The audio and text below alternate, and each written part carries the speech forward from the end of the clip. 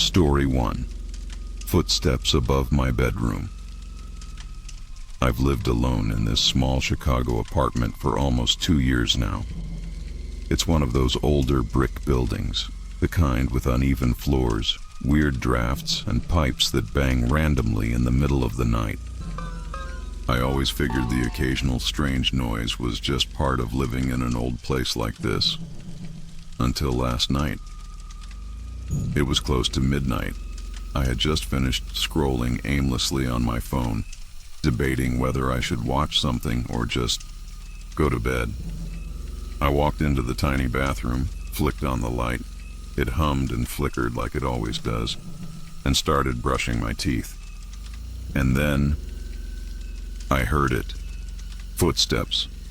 Slow, deliberate footsteps. Right above me. At first, I didn't process it. I just stood there, toothbrush halfway to my mouth, foam starting to drip down my chin. My bathroom ceiling is directly beneath the roof. There's no unit above me. I've always been on the top floor. The footsteps crossed from one side of the ceiling to the other, a distinct wooden creak with each step, like someone carefully testing their weight. It wasn't random noise.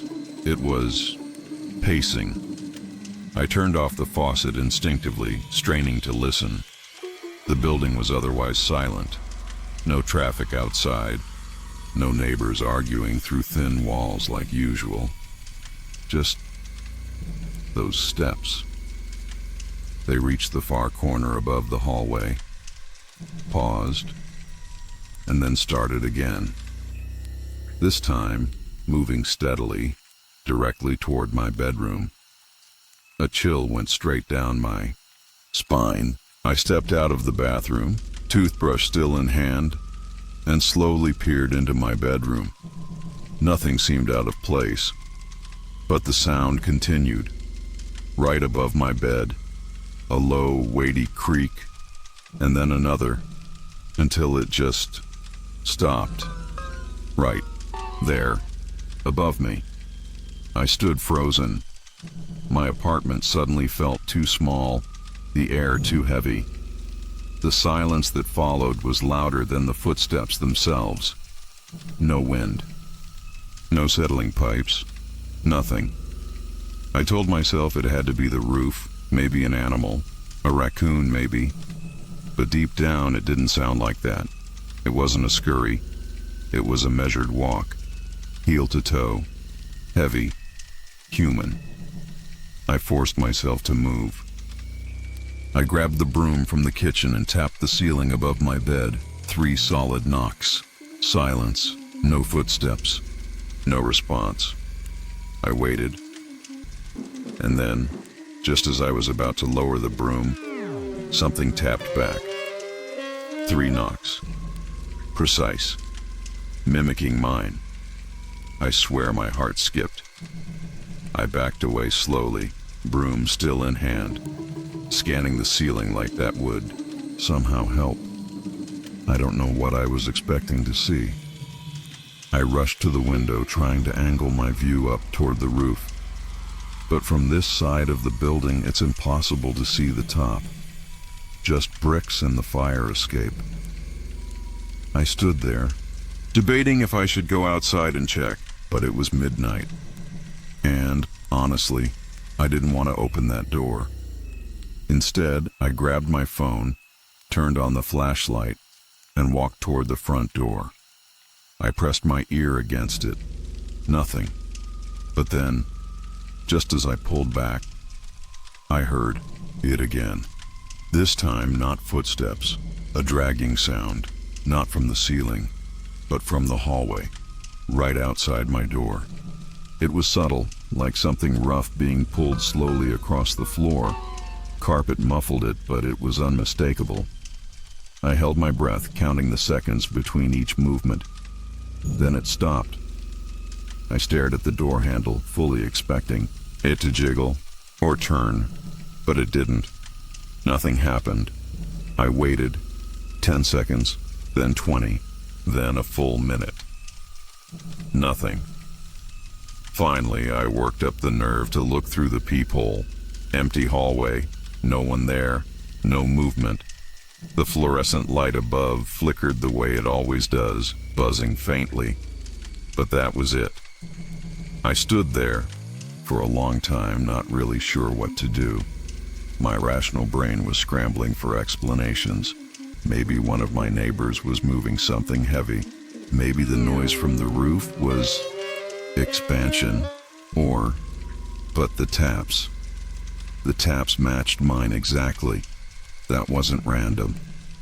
I went back to the bedroom, sat on the edge of the bed, and just listened. Nothing. Until about 15 minutes later, a soft knock, not from the door, from the ceiling. 3 faint measured taps, right above my bed. I didn't sleep, not even for a second. I just sat there, staring at the ceiling until sunrise. This morning, I went outside to look at the roof. From the street, there's no access, no ladder, no maintenance hatch I could see, and no signs that anyone had been up there. No footprints in the dust near the edges. Nothing. I even asked the building manager if anyone had been doing repairs overnight. He looked at me like I was crazy. "No one has been on the roof in months," he said. "You're the top floor. Man, you hear stuff, it's probably just the building settling." But it wasn't settling. I know what I heard. And tonight, it's 11:52 p.m. right now. As I'm typing this, I swear, I just heard it again. Footsteps, right above my bedroom. If anyone else has ever experienced something like this, please tell me. I don't know what to think anymore. Story 2. The locked window was open. I know it might sound like paranoia to some people, but I always double-check my windows before going to bed. Always. It's not just a habit, it's muscle memory. I grew up in a neighborhood where forgetting something as simple as locking a window could lead to consequences you'd rather not imagine. Even after moving into this quiet little suburban apartment, the ritual stuck with me. Check the door. Check the windows. Twice. Then sleep. Last night was no different. I remember it clearly. I walked from room to room, palm pressed against each window frame, testing the locks. Living room, locked. Kitchen, locked. Bathroom, definitely locked. Bedroom. I paused a bit longer there. The latch sometimes feels loose, but it clicked firmly into place. I even tugged it a little. Secure. Satisfied, I pulled the blinds shut, turned off the light, and crawled into bed. I fell asleep to the usual hum of my air purifier and the soft ticking of the wall clock. Nothing unusual, nothing wrong. At least not until something woke me. I'm not sure what exactly. A sound. A shift in temperature. All I know is I opened my eyes and the first thing I noticed was how cold it felt. Not just cool, cold. Blankets were bunched around me, but I still felt this draft. Sharp, unsettling. It took me a second to realize why. The noise of the air purifier was different. Softer, more distant. Fainter, as if muffled by open space. I turned my head toward the window and my stomach dropped. It was wide open, not cracked, not slightly. Ajar, wide open. The blinds were swaying slightly, tapping against the wall with every lazy gust of wind. For a moment, my brain refused to process what I was seeing. I know, I locked it. My fingers remembered the exact pressure it took to slide the latch into place. I sat up, heart racing, scanning the room for, I don't even know what. An explanation? A mistake?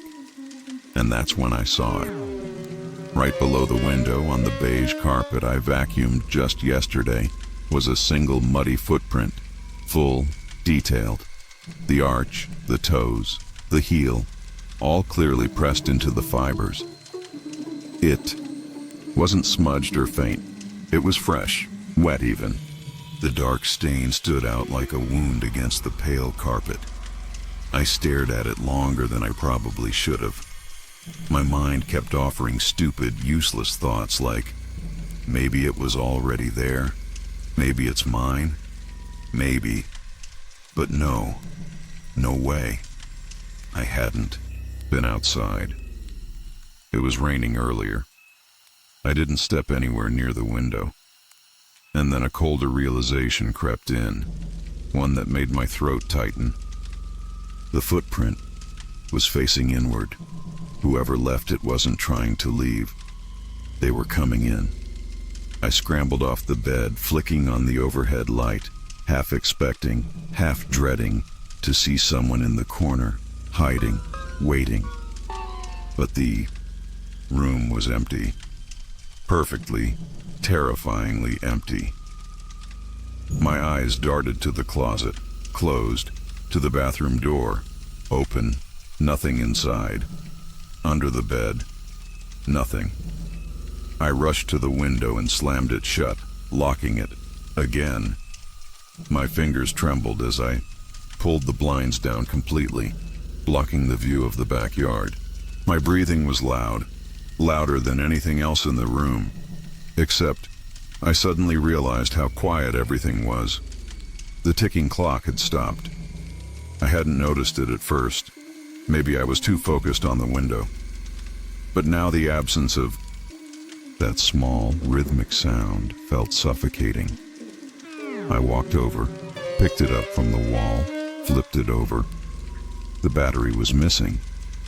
Just gone. I didn't even remember hearing it fall. Trying not to panic, I checked the rest of the apartment. Lights on, doors locked. Windows, except for the bedroom one, still secure. No signs of forced entry. No shattered glass. Nothing stolen. Nothing moved. Except for one thing. The photo frame on my living room shelf. A simple picture of me and my sister, taken last Christmas. It wasn't where it should be. Instead, it was lying face down on the floor, several feet from the shelf. Glass intact. But the frame's stand was bent, like it had been gripped or stepped on. I tried to rationalize. Maybe it fell. Maybe the window draft knocked it over. But it wasn't near the window. It never was. And the shelf is sturdy. Solid oak. Things don't just fall off. I stood there, gripping the frame, when a sudden vibration made me jump. My phone. A notification. I checked it instinctively. 3:04 a.m. It was a message. From an unknown number. No words, just a photo. At first, it didn't make sense. It was blurry. Dark. But as I tilted the screen, adjusting the brightness, my blood ran cold. It was a photo of me, lying in bed, sleeping, from the angle of where the window is. I don't remember breathing for the next minute. I locked the phone, threw it onto the couch, and stood there, paralyzed. I considered calling the police. But what would I even say? There was no one here now. No damage. No evidence, aside from a footprint and a photo from a number that would probably be disconnected by the time anyone traced it. I checked the window again. Locked. Still locked. But for some reason, I didn't go back to bed. I sat on the floor, back against the wall, lights on, just waiting, listening, every creak of the building, every gust of wind against the siding, every distant car. And then, around 4:17 a.m., I heard it. A soft knock, not on the door, not on the wall, on the window. 3 gentle taps, precise, measured. I didn't move. I didn't look. I couldn't. I just sat there, squeezing my eyes shut, counting the seconds. 10, 20, 30, no more knocks. Nothing else. Just Silence. When morning came, the footprint was gone. Completely. Not even a stain. The carpet looked as clean as it did yesterday. The photo frame was back on the shelf, standing perfectly upright. The ticking clock, working again. The battery, right back in its place. I wish I could convince myself it was a dream. I really do. But the photo, the one sent from that unknown number, yeah, it's still on my phone. If anyone else has experienced something like this, please let me know. Am I going crazy?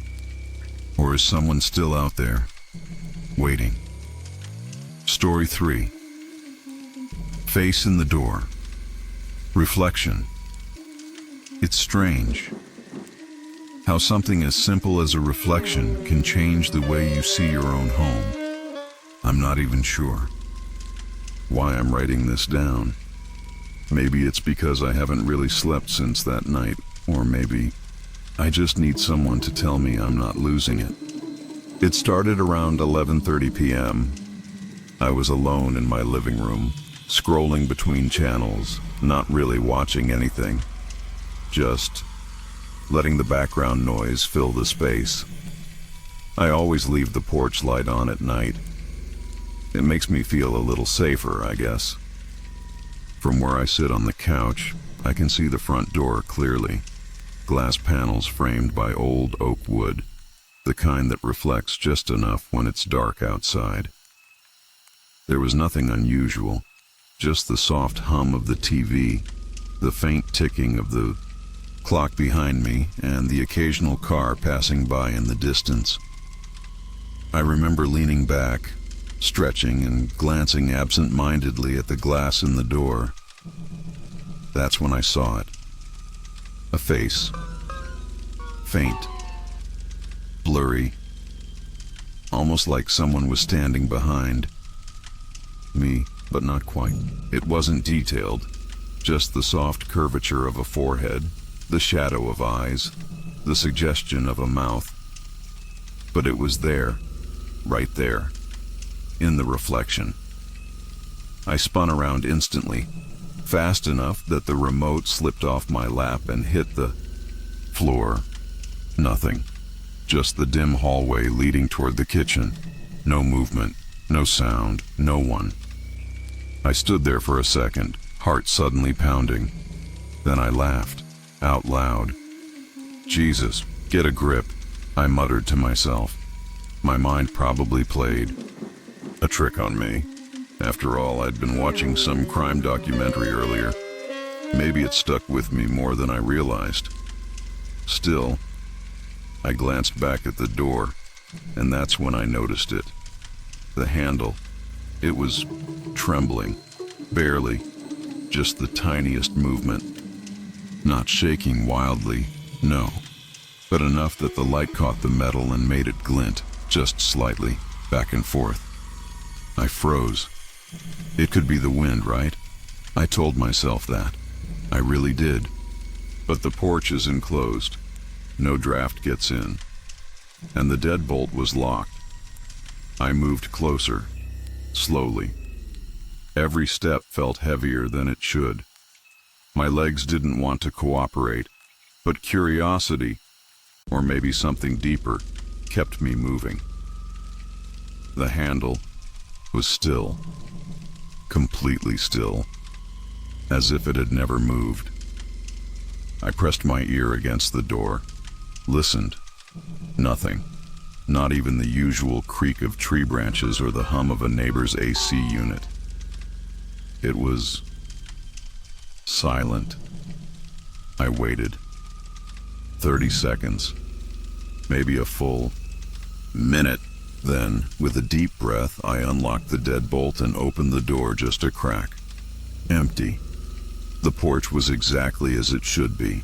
Empty chair, little potted plant, doormat that needed washing. No one was there. Not even footprints on the concrete.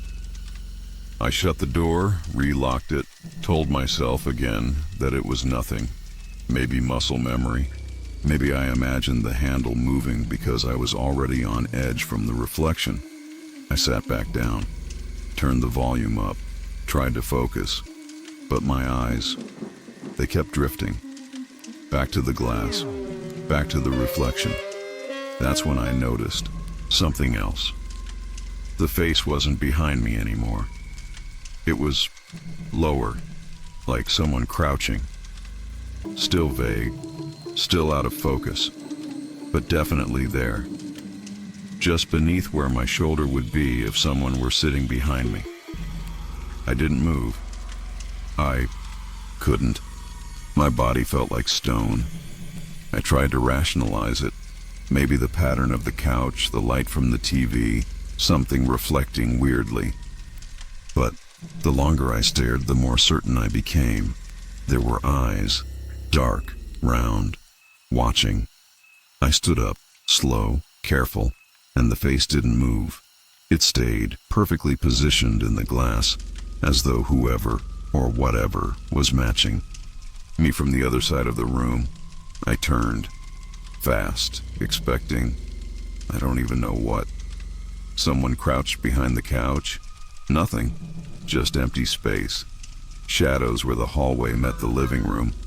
But when I looked back at the door, the reflection was gone. For a full minute, I just stood there, breathing hard, listening. The silence felt heavier than the air itself. Then, soft, barely audible. A knock. 3 short taps. Not on the door. No. On the window. The window to my left. The one that looks out into the side yard. My head snapped in that direction.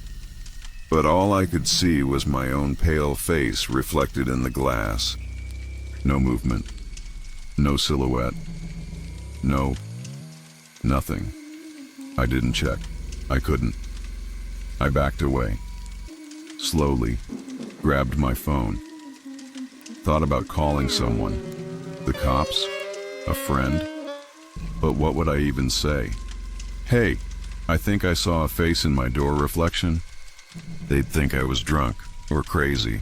I locked myself in the bedroom, turned on every light, sat on the floor, phone in hand, refreshing the security camera app over and over.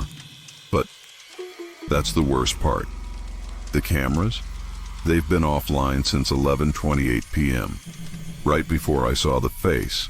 It's been 2 nights. I haven't heard anything since. Haven't seen anything. Not yet. But every time I pass by the front door, every time I catch my own reflection, I hesitate because sometimes, I swear, there's something else there, just slightly behind me. If anyone else has ever seen something like this, please let me know. I really need to know I'm not the only one. Story 4. Phone notification that wasn't. I wasn't really tired that night. It was one of those evenings where your body feels heavy, but your mind refuses to settle. I was lying in bed, the dim glow of my phone lighting up half the room. Just aimlessly scrolling. Memes, pointless videos, random Reddit threads. Nothing out of the ordinary. Until it happened. I felt it. That subtle, distinct vibration from my phone resting on my chest. The one that immediately triggers a little shot of dopamine. You know, expecting a message, maybe a comment, or someone finally replying. But when I glanced down, the screen was blank. No message, no missed call, no app notification, nothing. For a moment I thought maybe I imagined it. Maybe my breathing shifted and made the phone slip a bit. I tapped the screen just to double check. Still nothing. I even swiped down to refresh the notification bar. Blank. Before I could really rationalize it, a sound pulled my attention. Soft but clear. 3 gentle knocks. Not on my front door, not on the window, but from inside the room. Specifically, from the closet. 3 deliberate, evenly spaced taps. Then silence. I didn't move at first, just stared at the closet door. It was half open, like it always is.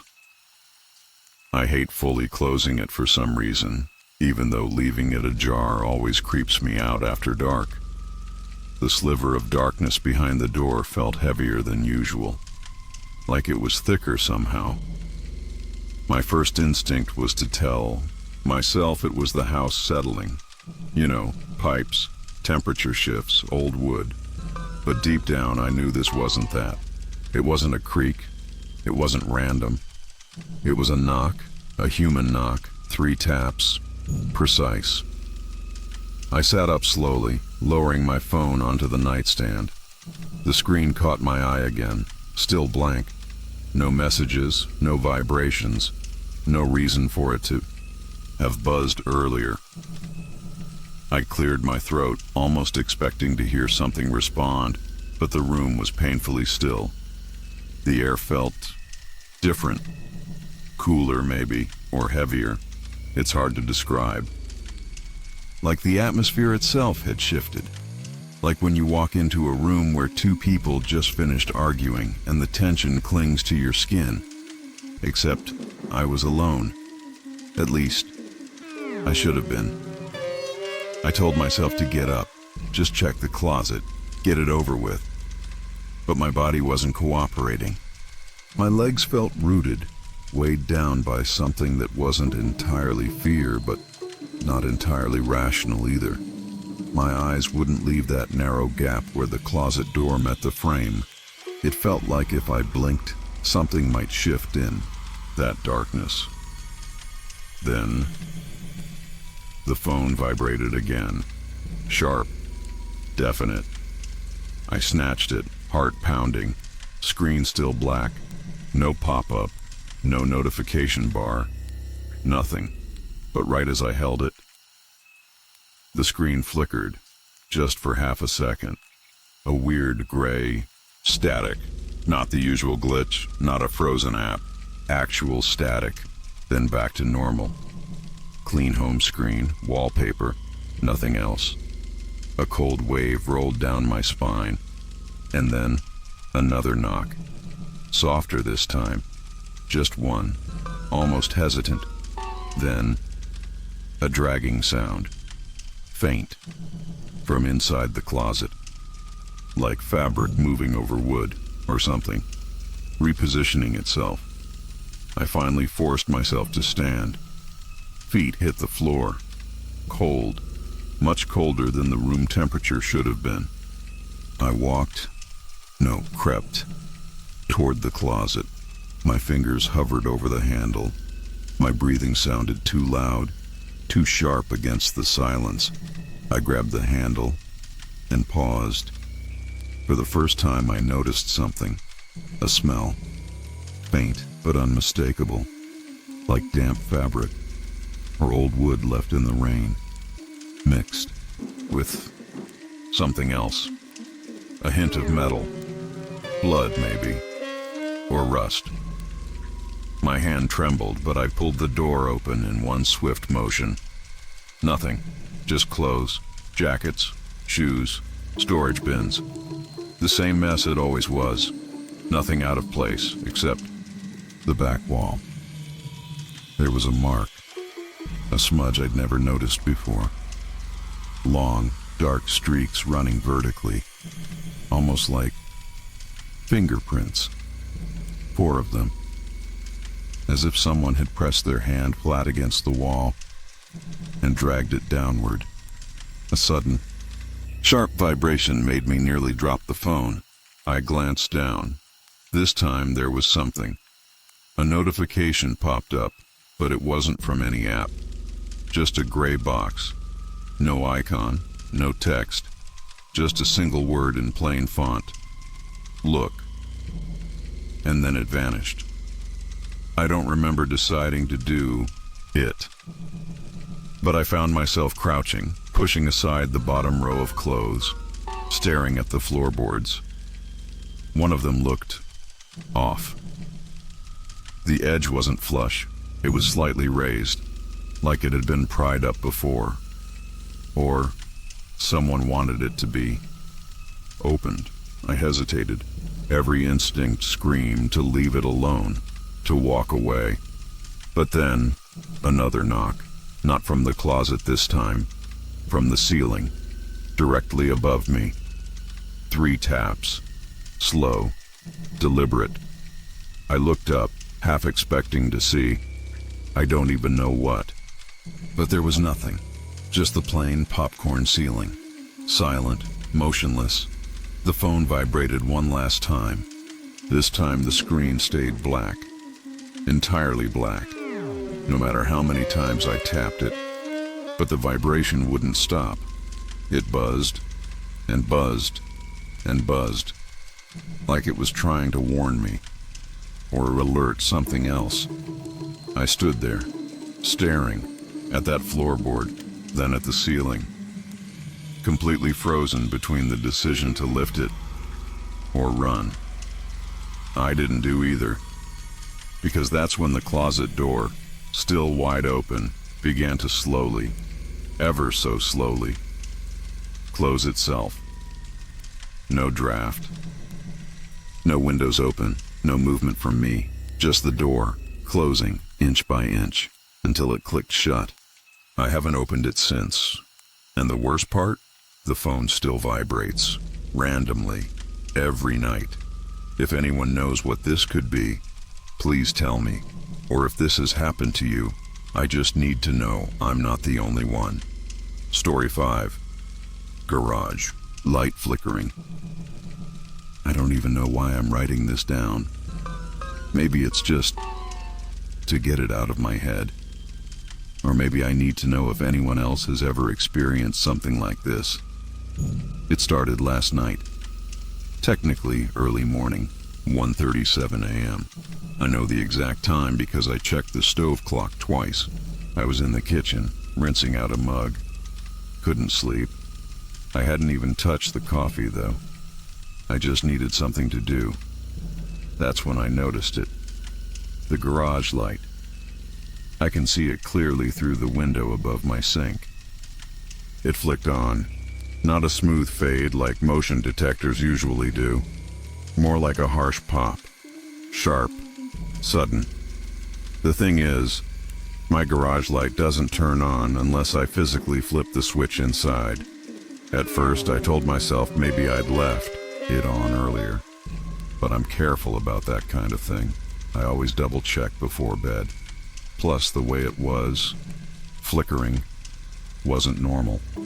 Bright, then dim, then off for half a second, then bright again.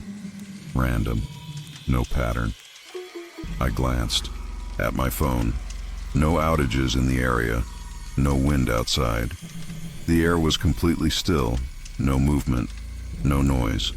Just that light, flickering, erratic, cold white against the concrete driveway. I stood there longer than I care to admit, just watching.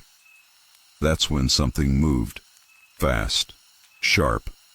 A shadow, long, narrow, slid past the edge of my kitchen window. My heart snapped into my throat. I didn't hear footsteps, no crunch of gravel, just movement, visual, peripheral.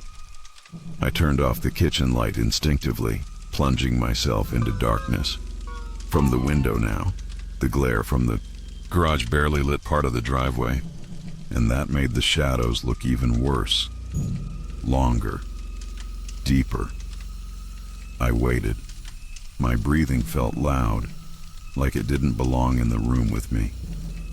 I stared, expecting what? I don't know.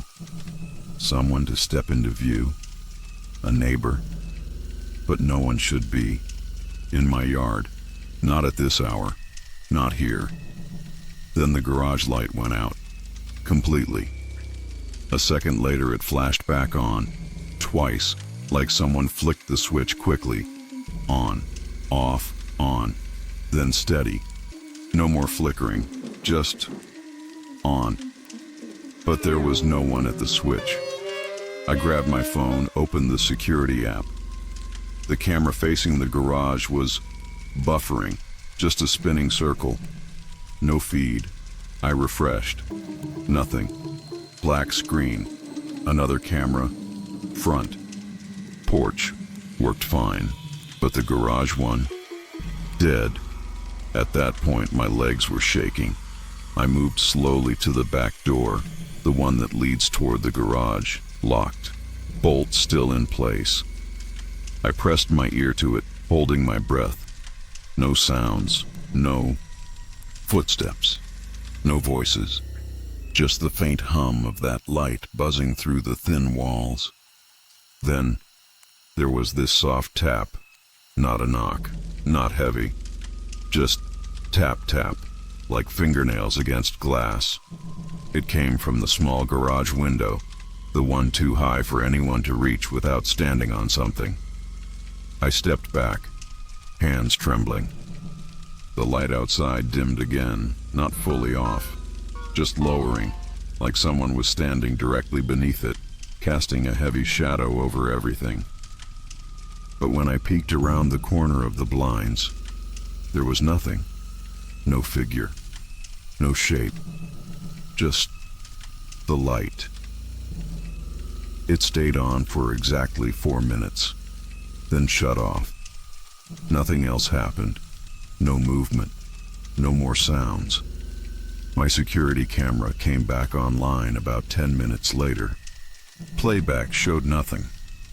Just darkness. And me, pacing inside. I didn't sleep after that.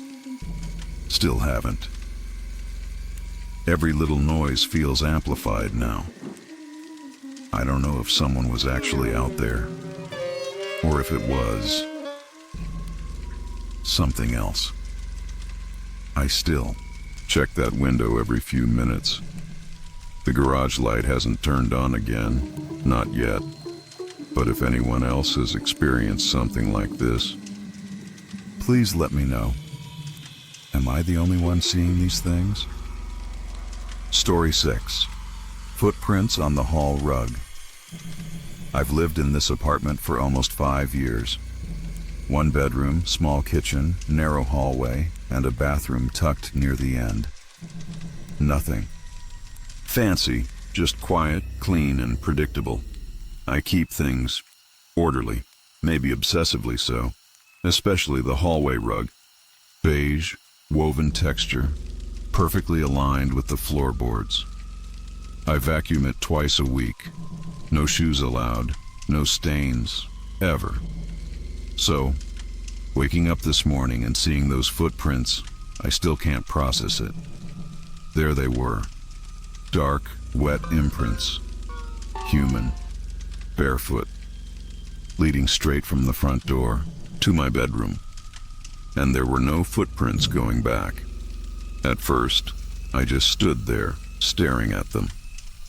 My brain refused to register what my eyes were telling me. I even blinked a few times, thinking maybe it was just a trick of light. The morning sun was coming through the living room blinds at a sharp angle, throwing lines of shadow across the floor. But no, the footprints were real, damp enough to darken the fibers but not dripping, still fresh. I glanced at the front door instinctively. Locked. Deadbolt secure. The chain latch was still hooked, just like it always is. I live alone. No pets. No overnight guests. There's absolutely no way someone could have come in. I told myself, maybe I stepped on something last night. Maybe condensation. But I hadn't walked barefoot through water. And even if I had, why were the prints leading from the front door toward my bedroom when I was in the bedroom the whole night? I crouched down to examine them. They were detailed. I could make out the arch, the toes, even the slight curve of a heel. They didn't match my own. Too narrow, longer. The left foot had this distinct gap, like whoever it belonged to was missing part of the second toe. The air suddenly felt heavier. It wasn't cold exactly, but my skin prickled. You know that sensation when the silence itself feels oppressive? The hum of the refrigerator in the kitchen seemed louder. The ticking wall clock sounded almost intrusive. I stood up, half expecting to hear a creak, a shuffle, something. But the apartment was dead silent. I checked every window, locked, every closet, empty.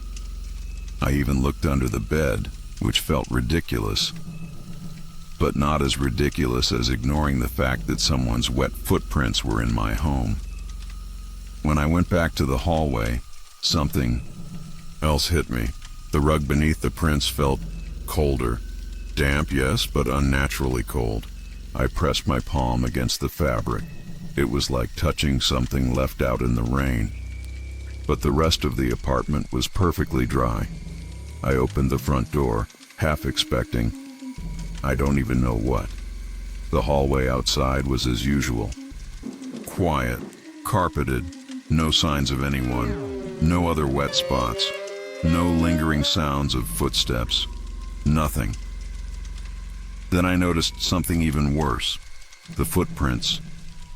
They stopped at the threshold of my bedroom, not in front of the door, not near it, inside. I followed them slowly, each step feeling heavier than the last. They led straight into my bedroom, past the dresser, past the foot of my bed, and ended right beside where I sleep. Just ended. No prints turning around. No smudges, no sign of anyone leaving.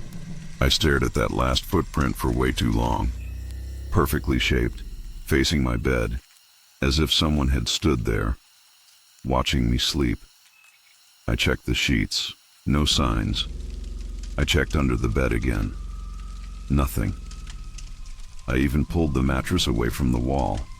Still nothing. But the strangest thing, when I looked closer, there was a faint smudge on the window glass, chest height, smudged outward, like a palm print.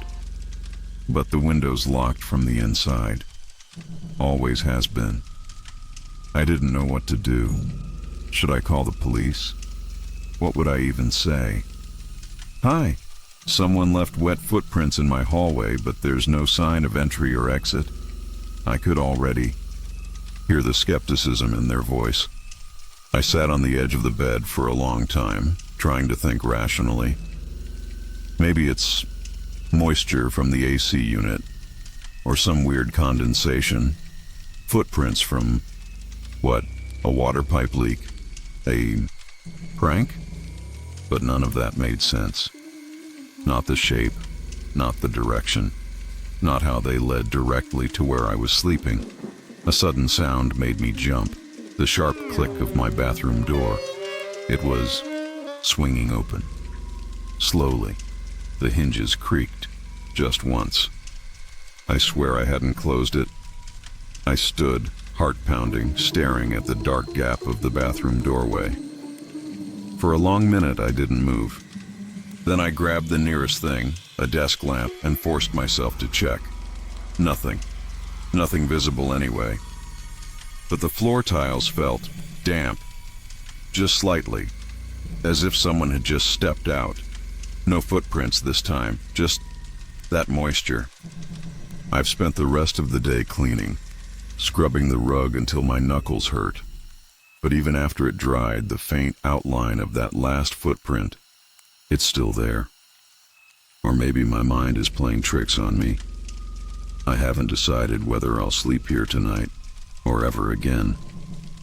If anyone's experienced anything like this, please tell me. Am I going insane? Or is there something still here? Story 7. The voice behind the wall. I guess it started around 3 p.m. yesterday. I'd been meaning to clean out the guest bedroom for weeks. You know how it goes. You keep telling yourself, I'll do it next weekend, until suddenly, the clutter feels like it's multiplying on its own. The room always had this weird stillness to it. Not creepy exactly. Just a little colder than the rest of the apartment. like the air didn't circulate properly in there. As I was dragging an old storage bin away from the corner near the window, I paused. There was this sound, faint, muffled, like someone whispering. It was low, almost like it was coming from a radio turned way down. I stood still, holding my breath. For a second I figured it was the neighbor next door, maybe on a phone call. But then it hit me. The unit on the other side of that wall has been vacant for months. I remember seeing the for rent sign go up back in January. No lights, no footsteps, nothing. It's just been empty. I pressed my ear to the wall. The voice was definitely there, soft, rhythmic, not a conversation. More like murmuring. I couldn't catch any words, just a cadence, like someone speaking under their breath. I tapped lightly on the drywall, half expecting the sound to stop. It didn't. It just paused for a beat, then resumed. I told myself it had to be something explainable. Maybe plumbing. Maybe wind passing through some vent. Logical stuff. But then, mid-thought, the whispering shifted. Louder, closer. Not loud enough to be clear, but it wasn't random anymore. It had a pattern. A pause, then a few syllables, another pause. I stepped back, staring at the wall like an idiot. I even laughed under my breath. "This is stupid," I said out loud, just to hear my own voice break. The tension. Then, almost perfectly timed, I heard it again. Two distinct words. Garbled, but words. I swear I caught, "Don't leave." The air in the room felt heavier. Not colder exactly, just thicker. Like the humidity had jumped suddenly, but only in that room. I opened the window, but the screen stuck halfway. While struggling with it, I heard a sharper sound, like fingernails brushing or tapping directly behind the drywall. I froze. My hands just stayed on the window latch. Something about the rhythm of the tapping wasn't random. It was steady. 4 taps. Pause. Then 3. Then 4 again. I backed out of the room, closed the door, and stood in the hallway. For a solid minute, I just listened. Nothing. Silence. Not even the whispering anymore. I started rationalizing again. It's old pipes. Settling wood, stupid acoustics. Anything but what it really sounded like. But then something new happened. I went back in, thinking I'd just finish quickly and be done with it. As soon as I crossed the doorway, my phone vibrated. No ring, no notification. Just a single buzz, like when you get a phantom alert. I checked. Nothing. But the moment I looked down, the whisper returned. Louder. Right behind me. It wasn't behind the wall anymore. It was like it shifted, following me to the opposite corner of the room. No words this time, just breath. Ragged, uneven. Not quite panting, but strained, as if someone was standing inches behind my ear, breathing carefully, deliberately. I spun around. Nothing. Of course. But the sensation didn't stop. That horrible instinct. That feeling like you're being watched, even when logic tells you there's no one there. My skin prickled. I grabbed the storage bins faster than I ever have in my life and started dragging them out. Halfway through, something thudded against the wall. Not inside it. Against it. Like a heavy fist hitting the drywall from the other side. I dropped everything and bolted to the living room. Sat there, staring at the closed bedroom door. I kept trying to rationalize. Maybe an animal got in. Maybe vibrations from somewhere else. Maybe, except The guest bedroom shares that wall only with the empty apartment and the hallway on the other side. I walked over to check. Dead silent. No lights on. The realtor's sign was still taped crookedly to the door handle next door. I stood there for a while, convincing myself to go back in. Eventually I did. The whispering had stopped. The tapping, the breath, all of it, gone. The room was still, air thick, sure, but silent. I decided to sleep on the couch that night. No shame. Around 2:30 a.m. I woke up, half alert, half foggy. There it was again, muffled, soft.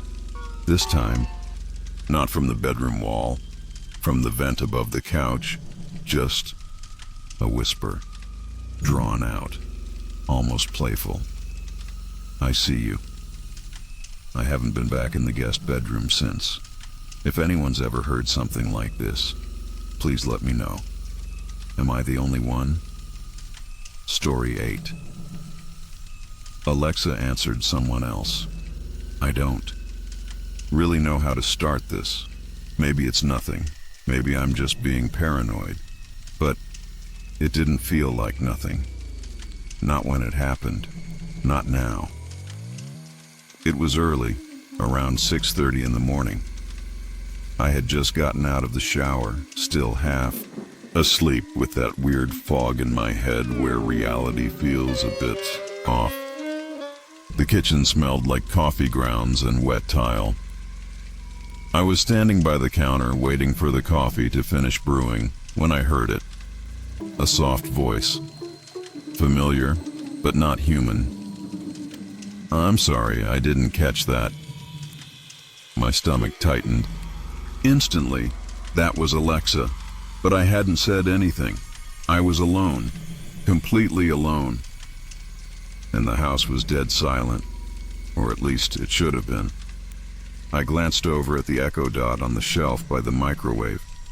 The little blue ring was lit up, spinning gently like it does when it's listening. But I hadn't triggered it. I didn't say anything that sounded like Alexa. I was thinking about whether I should make toast. That's it. And then something even weirder hit me. Right before Alexa spoke, there was a sound. A faint, subtle sound. I swear, if I'm not losing my mind, it sounded like breathing. Not mine. Slow, steady, breathing. I froze. Completely. I listened so hard that my own pulse started pounding in my ears. But nothing. Just the coffee machine dripping. No footsteps. No creaks. Nothing else. I told myself it was probably a glitch. Maybe Alexa picked up a noise from outside. Maybe the neighbors. Maybe something. I tried to believe that. I walked over to the Echo and said, Alexa, what did you hear? The blue ring lit up, but there was no response. Just silence. I repeated it. Alexa, did you hear something? Again, nothing. No error. No denial. Just silence. I checked the app on my phone to see the voice history, just to convince myself it was nothing. My hands were shaking a little as I scrolled. The most recent entry was exactly what I heard. I'm sorry I didn't catch that. But the weird part, there was no user command before it. Usually it shows what triggered Alexa, like unknown or background noise. This time there was just nothing. A blank space. I stood there staring at the screen when suddenly there was a tap. A soft, deliberate tap. Like fingertips on glass. It came from the living room. My head snapped toward the hallway, every hair on my body standing up. But there was no one there. Just the dim morning light coming through the blinds, striping the carpet in pale lines. I grabbed the nearest thing I could, a butter knife, and slowly walked toward the living room. My own footsteps sounded unnaturally loud. I checked behind the couch. Behind the curtains, in the hallway closet, nothing, nobody. Every door was locked. Every window was closed. I sat back down on the edge of the couch, trying to calm down. I even laughed a little, but it came out shaky. It had to be a glitch, or maybe the house settling.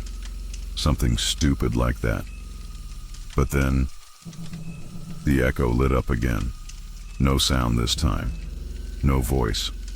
Just the blue ring, spinning slowly. I stared at it, waiting. My breathing felt shallow. After maybe 30 seconds, it turned off. I walked over and physically unplugged the thing. I didn't care if it was just a malfunction. I didn't want to hear that voice again. Not right now. The rest of the morning felt wrong, like the air was heavier than usual. Every small sound made me jump. Even the fridge kicking on startled me. I kept telling myself it was fine. Just tech acting weird. Happens all the time. Right? But here's the part that keeps circling in my head.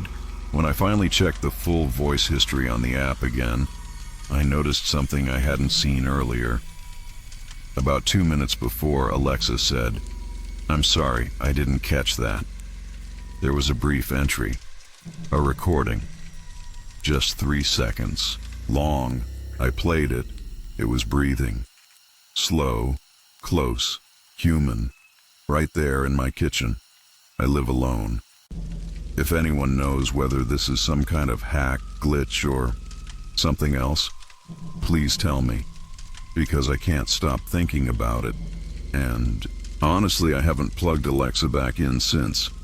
Has anyone else ever experienced something like this? Should I be worried? Please, let me know. Story 9. Unknown Bluetooth device connected. I was halfway through editing some client files when the notification popped up on my screen. Unknown device connected via Bluetooth. I frowned. My Bluetooth was usually off. And I don't even own any Bluetooth speakers. No wireless headphones. Nothing. For a second, I thought maybe my phone had accidentally paired with my laptop. But when I glanced over, my phone was still charging on the kitchen counter, completely idle. No active connections.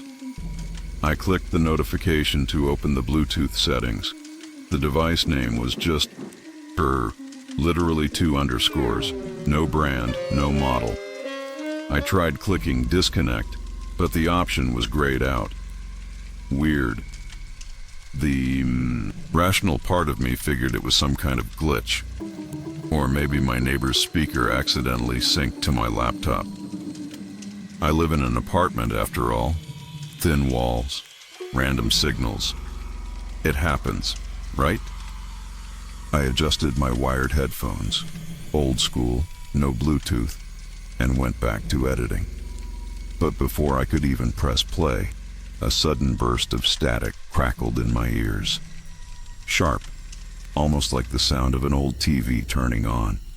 Then, a voice. Male. Low, distorted, like it was being filtered through layers of bad reception. "Are you alone right now?" I froze. Completely. My fingers hovered over the keyboard, not moving. My breathing stalled. I slowly pulled my headphones halfway off one ear, waiting, listening. Silence. No voices from the hallway. No sounds from outside. Nothing but the faint hum of my desktop fan. I glanced at my phone again. No calls, no notifications. The laptop's media player wasn't running. No browser tabs open with autoplay ads. Nothing that could explain that. I yanked the headphones off entirely and checked the Bluetooth settings again. Still connected. Still that weird EMA device. But now there was an additional line under it. Audio channel active. My heart rate spiked, but I tried to stay logical. Maybe it was interference. Some weird overlap from another apartment. Someone messing around with a wireless microphone. Maybe.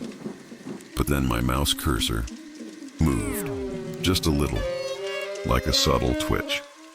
I stared at it, unsure if I'd accidentally bumped something. But no. My hands were on my lap. It shifted again. A slow glide toward the bottom right corner of the screen, toward the Bluetooth icon. Before I could react, the voice came through the laptop speakers this time. No headphones needed. "Don't ignore me." It wasn't a shout. It wasn't even loud. But the tone, it was flat, detached, measured, and somehow that made it 10 times worse. I slammed the laptop shut. Immediately. But then, the sound didn't stop. The voice kept coming. Muffled now, through the closed lid, like it was trapped inside. "Are you sure? You're alone?" I backed away from the desk. My brain scrambled for logical explanations. Anything. Could malware do this? Could someone hijack my speakers like that? I didn't know. I'd never heard of anything like it. Not like this. My eyes darted around the apartment. Living room, kitchen, hallway to the bedroom. Nothing looked out of place. But then a sudden sharp ping came from my phone. Bluetooth device nearby. It wants to connect. I stared. My hands were shaking. Decline. Decline. Decline. I pressed it over and over, but the notification kept popping back. Over and over. Then something clicked. The sound of my front door latch. Unlocking. I hadn't touched it. I stood frozen, staring at the door handle as it slowly turned. But it didn't open. The handle just shifted downward, then back up, like someone was testing it, checking if it was locked. My heart was pounding so hard it felt like my ribs would crack. Then, silence. Complete. No voice. No movement. No more notifications. I crept toward the peephole, held my breath, looked. Nothing. Just the empty hallway. I waited. A full minute. Maybe more. When I finally unlocked the door and opened it, nothing. Not a soul. The corridor was dead silent as usual. Back inside, my laptop was open again. I swear I'd shut it. The screen was on, a blank text document open, and a single sentence typed out in the middle of it. "Nice place." That's it. No follow-up. No more voices. No more connections. Just that. It's been 3 nights since then. Every night around the same time, my phone buzzes once. No notification. No missed calls. Just a buzz. I disabled Bluetooth. Factory reset everything. I even got a new router. But sometimes, when it's quiet, I still hear a soft click from the front door. I don't know if it's the lock or something else. If anyone has experienced something like this, please let me know. Should I be worried?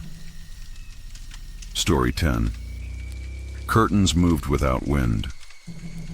I guess I should start by saying, this isn't the kind of thing I normally talk about, but it's been eating at me. I can't shake it. Even now, sitting here, writing this, I keep looking at the curtains, just to make sure they're still. It happened last Thursday. I remember because it was one of those heavy gray afternoons when the air feels suffocating even with the AC on. The kind of day where you don't open a single window. No breeze. Just stillness. I was home alone, lounging on the couch, scrolling mindlessly through my phone, half watching whatever trash was on TV. And then I noticed it. Out of the corner of my eye, the living room curtains moved. Not a sudden jerk, not like they were blown by wind.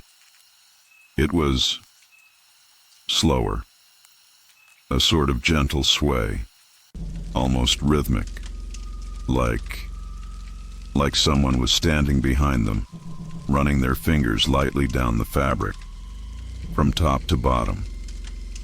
I froze, just stared at them for a few seconds, waiting for my brain to catch up. First instinct, draft. Had to be a draft. Except, I knew there wasn't one. I glanced around. Every window was shut. The AC vent wasn't even near that side of the room. No fans. Nothing. Still, I got up, slowly.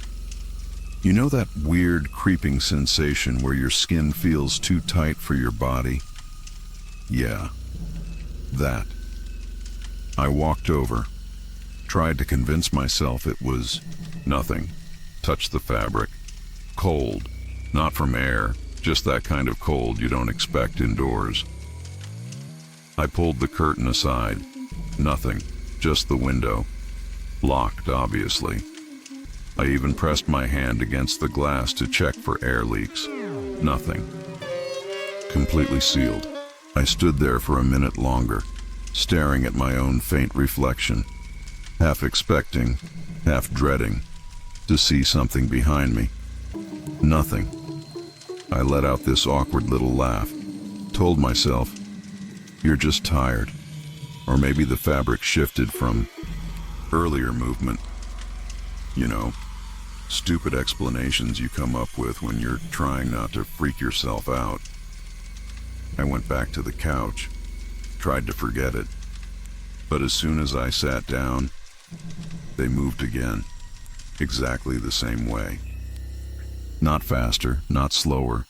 This deliberate downward glide, as if fingertips were lightly trailing down the length of the curtain. Only this time, it wasn't just one panel, both curtains, moving together. My mouth went dry. I stood up so fast the TV remote fell to the floor. I didn't even pick it up. I walked backward toward the hallway, eyes locked on those stupid pieces of fabric. My heart was thudding so loud that I swear it drowned out every other sound in the room. But here's the thing. There was sound. A kind of soft shuffle. Not footsteps exactly, but like fabric brushing against skin. Or maybe skin against fabric. I don't know. It came from behind the curtains, just for a second. Then silence. I grabbed the broom from the hallway closet. Don't ask me why. Like a broom was going to protect me from whatever. I tiptoed back, reached out, and yanked. The curtain open with the broom handle. Nothing. The window still locked. The space behind the curtain, empty. But the weird part, on the window glass there were faint streaks. Not fingerprints exactly, but smudges. Vertical lines, thin, as if something had been dragged down the glass from the top. I pressed my hand next to one for comparison.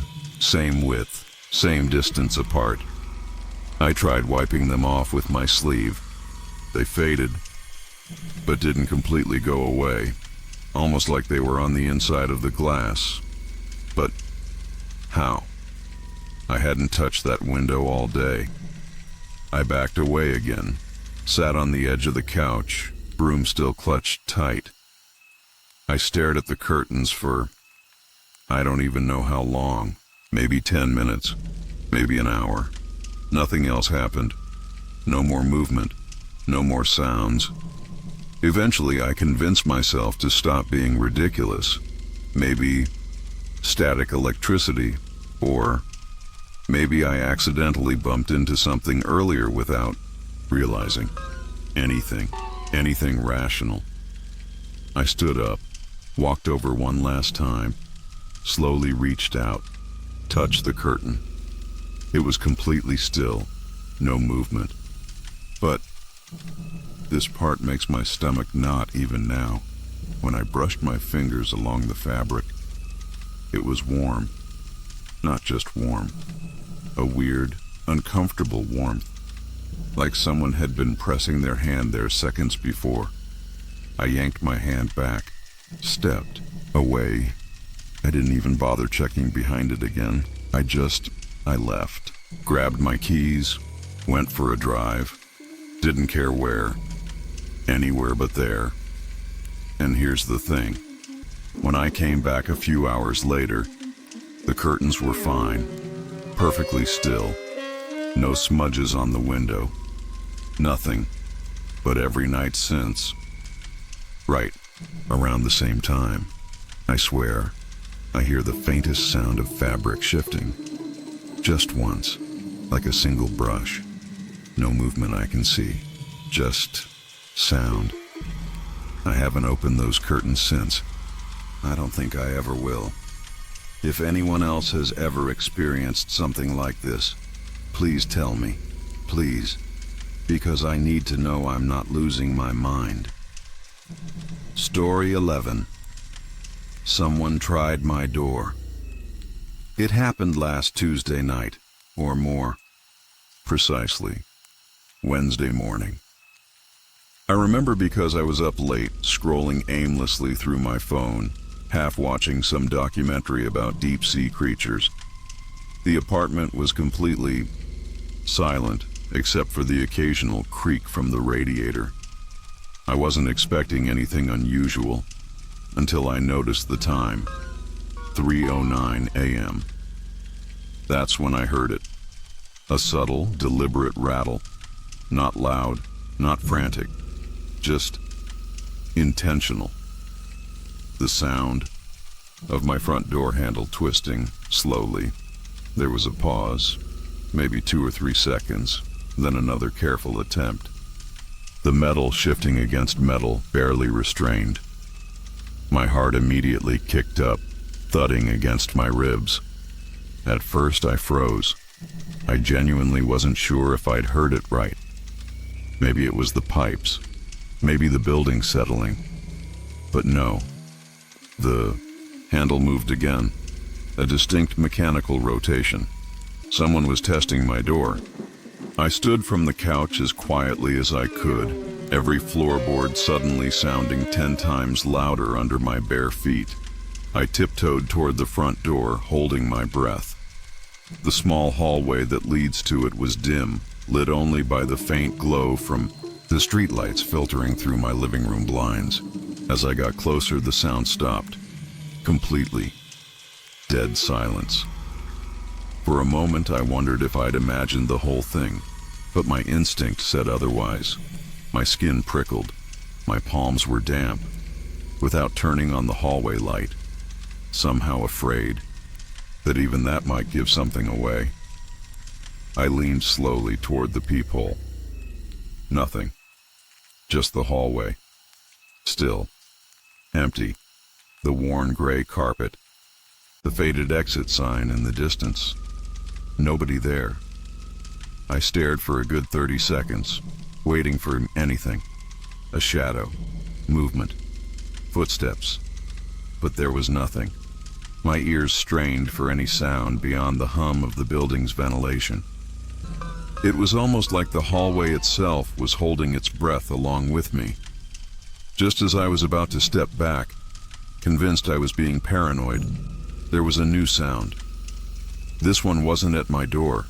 It was farther down, a soft shuffle. Fabric against fabric.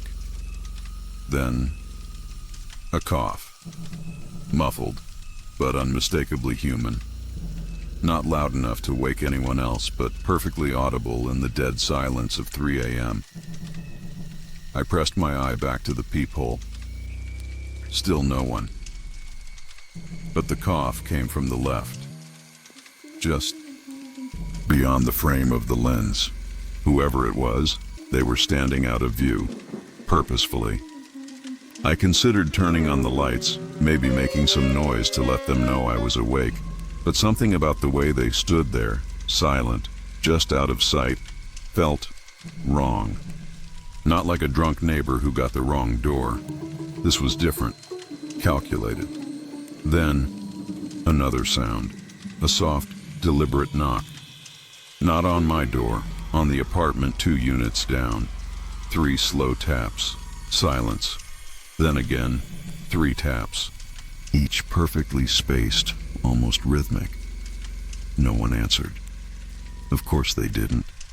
That apartment's been vacant for months. My stomach dropped.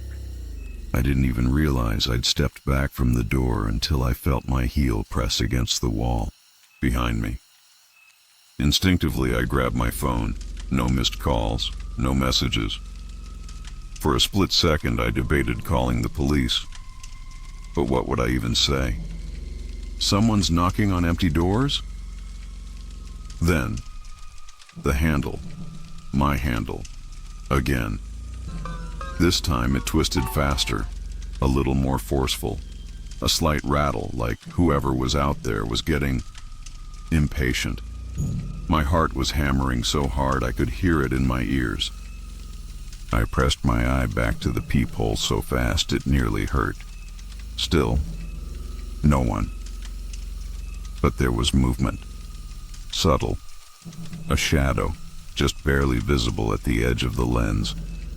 Someone tall, standing pressed against the wall, out of direct view. They knew where the peephole's blind spot was. That's when I noticed something else, something that still makes my skin crawl. The shadow. It wasn't still. It rocked, ever so slightly, forward, back, like someone shifting their weight from one foot to the other, waiting, listening. I don't know how long I stood there, frozen, gripping my phone so tightly my fingers went numb. Maybe a minute, maybe 5. Then suddenly, footsteps. Soft, deliberate, fading away toward the stairwell, the faint creak of a door opening. Then silence again. I waited. God, I waited so long. I don't even remember deciding to move, but eventually I crawled back to the couch, turned off the TV, and just sat there, listening, staring at the door, waiting for the handle to move again. It never did. When the sun finally started bleeding through the blinds around 6 a.m., I mustered the courage to look again. Opened the door. Nothing. No footprints on the hallway carpet. No scuff marks. Nothing. But the weirdest part? There was a small, crumpled piece of paper slid halfway under my door. Completely blank. Not a single word on it. I haven't told anyone about this until now, but if anyone reading this has ever experienced something like this, someone trying your door in the middle of the night, standing just out of view, please tell me. Am I losing it? Or should I be worried? Story 12. Elevator stopped at my floor. I don't really know how to start this. I've never posted anything like this before. But something happened 2 nights ago that it just won't leave me alone. Every time I close my eyes, I keep replaying it, wondering if I'm missing something obvious or if something's actually wrong. It was just past midnight. I remember because I glanced at the little microwave clock while rinsing my mug. The glow of 12:03 a.m. felt weirdly sharp against the dim kitchen. I was getting ready for bed. Routine stuff. Lights off in the living room. Checked that the balcony door was locked, the usual. Nothing out of the ordinary. Until the elevator dinged. It's not that hearing the elevator is unusual. My apartment is right across from it. Unit 608. I hear it all the time. But that sound at that hour, it immediately felt different. A single crisp ding, followed by the mechanical hum of the doors sliding open. Out of habit, maybe curiosity, I peeked through the peephole. Nothing. The hallway was empty. Still, I don't trust the peephole fully. It has this slight fisheye distortion. So I did what I sometimes do when I'm bored or uneasy. I cracked the front door open just enough to look down the hall. The elevator doors were wide open, just sitting there, not closing. That alone is weird because our elevator doors auto-close after maybe 5 seconds tops, but they just stayed open. I waited, listened. No footsteps, no voices, nothing. Then the motion sensor light at the far end of the hallway flicked on. I swear it was like my stomach dropped straight to the floor. That light only comes on when someone passes under it. I stared down the corridor, but it was completely empty. No one, no movement. The light just stood there, on, casting these weird long shadows against the beige walls. At first I thought, okay, maybe the sensor glitched. They do that, right? I kept telling myself that. But the longer I stood there, the heavier the silence got. A part of me wanted to just slam the door shut, but I couldn't.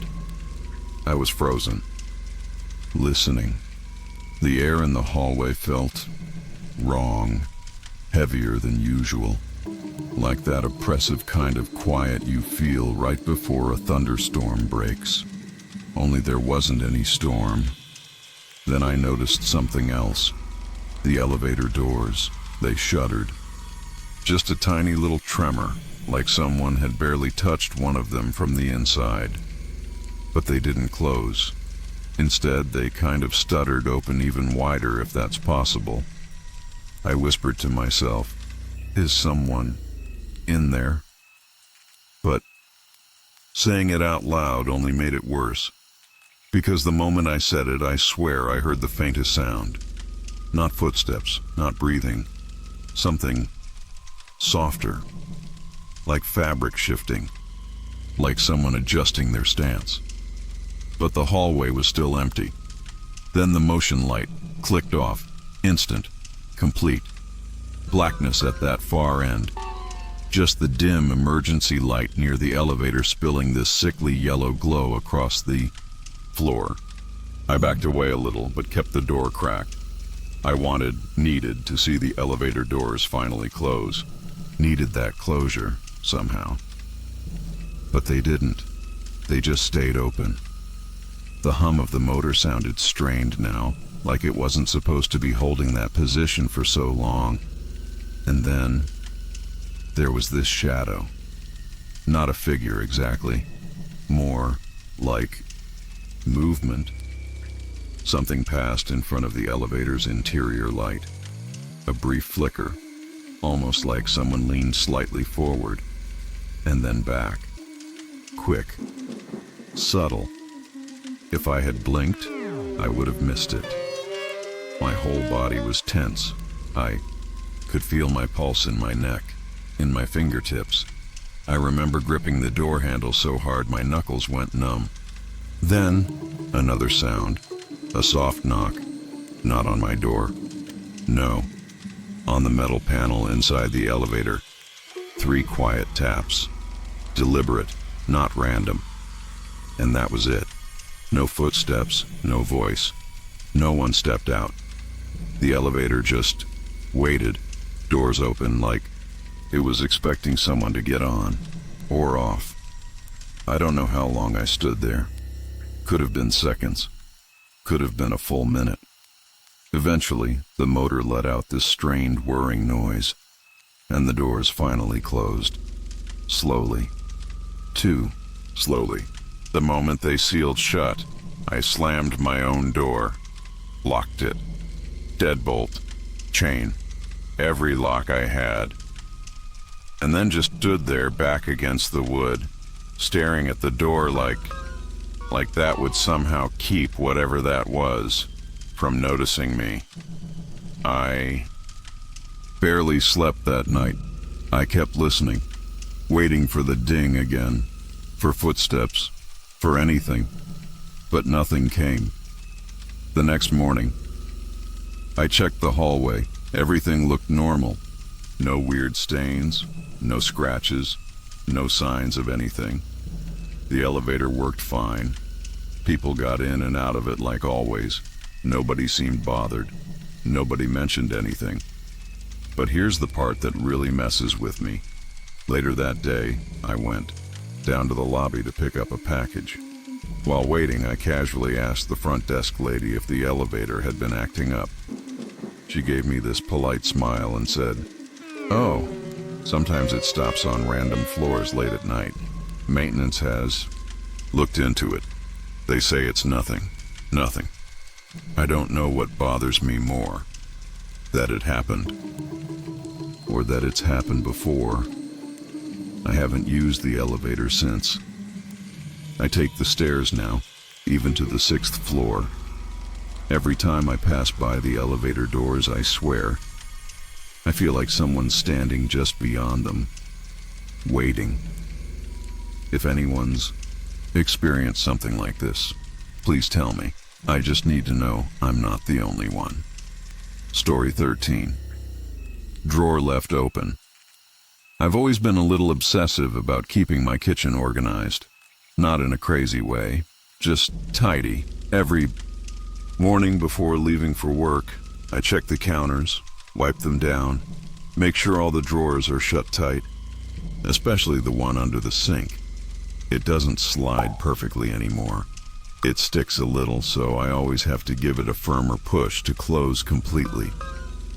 That drawer being shut is part of my mental checklist before I lock the front door.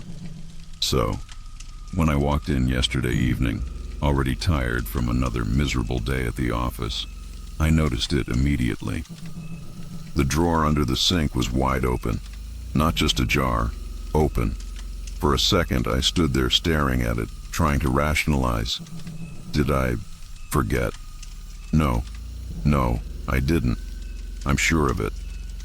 Then I noticed something else, right on the floor, about 2 feet from the drawer, a kitchen knife, one of the clean ones, placed carefully. The blade was pointing toward the hallway, not dropped, not fallen, placed. My breath caught in my chest. I didn't move, just stood there, listening. My apartment was quiet, completely quiet. No TV hum from the neighbors, no cars passing outside, just this awful, heavy silence. I told myself, okay, maybe I left it out. Maybe I was in a rush this morning. I crouched down, picked up the knife, placed it back in its slot. My hands were shaking more than I expected. I closed the drawer, pushed it until it clicked, and stood there a little longer, trying to convince myself nothing was wrong. But I could feel it, that wrongness, like the air was thicker somehow. I did a quick walkthrough of the apartment. Bathroom, empty. Bedroom, nothing out of place.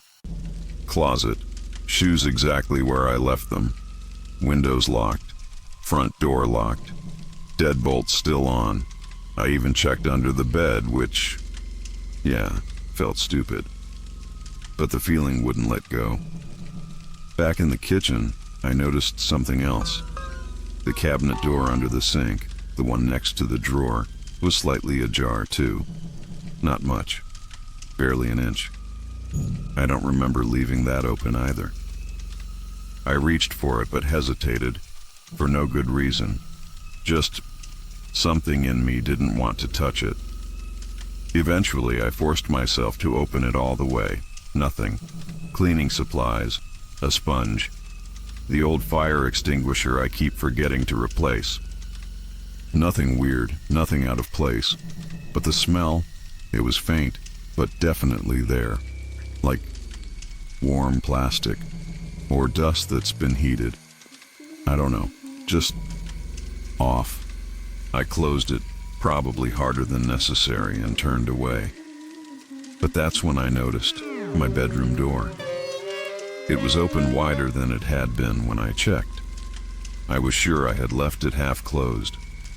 Now it was fully open. My heart was pounding. I told myself again, air currents. Maybe I opened a window earlier and forgot. Maybe there was a draft, but there wasn't. All the windows were locked. I double-checked. I stepped into the bedroom slowly, scanning every corner. Same as before. Perfectly normal. Bed neatly made. Laptop on the desk. Closet door closed. But the closet. It wasn't just closed. It was pushed shut tighter than usual, like someone didn't want it to come open. My instinct told me to leave it alone, walk away. But my rational brain, it needed proof. It needed to be sure. I walked over, grabbed the handle, pulled. It resisted for half a second, stuck, but then popped open. Nothing, of course, just clothes, a few boxes, my old suitcase, but the way my jacket was hanging, it wasn't right.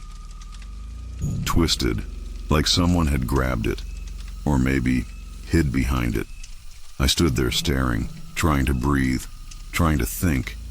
The apartment felt smaller, compressed, like the walls were leaning in a little.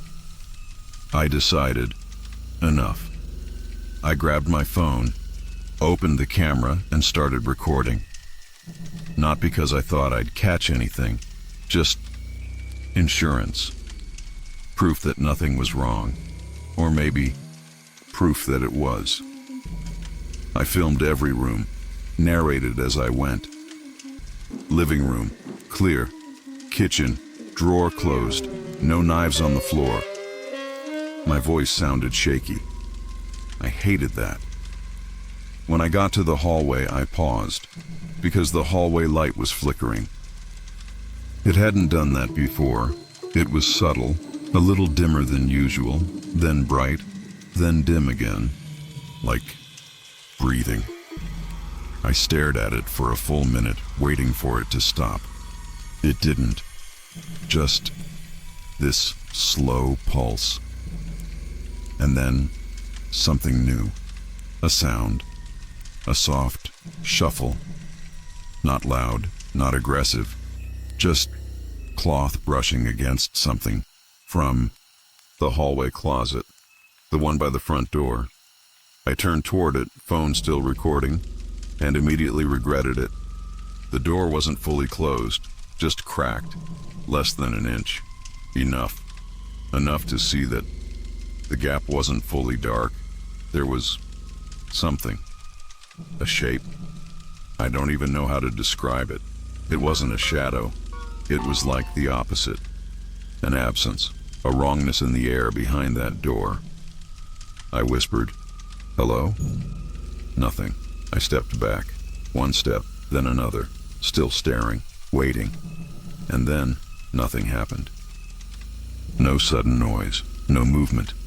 Just the feeling. Growing. Crawling up my spine. I backed into the living room, grabbed my keys, didn't even bother turning off the lights.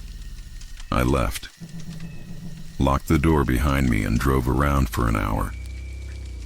Just driving, trying to decide if I was being crazy.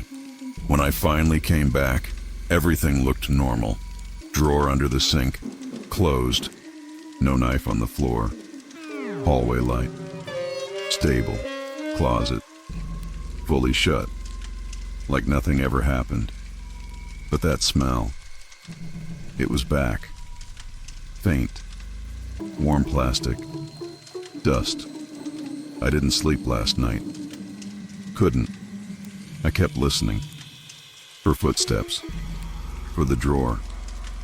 For anything. And now, I don't know what to do. I keep checking the drawer, over and over, making sure it's closed. But every time I turn my back, I feel it. If anyone else has ever experienced something like this, please, let me know. Am I overthinking? Or is there something here that I shouldn't ignore? Story 14. The bathroom mirror blinked. I don't even know how to start this without sounding completely insane, but Something happened last night. Something small. So small that, for a few minutes, I convinced myself it was nothing. Just tired eyes. A trick of the light. Anything. But the longer I sat with it, the more it started gnawing at me. And now, I can't stop replaying it in my head. It started around 11:30 p.m.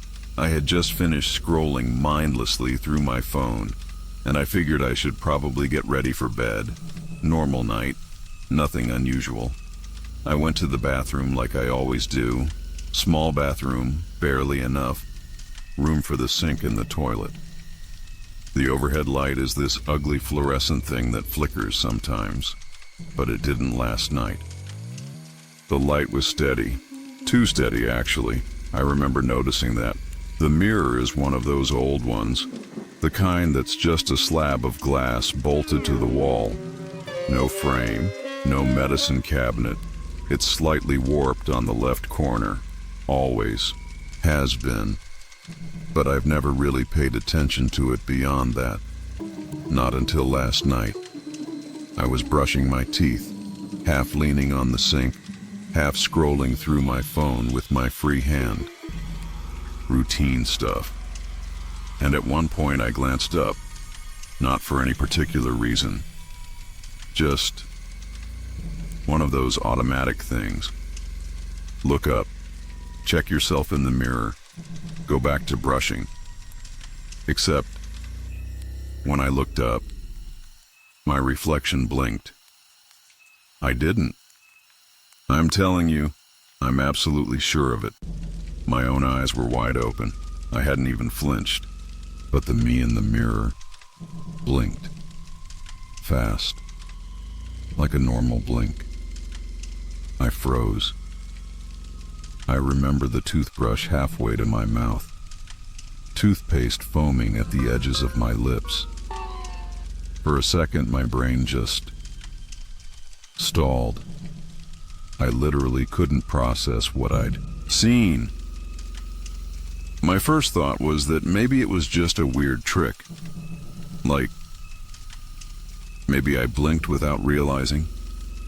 Maybe the light flickered in some weird way that made it look like I blinked. I stood there for maybe 30 seconds, just staring. Testing it. Opening my eyes wider. Moving my head slightly side to side, blinking on purpose. Everything matched perfectly. No delay, no glitch, nothing weird. And then I laughed a little. You know that kind of awkward laugh you do when you feel stupid for scaring yourself? Yeah, that. I rinsed my mouth, wiped my face with the towel, and was about to leave the bathroom when something just felt off. It's hard to explain. The air felt heavier, like the humidity had spiked, but the room wasn't warmer. There was this weird stillness, not silence, just like everything was holding its breath. The kind of feeling you get when you're alone in a house and you suddenly become aware of how alone you are. I turned back to the mirror, slowly, telling myself I was being ridiculous, that there was nothing there, that it was just a stupid brain glitch. But the second my eyes met the reflection again, I swear it looked like it was waiting for me, not moving, not smiling, not doing anything overtly weird, just staring. But the eyes, there was something wrong with the eyes. My own eyes, technically, except they looked flat, too still, too focused. Like they weren't just reflecting me, they were watching me. I leaned forward, inspecting every inch of the glass, tapped it, ran my fingers along the edges. Nothing. Just a mirror, just glass. But the feeling wouldn't go away. When I pulled back, the me in the mirror pulled back a split second later. A delay, just a fraction of a second. but enough for my stomach to drop straight to the floor. I actually staggered back, almost knocking over the trash can. I stood there breathing hard, trying, begging for some kind of explanation. Maybe there's a delay in my own perception. Maybe I'm just overtired. I hadn't been sleeping well for weeks. Work stress, bad habits, overthinking. It had to be that, right? But then I noticed something else. There's a tiny crack in the bottom right corner of the mirror. Been there since I moved in. I know it. I've seen it 1,000,000 times. But last night, it wasn't there. In the reflection, the crack was gone. I checked. I even reached out, touched the actual glass. The crack was there. My fingertip traced it perfectly. But in the reflection, nothing. Just smooth, unbroken glass. That's when the hairs on my arm stood straight up. Full body chill. You know that feeling when every instinct you have suddenly flips from, "This is silly," to, "You need to leave right now"? Yeah. That. I backed out of the bathroom, slowly, never turning my back to the mirror. I don't even remember turning off the light. I just know that when I got to my bedroom, I shut the door, locked it, and stood there for a full minute, hands still on the knob, listening. Nothing. Not a sound. Not even the usual hum of the fridge from the kitchen. The whole apartment felt wrong. I barely slept. Every time I closed my eyes, I pictured that blink. That impossible wrong blink. I kept telling myself I'd go check the mirror again, in the morning. Maybe it would all be fine in daylight. Maybe. It's morning now. I haven't checked. I don't want to. The bathroom door is still closed. I walked past it twice, and both times, I swear, I could feel it. Like something was standing right on the other side of that door, waiting. I don't know if I'm overreacting. I don't know if mirrors can do that. Glitch, lag, reflect. Wrong. But if anyone else has ever seen something like this, please tell me. I really, really need to know I'm not the only one. Story 15. Knock from inside. The closet. I don't know how to start this without sounding like I've completely lost it. I guess I'll just say it straight. Last night, lying in bed, half asleep, I heard a knock. Not on my door, not on the walls. It came from inside my closet. 3 slow, deliberate knocks. I remember staring at the closet handle, waiting for it to twitch, to turn, to do anything. But it never did. For a moment, I convinced myself it was just something falling inside, an old shoebox maybe. But the sound was too clean, too intentional. My bedroom isn't big. 1 window facing the neighbor's fence, a queen-sized bed, my dresser, and the closet. Nothing fancy, no attic access, no crawl spaces, just 4 walls and a door. I live alone. Well, technically. My lease doesn't cover roommates unless you count the dust and the occasional spider. The thing is, my closet doesn't even have shelves or loose items stacked inside. I'm a bit obsessive about clutter. Everything's either hanging or packed in closed bins on the floor. There's nothing that should fall, shift, or make any sound like that. Still lying there, I tried to rationalize. Maybe it was the building settling, old pipes, air pressure. I even glanced at the window, half expecting to see a branch tapping. But the tree out back was removed months ago after that storm. I know. That because I watched the crew take it down. Nothing was left tall enough to reach my window, let alone knock on anything. I sat up slowly. Every instinct told me to just turn on the light. But I didn't. I just sat there, staring at the closet door, lit only by the faint glow of the street lamp leaking through the blinds. Shadows stretched across the carpet. I noticed the handle again, still, motionless. That's when I realized something that sent a cold ripple through me. The knocks. They didn't echo. Not like how sound usually bounces in an empty room. It was a dull, solid thud, like someone knocking from inside a padded box, or pressing their fist against wood, with something between them and the surface. I whispered, "Hello?" Instantly regretted it. I don't even know why I said it. Like, what was I expecting? A reply? Silence. But not empty silence. More like something was listening. I could feel it. The way the air shifted. You ever notice how a room feels different when someone's in it? Even if they're perfectly still? It was like that. I stood up slowly. My feet hit the cold floor, and every creak of the wood felt impossibly loud. I reached for the lamp, but stopped halfway. Some stupid part of me thought, if I don't turn the light on, maybe it won't notice me. Like light would somehow make it real. Another knock. Just one this time. Quieter, almost hesitant. My throat tightened. I took a step toward the closet, but then something happened that froze me mid-step. The handle, just for a split second, twitched.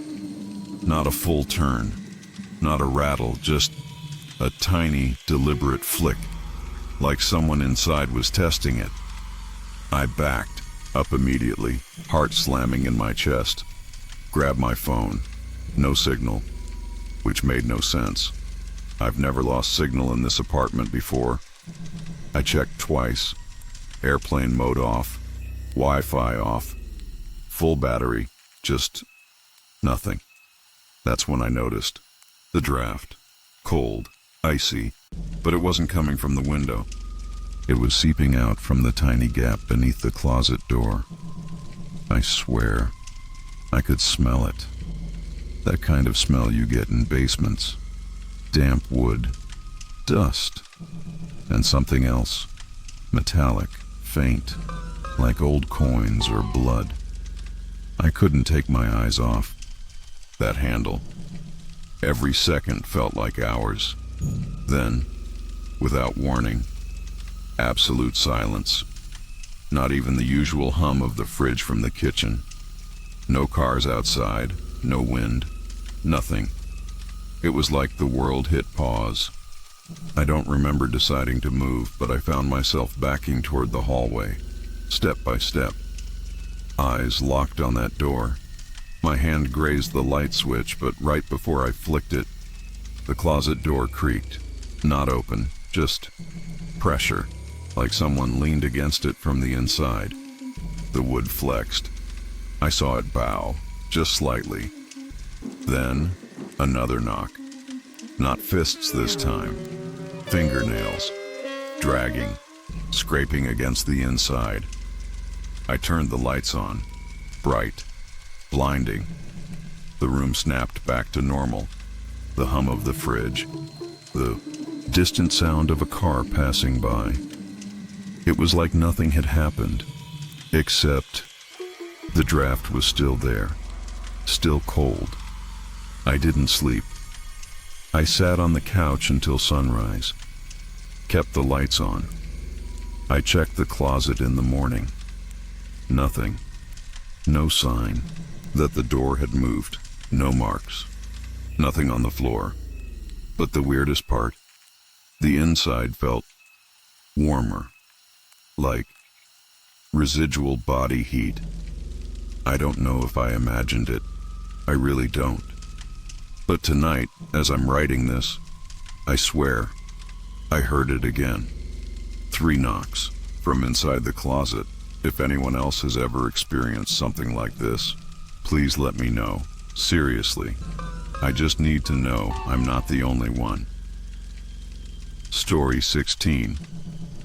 Stranger on my security camera. I don't usually check my porch camera before bed. Honestly, it's more of a habit for when I'm out of town. But last night, I don't even know why I opened the app. Maybe it was instinct, or maybe something else. It was 11:47 p.m. I was half asleep, scrolling aimlessly, when I tapped on the live feed. The front yard looked normal. Dim porch light. Empty. Driveway. Faint glow from the neighbor's window across the street. Nothing unusual. But then, for some reason, I glanced at the playback bar. I don't even remember consciously deciding to rewind it. My thumb just moved. It hovered over a timestamp. 2:13 a.m., except it wasn't 2:13 yet. It was like the app had glitched, showing me footage from the future. No, that's not right. I sat up, looked closer. My heart slowed. The date on the clip wasn't from the future. It was from last night. I'd never checked the recordings from then.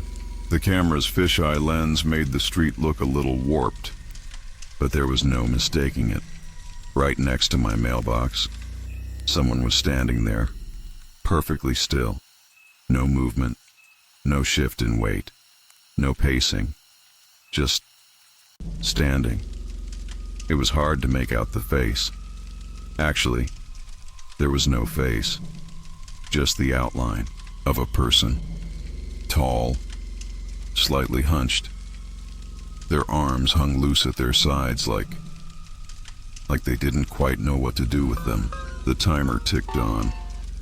00, 01, 12, 02, 58, 04.37. Still standing, completely motionless. At exactly 6 minutes, something changed. The figure, it turned, slowly, purposefully, and began walking. Not toward the street, not toward the neighbor's house. Straight toward the camera, straight toward my front door. The way they moved. It wasn't right. Not fast, not slow, just deliberate.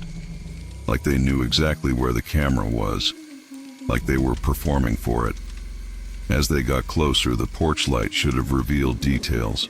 Clothing, a face, anything. But nothing. It was like the light dimmed around them. Their silhouette became sharper, but also darker. A cutout of something that shouldn't be there. My throat went dry. I dragged my finger across the screen, trying to pause the clip. The app lagged, froze, buffering circle. The figure stepped closer, 2 steps away from the camera now, close enough that the lens warped their shape, making it bulge unnaturally. And then the feed cut, black, no error message, no static, just absence. I sat there staring at the blank screen, waiting, hoping the feed would resume, but it didn't. It just stayed dark for exactly, I don't know, maybe a full minute. When it came back, the porch was empty. No figure, no movement, nothing. I scrubbed through the rest of the footage. 2:20 a.m., 2:45, 3 nods, nothing, not even a stray cat. Like it had never happened. Except it did. Because when I glanced at the live feed again, the camera was slightly tilted, off-center, like someone had touched it.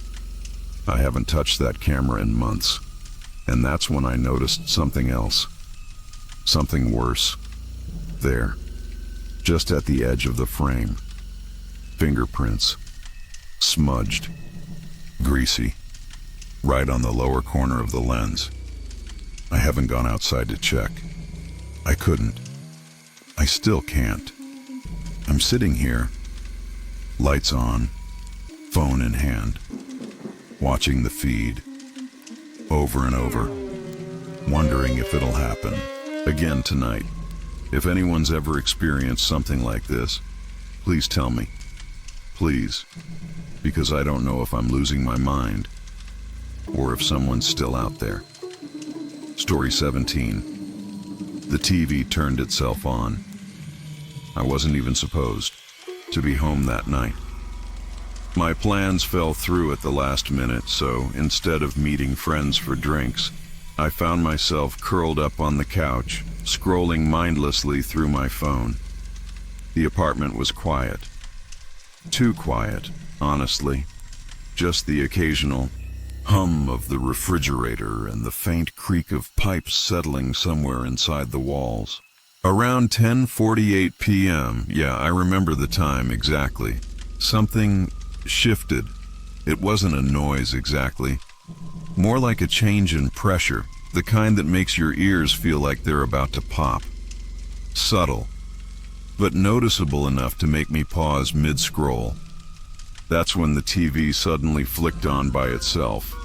No startup screen, no soft fade in, just instant full volume static, deafening. I jolted so hard my phone slipped from my hand and clattered onto the floor. My first instinct was obvious. Grab the remote, shut it off. But the remote wasn't on the coffee table where I always left it. It wasn't on the couch either. I stood up, frantically scanning the room. The static hiss was relentless, filling every corner of the apartment. I could feel it vibrating in my chest, like a low-grade panic attack crawling under my skin. I finally spotted the remote, half buried between the couch cushions. I lunged for it, aimed, and nothing. I pressed the power button again, and again. No response. The static kept screaming, and then, barely perceptible, a flicker. In the upper left corner of the screen, for less than a second, a single word flashed in white block letters. Outside. I blinked. My thumb hovered over the remote like it could suddenly start working again if I just pressed hard enough. But the word was gone, replaced by more meaningless static. For a second, I genuinely considered the possibility that I imagined. That maybe it was some kind of glitch or, God, I don't know, closed captions bugging out. But then I noticed something else. The static wasn't random, not entirely. Beneath the white noise there were patterns, sharp spikes, dips, something almost rhythmic. Not quite Morse code, but close enough that my brain started trying to decode it anyway. I shook my head, trying to snap myself out of it. I pulled the TV's power cord straight from the wall. The screen went dark instantly. Silence flooded back into the room like a wave retreating from shore. I stood there, breathing hard, waiting for, I don't even know what. Waiting to feel normal again, I guess. But the silence didn't feel right either. It felt heavy, pressurized. Then, a soft knock. Not on the front door, on the window. I live on the 3rd floor. I didn't move. I couldn't. Every hair on my body stood on end. My mouth went dry. For a moment I convinced myself it was just wind, or maybe a bird. Something rational. But then it happened again. 3 slow, deliberate knocks. Not frantic, not testing, just knocking. I forced myself to look. The blinds were down, but there was just enough gap between the slats for me to see outside. The street below was empty. No cars, no people, just the dim yellow spill of the street lamp. But then, I swear, I caught the slightest movement in the reflection of the window glass, not on the street, behind me. I spun around, heart pounding, so loud I could barely hear anything else. Nothing. The apartment was exactly as it had always been. Couch, coffee table, Kitchen counter. No one there. No shadows. No figures. Still, I couldn't shake the feeling that someone or something had been standing just behind me. Close. Watching. I grabbed my phone from the floor. The screen was still on, but it was glitching. Lines of static cutting across the display. Random symbols. For a brief second, the same word appeared on the notification bar. Outside. And then it vanished. At this point, every instinct I had was screaming to get out of the apartment. I rushed to the front door, flipped the deadbolt, yanked it open, only to be greeted by the hallway. Empty, dead quiet. Lights buzzing faintly, no footsteps, no voices. I stood there halfway in, halfway out, torn between fleeing into the night or locking myself back inside. But then, I noticed something. The apartment door directly across from mine, the one that's been vacant for months, was open. Just a crack, wide enough to see that the lights inside were off. But something was moving. A slow, subtle shift in the shadows, like someone standing perfectly still but breathing heavily.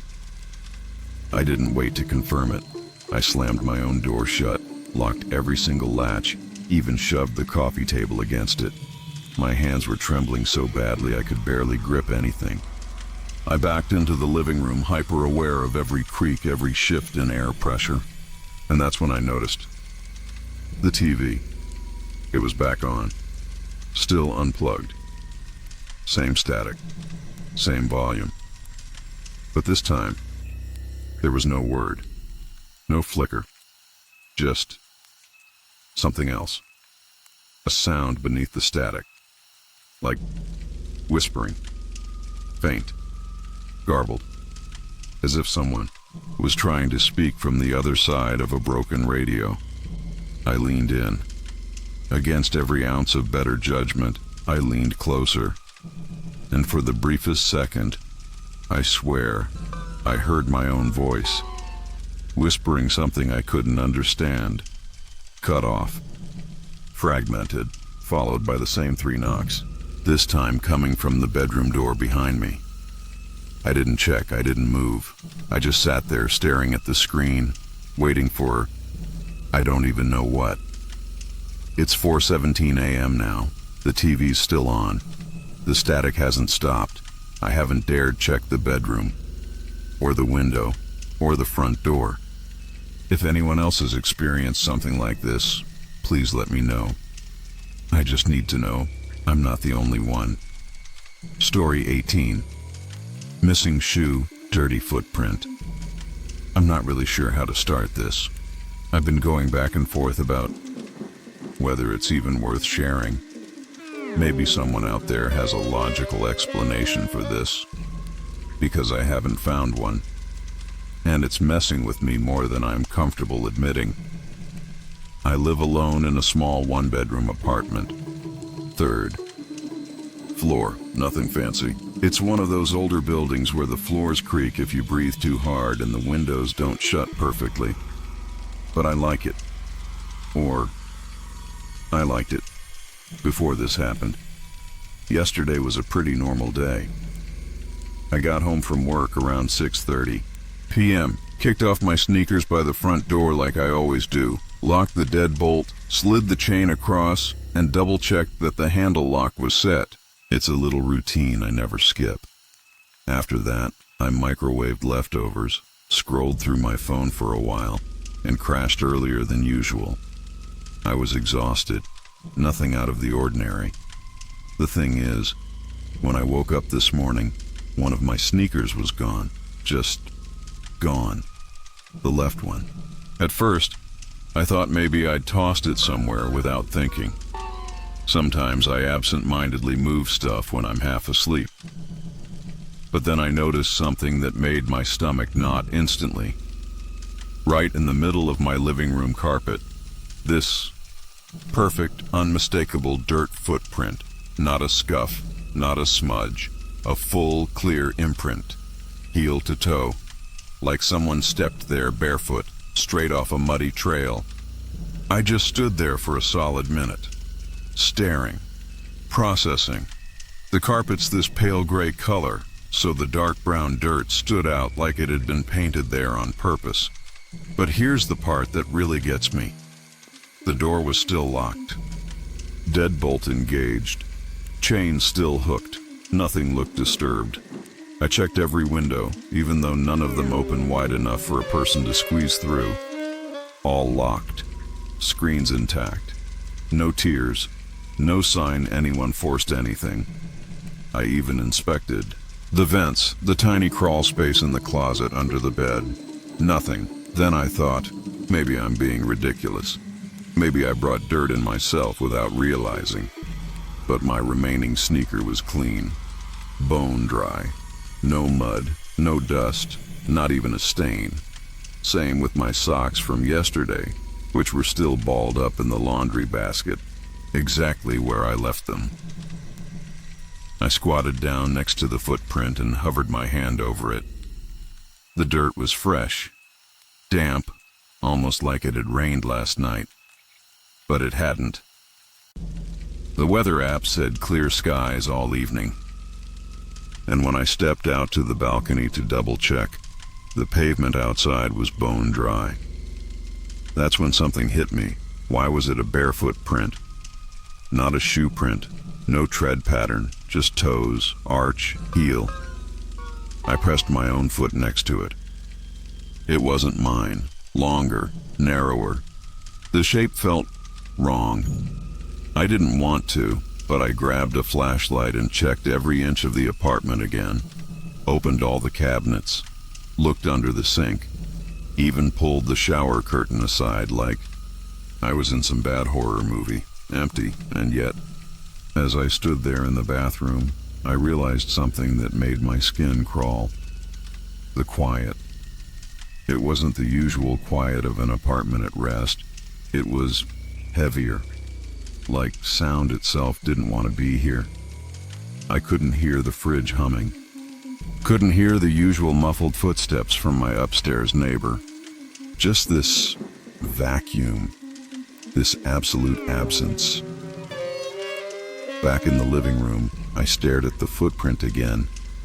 My missing sneaker was still nowhere to be found. I checked the hallway, thinking maybe, God knows why, I'd absent-mindedly left it out there. Nope, door still locked, chain on. I kept circling back to that footprint. One step, just one, right in the middle of the room. No trail, no other marks. If someone came in, why only one step? Where did they come from? And where did they go? I tried to shake it off. Cleaned the footprint, well, tried to. The dirt smeared more than it lifted. Even after scrubbing, the faint outline stayed, like a shadow burned into the fibers. I left it alone after a while. Couldn't stand looking at it anymore. Throughout the day, I caught myself glancing at the front door every few minutes, checking the locks over and over, making sure the chain was still in place. But every time, nothing. Everything as it should be. But there's something else now. Around sunset, I noticed the other sneaker, the one that wasn't missing. It's not by the door anymore. I found it in the bathroom, placed neatly, right in the middle of the tile floor. Dry, clean, facing the door. I swear I didn't put it there. I don't know what's happening. I don't know if someone got in, or if it's something worse, something I can't explain. I barely slept last night.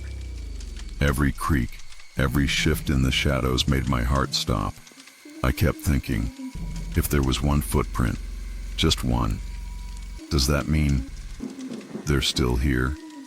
Somewhere I haven't looked. If anyone has ever experienced something like this, please let me know, because I don't know if I'm losing my mind or if I'm not alone in here. Story 19. Ceiling vent shifted. It was exactly 12:07 a.m. when I noticed it. I wasn't even looking for anything unusual. I was just scrolling through my phone, half asleep, when my eyes drifted toward the ceiling. That's when I realized the vent cover above my bed wasn't sitting flush like it always did. It was tilted, slightly ajar, maybe by an inch, just enough to notice if you were paying attention. At first, I told myself it must have shifted because of air pressure or something stupid like that. You know, cheap plastic clips or screws loosening over time. But I couldn't shake the feeling that it hadn't looked like that earlier in the evening. I was sure of it. I would have noticed. I always notice. I tried to ignore it. I really did. But the longer I stared, the more something started gnawing at me. There was this strange dark outline along the edges, like smudges. Or, no, more, like scratch marks. Fine, jagged little streaks cutting into the paint around the frame. Uneven, almost frantic. I stood there, frozen for a good minute, trying to convince myself it was nothing. But curiosity got the better of me. Or maybe it was just this rising tension in my chest that made it impossible to sit still. I grabbed the chair from my desk, pulled it right under the vent, and climbed up. Up close, it was worse. The vent cover wasn't just loose. It looked like it had been pushed from the inside.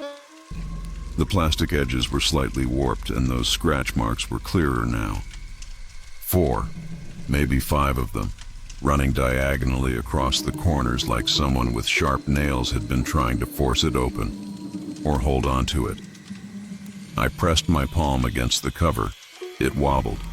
Not the way a screw would come loose, but like something had shifted it out of place. I reached for the edge and gently pulled it down. There was a faint sound, like dust falling onto plastic, dry, brittle. I felt a gust of cold air brush against my fingers. But what unsettled me wasn't the air. It was the smell. Faint, but there, damp, musty, like old clothes sealed in a box for years. Or something worse. I didn't see anything up there, at least not right away. Just the dark cavity of the ventilation shaft stretching into the ceiling, too narrow for anyone, any human anyway, to crawl through. But as I leaned a little closer, trying to angle my phone flashlight upward, I heard it. A shuffle, soft, deliberate, like the shifting of fabric, or skin brushing against drywall. I jerked back so fast the chair almost tipped over.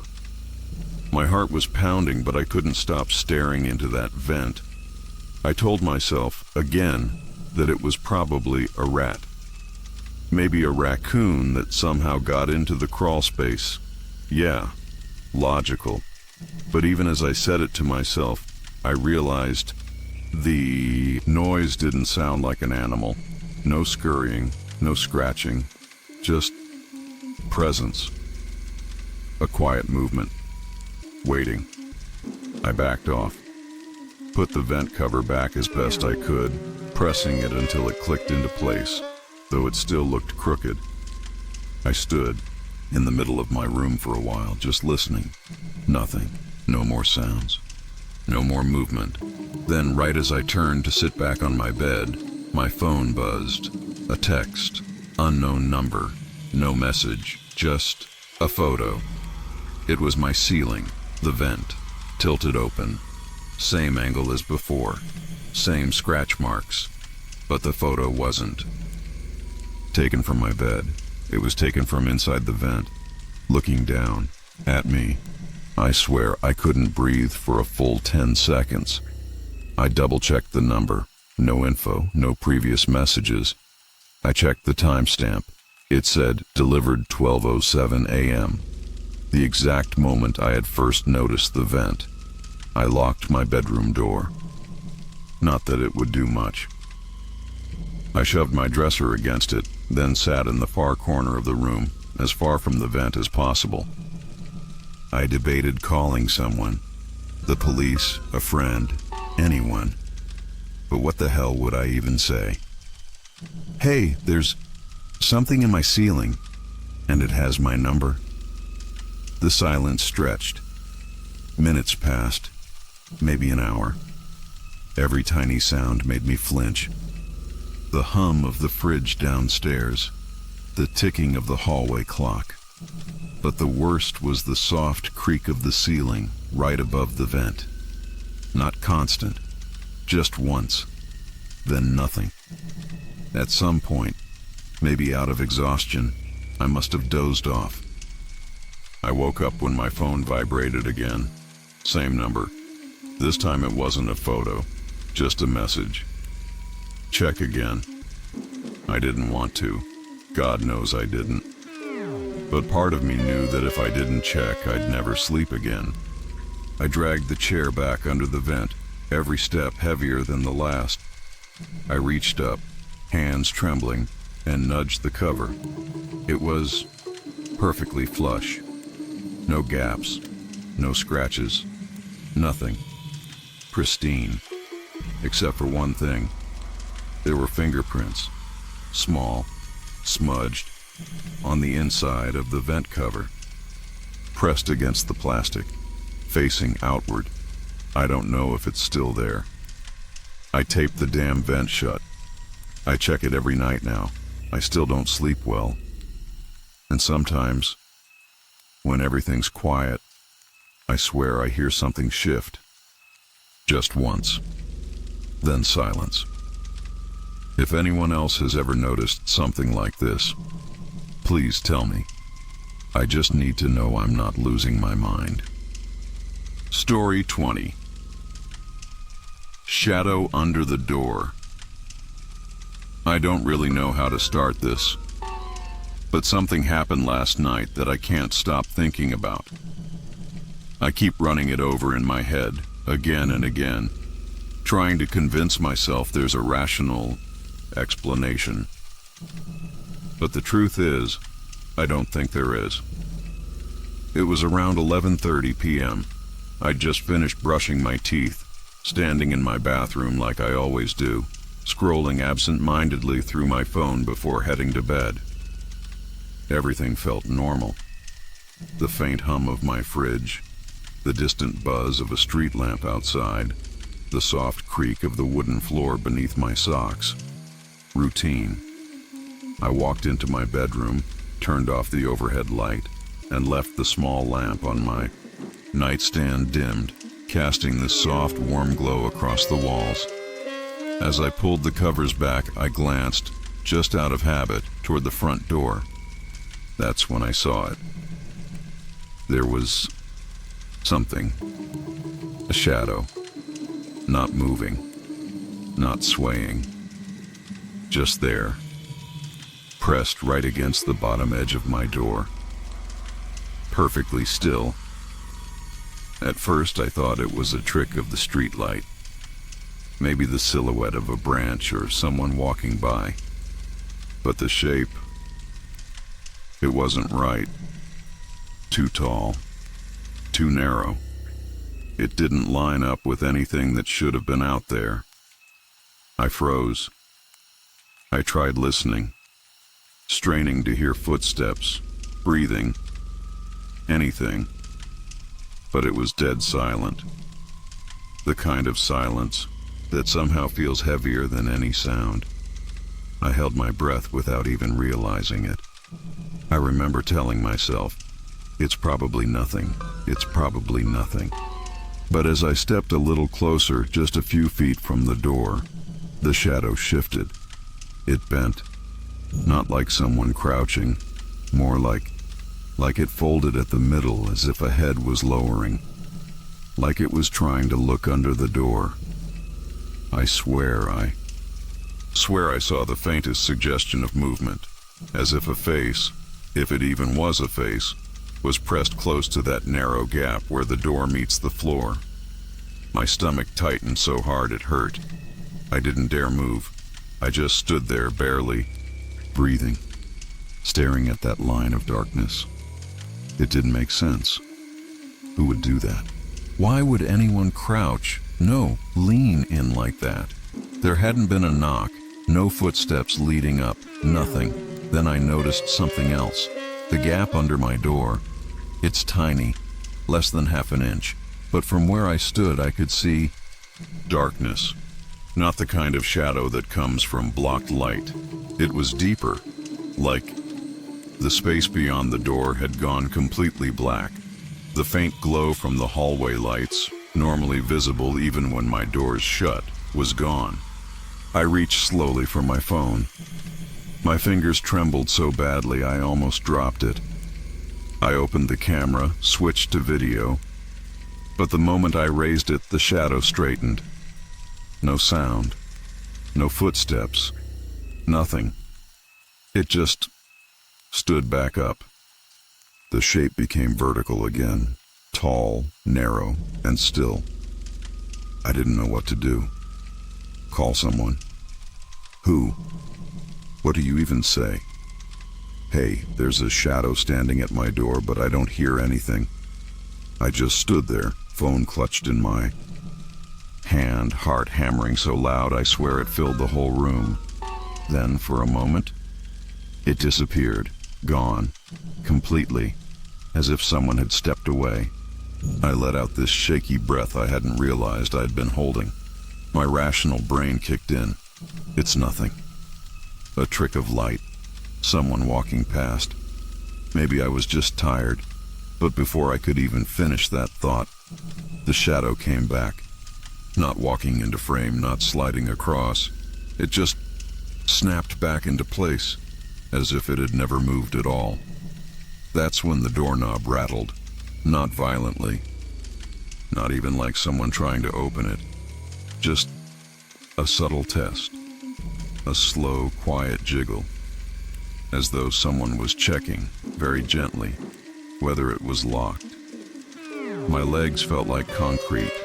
My skin burned cold. I wanted to speak, say, "Who's there?" But nothing came out. Not a word.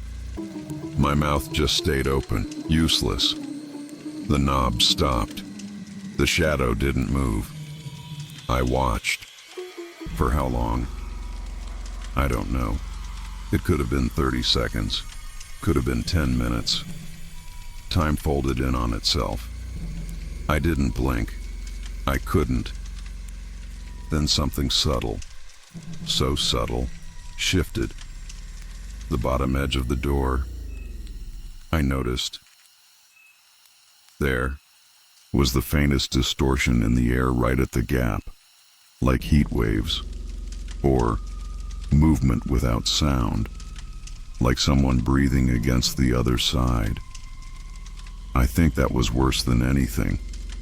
The realization that whoever or whatever was there wasn't just standing, it was waiting, actively, quietly. I backed away, slowly, inch by inch, never taking my eyes off that gap. I grabbed the baseball bat I keep near the dresser. I don't even remember moving toward it.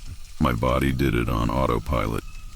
The shadow, eventually, started to recede, not walking away, just thinning, fading, until the space beneath the door was empty again. Normal.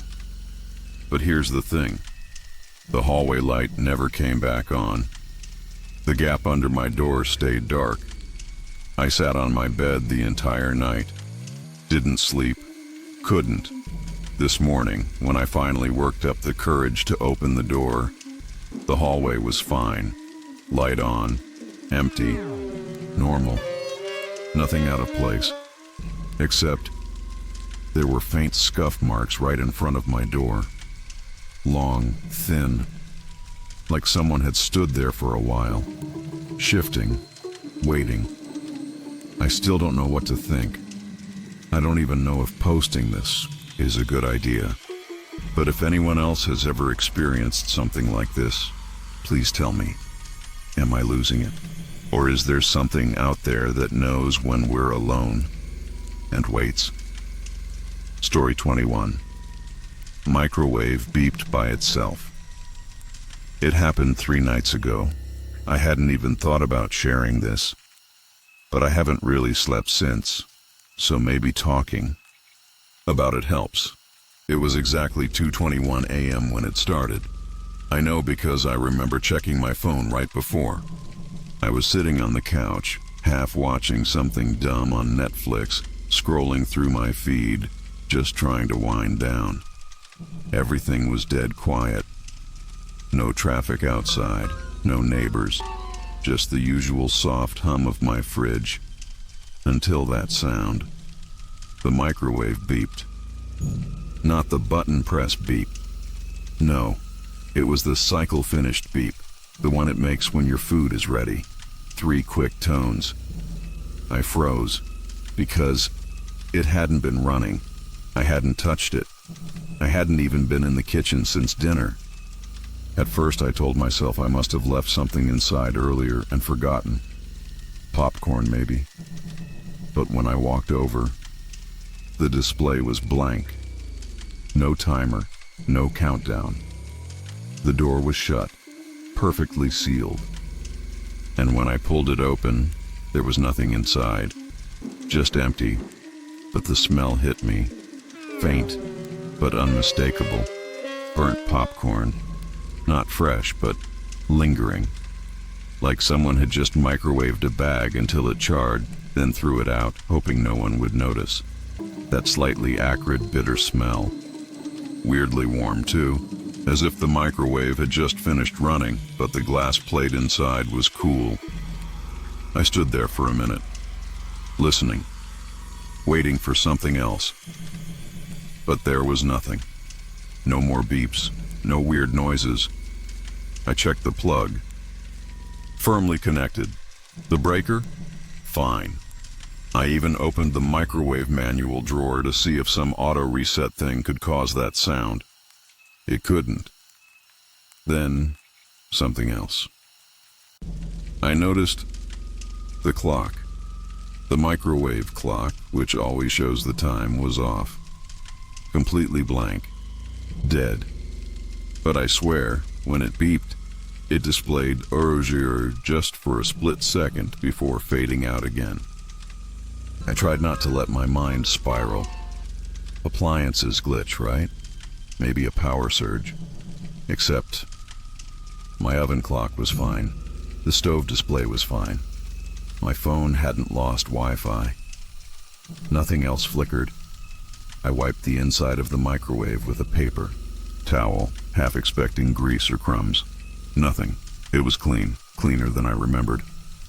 But as I leaned in, I noticed something small, a fingerprint, a smudge, right on the inner glass, slightly greasy, oval-shaped, not mine, too small, or maybe too narrow. I don't know. I told myself to stop, just reset it, forget it. I held the reset button. The screen blinked, back to life. 12. Flashing, normal. I set the clock, walked away, and then, 30 seconds later, another beep. Same tone. End of cycle.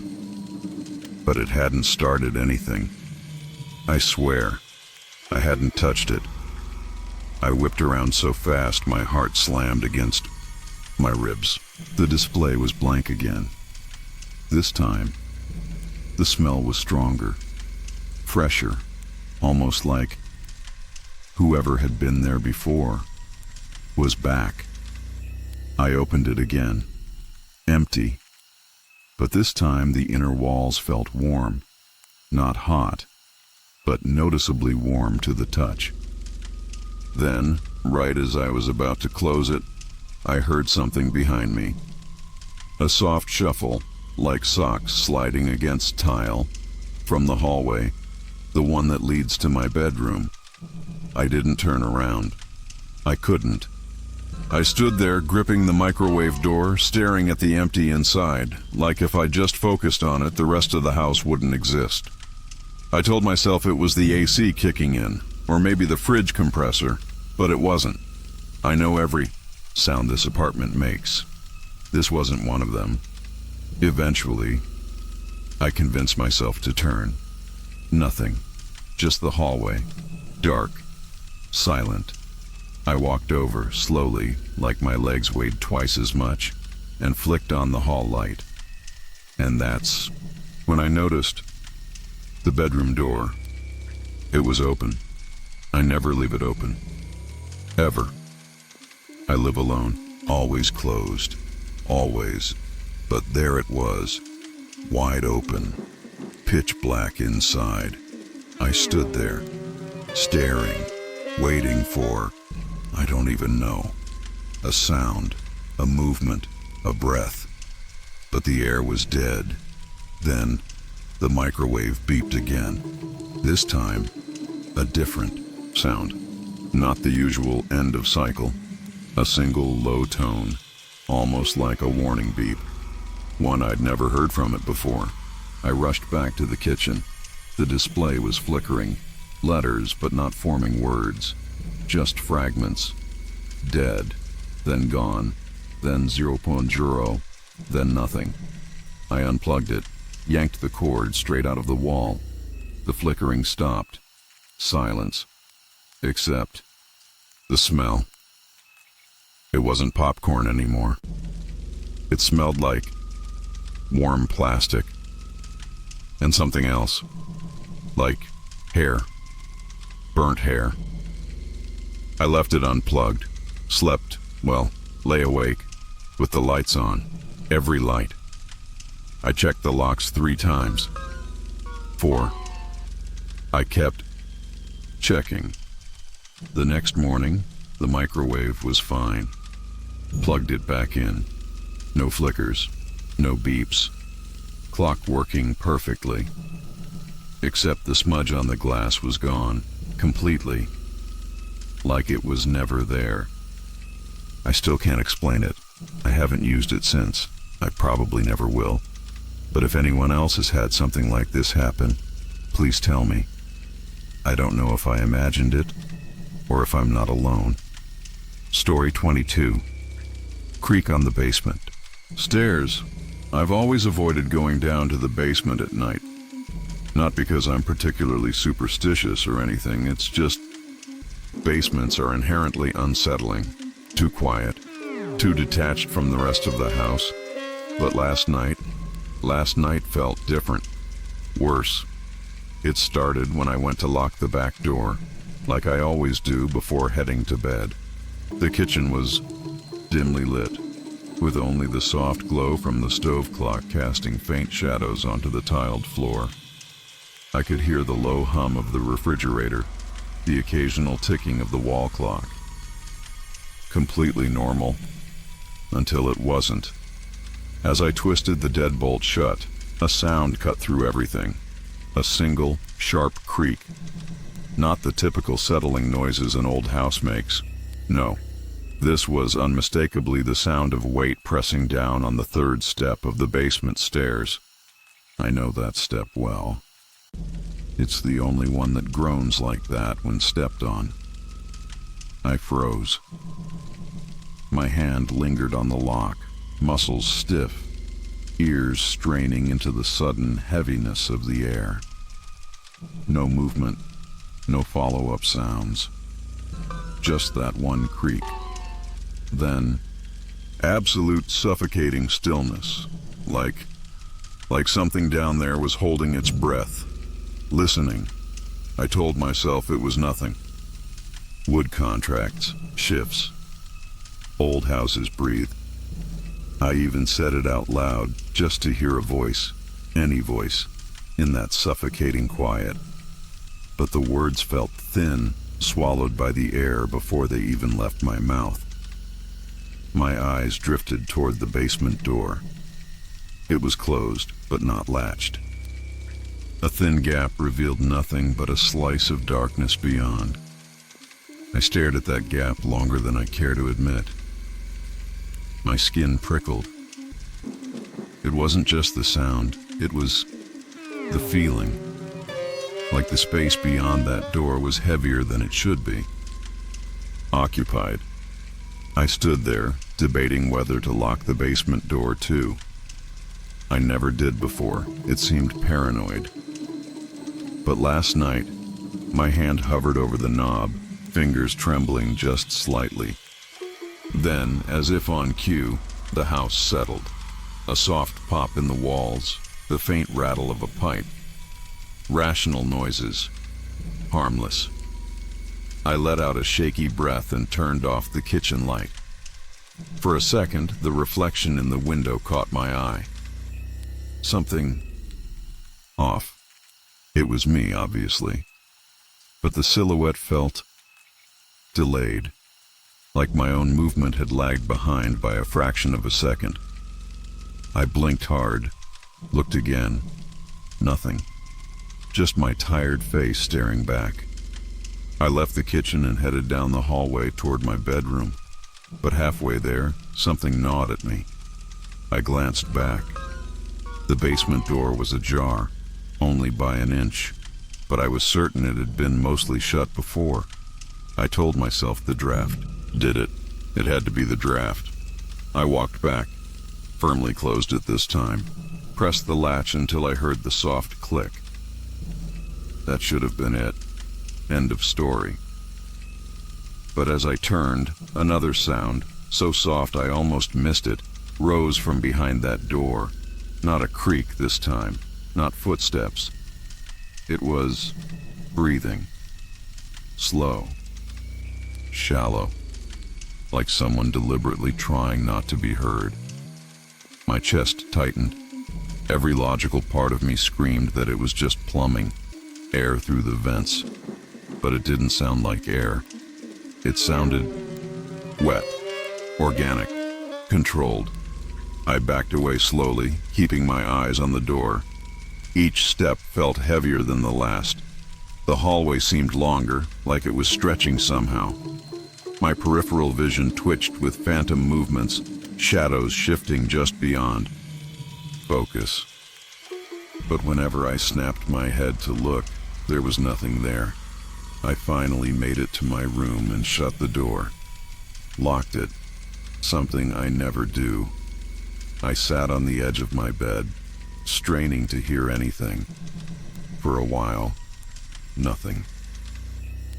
Silence so thick it buzzed in my ears. I told myself I was overreacting. Maybe I had imagined the breathing. Maybe the creak was just the house, old wood. Then, the unmistakable sound of the basement door hinge. A soft, slow groan of it opening. I couldn't move. I couldn't even breathe. Every muscle in my body locked. I stared at my bedroom door, half expecting to see the handle turn, or worse, to hear footsteps on the carpeted hallway. But nothing came. Just silence. Heavy. Waiting. Minutes passed. Or hours. I don't know. Eventually, I convinced myself that if I didn't hear footsteps, nothing was there. Right? Right. I must have sat there until sheer exhaustion took over, because the next thing I knew, it was morning. Pale light filtering through the blinds. Birds. The regular boring sounds of the world returning.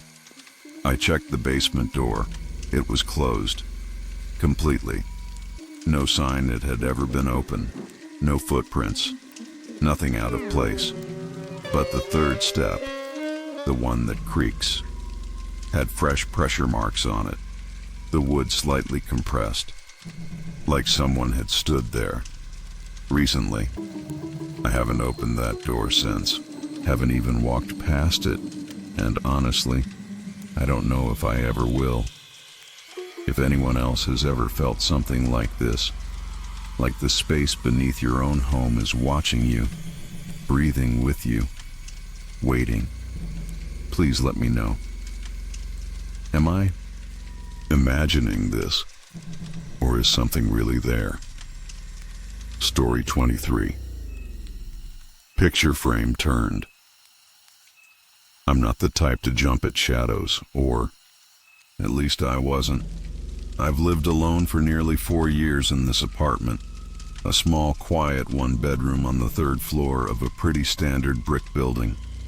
Nothing fancy, rent's decent, neighborhood safe enough. I guess that's why I never really thought twice about the little things, until yesterday.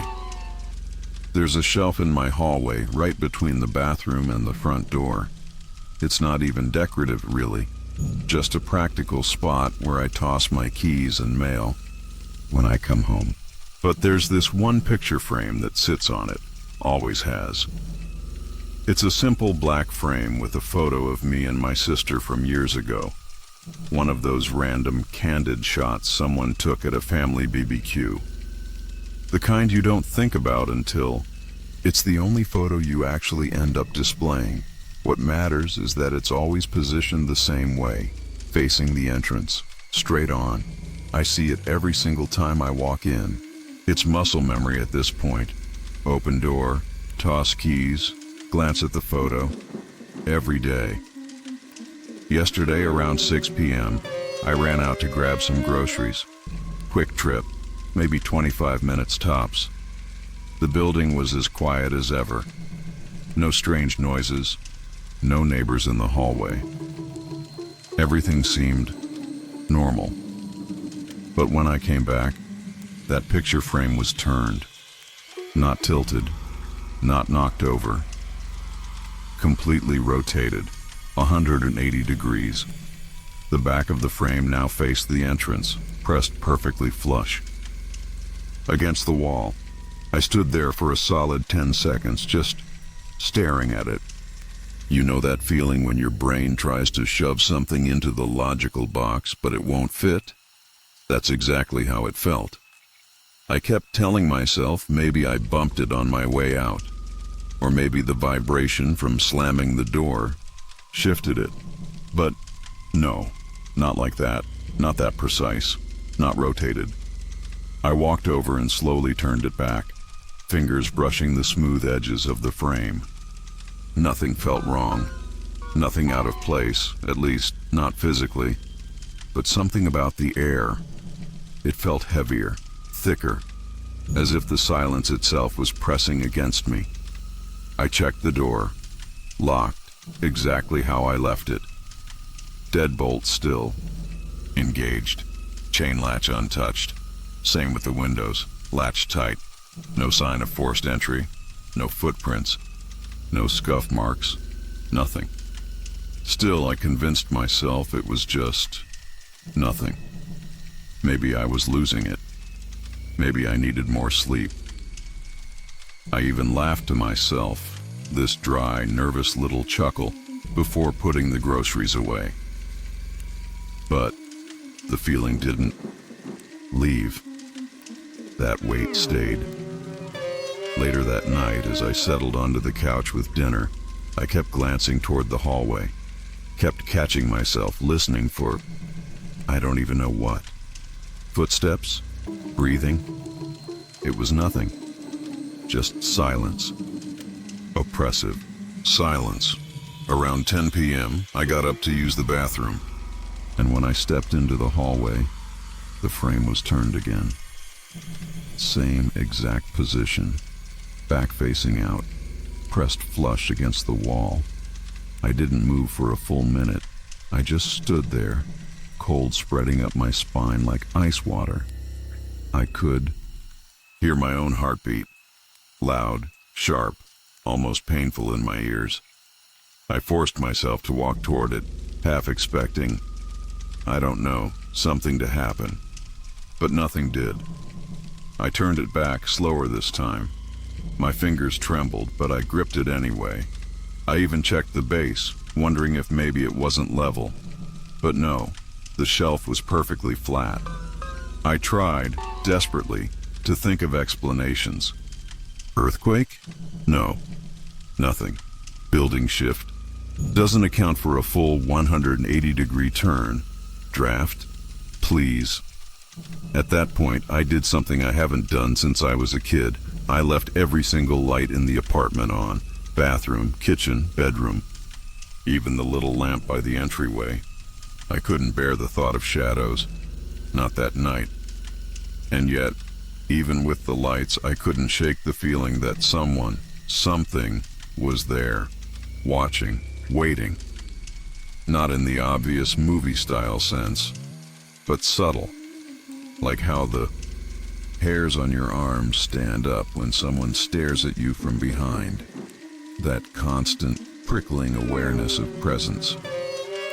Around midnight, I finally worked up the nerve to check the hallway again, just to prove to myself it was fine. It wasn't. The frame wasn't just turned, it was moved, shifted, about 3 inches forward from where it normally sits, closer to the edge of the shelf. Not enough to fall, but just enough that I would notice. Just enough that I would know it wasn't accidental. That's when something else hit me. I never really noticed before, but there are faint smudge marks on the wall behind where the frame usually rests. Little half-moon shapes, like fingerprints, but they're too high to be mine, or rather, higher than where I usually grab it. I didn't sleep, not even a little. I sat upright on the couch all night, phone in hand, volume up, screen dimmed, staring at the hallway, listening, waiting for I don't even know what. This morning, everything looked normal. The frame was back where it should be, perfectly aligned, as if none of it happened. I wish I could say I feel better now. I don't. The apartment looks the same, smells the same, feels wrong. I don't know what this means. I don't know what to do. I just know I didn't imagine it. If anyone's ever experienced something like this, please tell me. Should I be worried? Should I leave? Because honestly, I'm not sure this was just about the picture frame. Story 24. Wet handprint on the mirror. I never thought I'd be the kind of person to share something like this.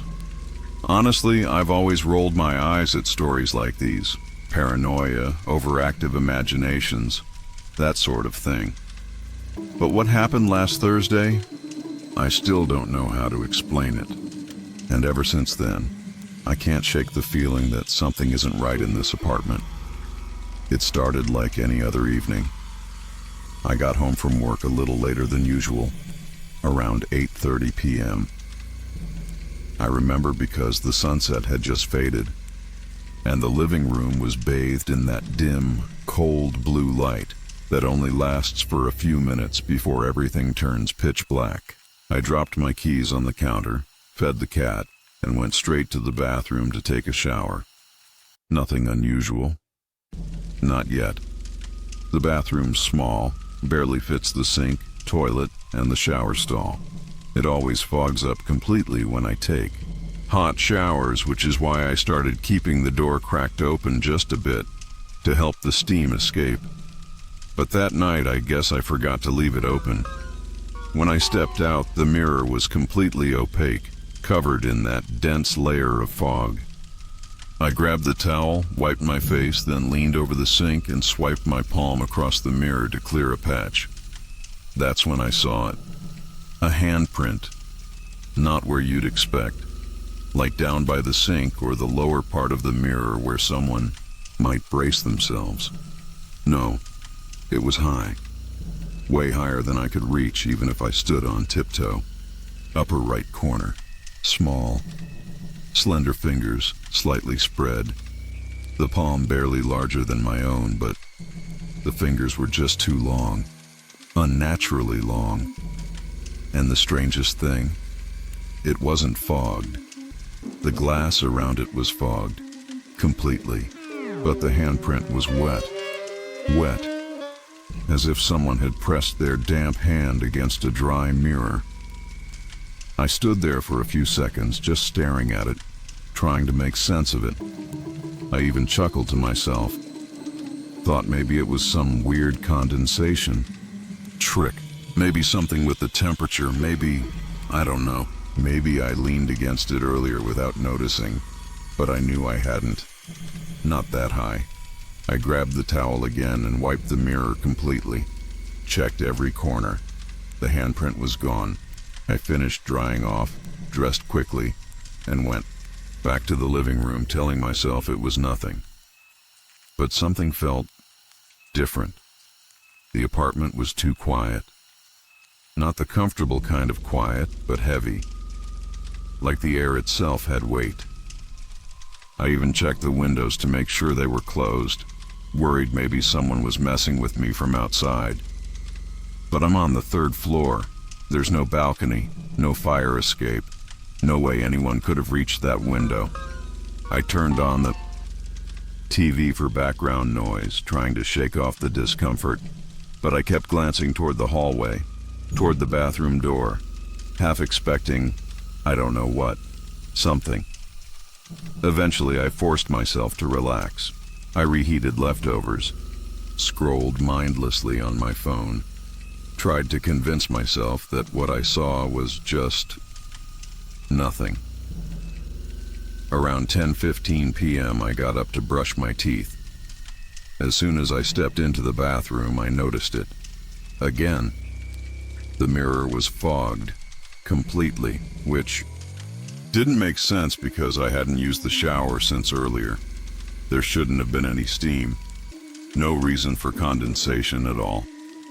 And there it was, same spot, upper right corner, the handprint.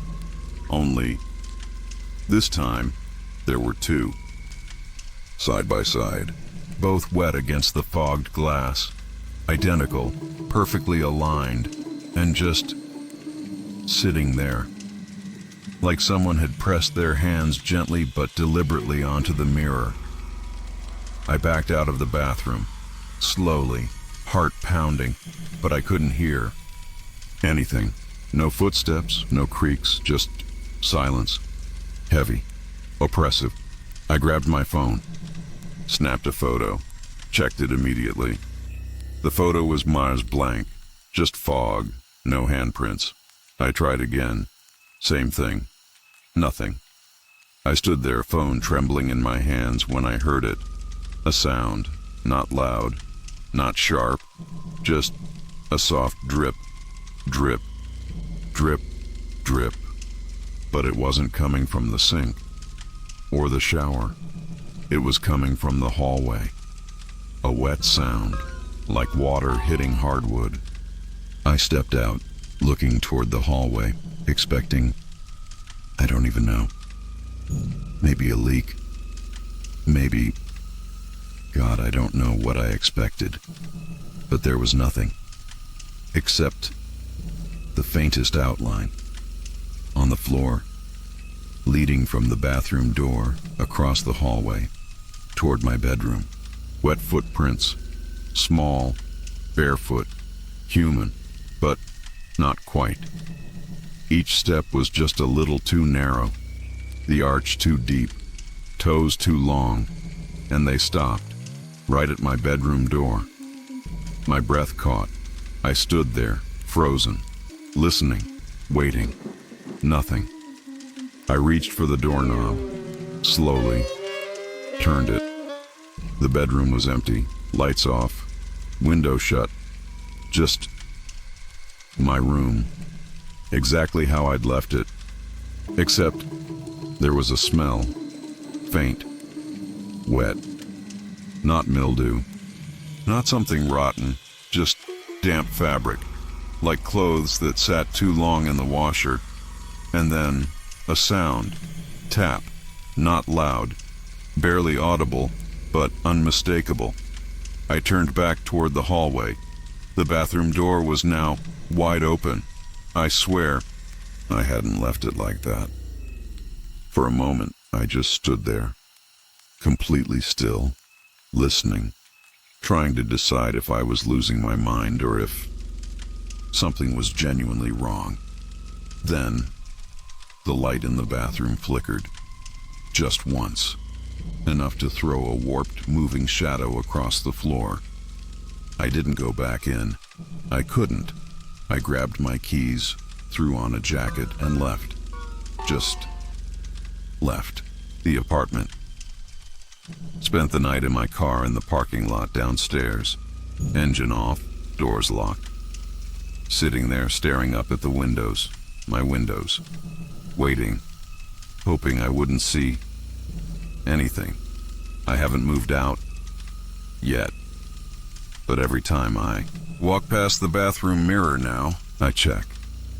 I check the upper right corner, and sometimes, I swear, I can still see the outline. If anyone's ever experienced something like this, please tell me. Please. I need to know I'm not the only one. Story 25. Faint breathing by my ear. I don't really know how to start this, but something happened last night that's still making my hands shake as I type. It's not the kind of thing you can just brush off as a bad dream, because I was awake. I was very much awake. And I'm not sure if posting this will make me feel better or worse. I live alone. A small one-bedroom apartment. Pretty ordinary. Place, quiet neighborhood, second floor, nothing remarkable. I've always liked how still it gets at night here. No traffic sounds, no noisy neighbors, just the soft hum of the fridge and the occasional creak from the wooden floors. It's the kind of silence that usually helps me sleep. Usually. Last night felt different from the start, though. You know, that subtle kind of tension in the air that you can't explain. Like the air itself feels heavier. I noticed it as I was getting ready for bed. My bedroom felt stuffier than usual. I checked the window, closed, checked the AC, running. Fine, still, it felt wrong. I turned off the bedside lamp and lay on my back, staring at the faint glow of the street lamp filtering through the blinds. I could hear my own breathing, steady but too loud in that silence. I shifted onto my side, pulled the blanket tighter, and started drifting towards sleep. That was when I felt it. Warm, subtle, a steady pulse of air, directly against my left ear. Not a breeze, not the AC, not anything mechanical. No. This was breathing. I froze, my entire body locking up instantly. It wasn't loud. It wasn't meant to be loud. It was deliberate. A whisper of an exhale. Faint, but unmistakably close. Too close. For a moment, I convinced myself it was just my own. Breath reflecting off the pillow. Maybe the angle, maybe the fabric. I even shifted slightly, testing that theory. But the breath stayed, right by my ear, in, out, steady, measured, not mine. I slowly opened my eyes. The room was exactly as it always is, dim shapes of furniture, the faint rectangle of light from the window. No movement, no shadow, nothing visible. But the breath was still there. I didn't dare turn my head fully. I tilted my eyes as far as they would go, straining to catch any sign of something, someone. But there was nothing, just the corner of the dresser, the door closed, the soft flicker of the digital clock, 2:14 a.m. My heart was pounding so hard it made my neck pulse hurt. I tried holding my own breath to see if it would stop, maybe prove it was me all along. But no, even as I went perfectly still, clenching every muscle, the breath continued. Gentle, intentional, right against the shell of my ear. Then, it stopped. Abrupt. No fade out. just gone. I lay there, listening to the crushing silence that followed, wondering if I'd imagined it. Maybe I had. Maybe I was half asleep and my brain played a trick. I tried telling myself that as I carefully shifted onto my back again. The mattress made a soft sound beneath me, far louder in the quiet than it should have been. And that's when something else clicked. My blanket felt wrong. Not the texture, not the temperature, the weight.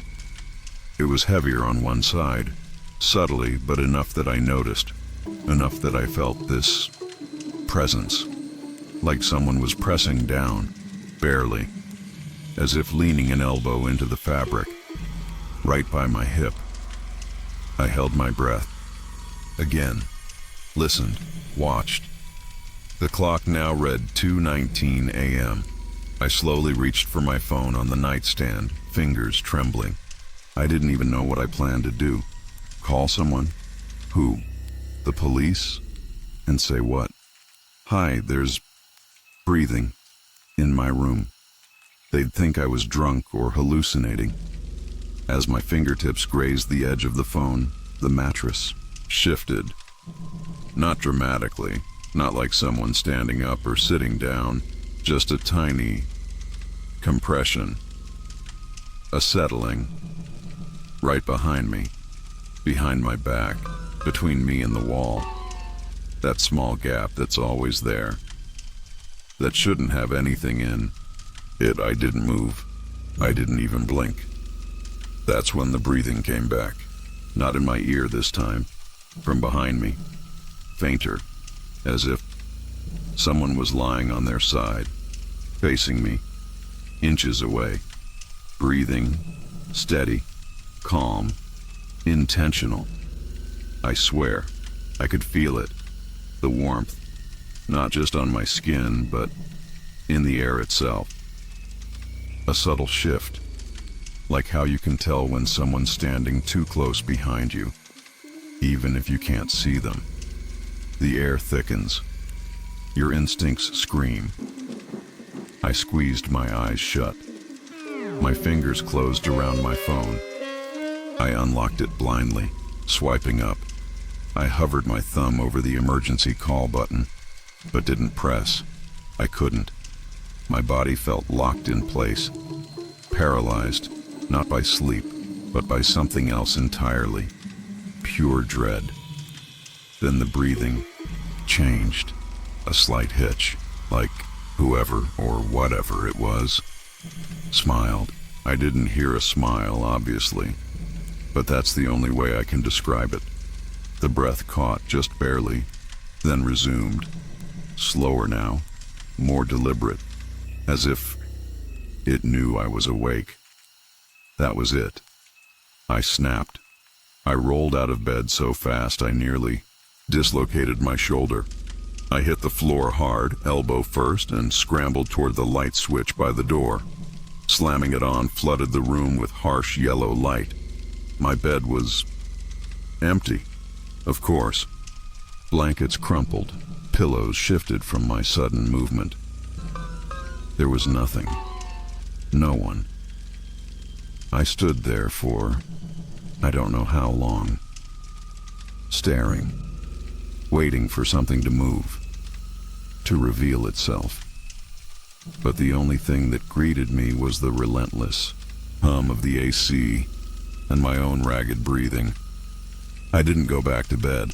I sat on the living room couch with every light in the apartment turned on until sunrise.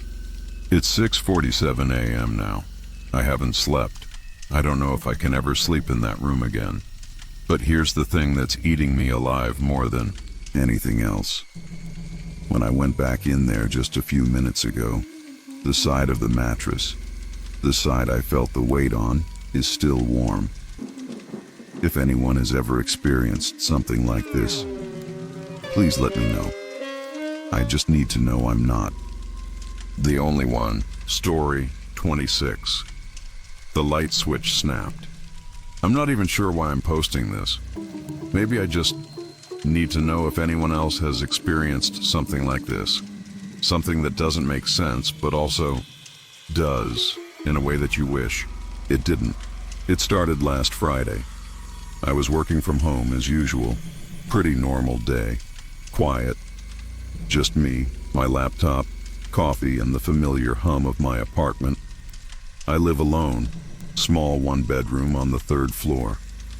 Nothing fancy, but it's cozy, safe, or it was. Around 4:30 p.m., I was heading from my bedroom to the kitchen to grab something.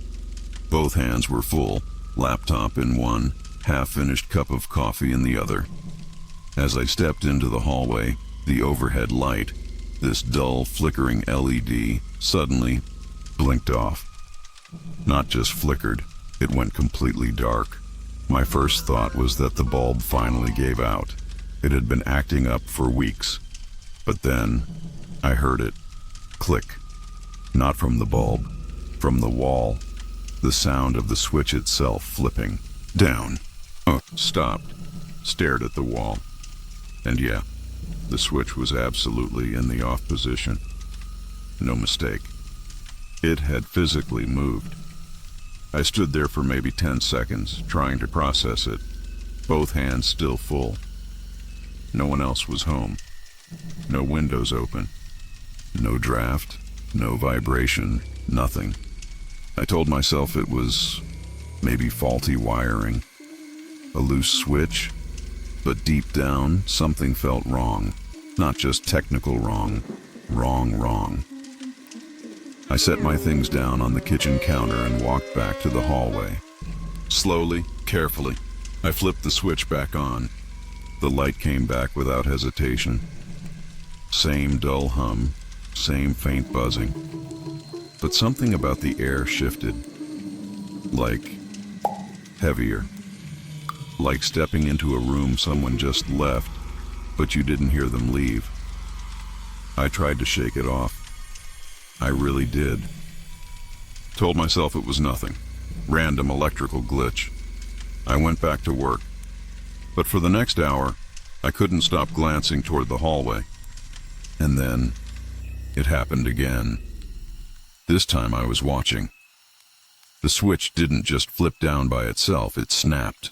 A sharp mechanical click like someone slapped it with their finger. The light cut out instantly. The hallway drowned in shadow. I swear to God, it didn't just move slowly or fall from gravity. It was deliberate, forceful. I rushed over, flicked it back on, checked everything, the panel, the breaker, touched the switch itself. It wasn't loose, firm, solid, like normal. And then I noticed something else. The small framed photo I keep on the hallway shelf, just a picture of my parents, is usually leaned slightly to the left. But now, it was perfectly straight, lined up with the edge of the shelf. I've never seen it sit that way before. I didn't touch it. I picked it up, turned it over. No reason for it to move. That's when I realized the house was too quiet. No hum of the fridge, no sound from the heater. Even the outside traffic seemed distant, muted. I stood there, holding that stupid photo, barely breathing. My skin prickled, like something was standing right behind me, close enough that I should feel its breath, if it had any. But there was nothing. At least, nothing I could see. I tried calling a friend, just to hear another voice, but my phone had no signal. It always has signal here. Always. I turned on every single light in the apartment. Every single one. And for a while, things stayed normal, or at least as normal as they could after that. Until about 7:15 p.m., I was reheating leftovers, standing in the kitchen with my back to the hallway. And then I heard it again. Click. Not just one this time. Click, click, click. 3 in a row. Fast. Aggressive. I whipped around and watched, frozen as the living room light switch flipped down by itself. Not the hallway. The living room this time. Then the hallway. Then the bedroom. All the switches snapping off. One by one. I was paralyzed. I didn't even move. Just stood there, gripping the edge of the counter so hard my knuckles went white. Total darkness swallowed the apartment, except for the faint blue glow of the microwave clock. Even that seemed dimmer than usual. I don't know how long I stood there, maybe seconds, maybe minutes, but eventually I managed to move. I grabbed my keys, slipped on my shoes without tying them, and left. I didn't even turn off the stove, just walked out. I sat in my car for almost an hour, didn't go anywhere, just sat, watching my apartment window, waiting. For what? I don't know. The lights never came back on. Eventually, I forced myself to go back inside. Everything was as it should be. The switches were back in the on position. Lights working fine. Nothing out of place. No signs of anything. Nothing visible.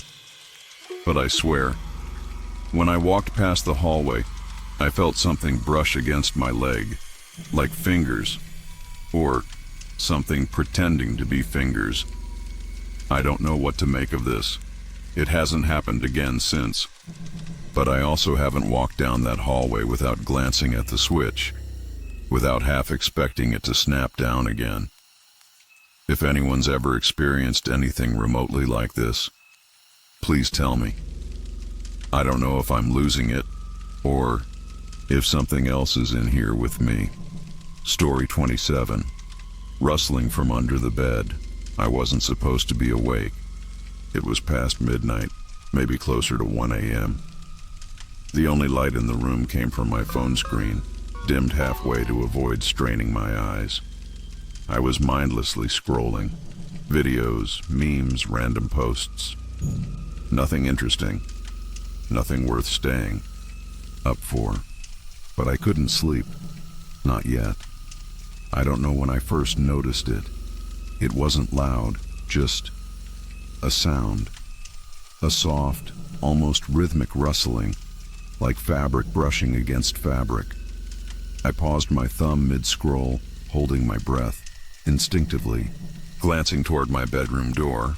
Closed, locked, but the sound wasn't coming from there.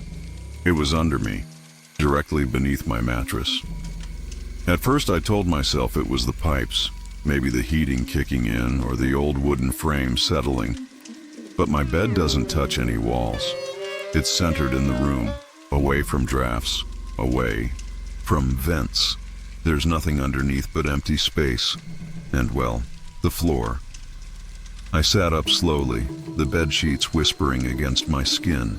The sound paused, almost like it noticed me noticing. For a moment, the silence pressed against my ears so tightly that I could hear my own pulse, quick and shallow.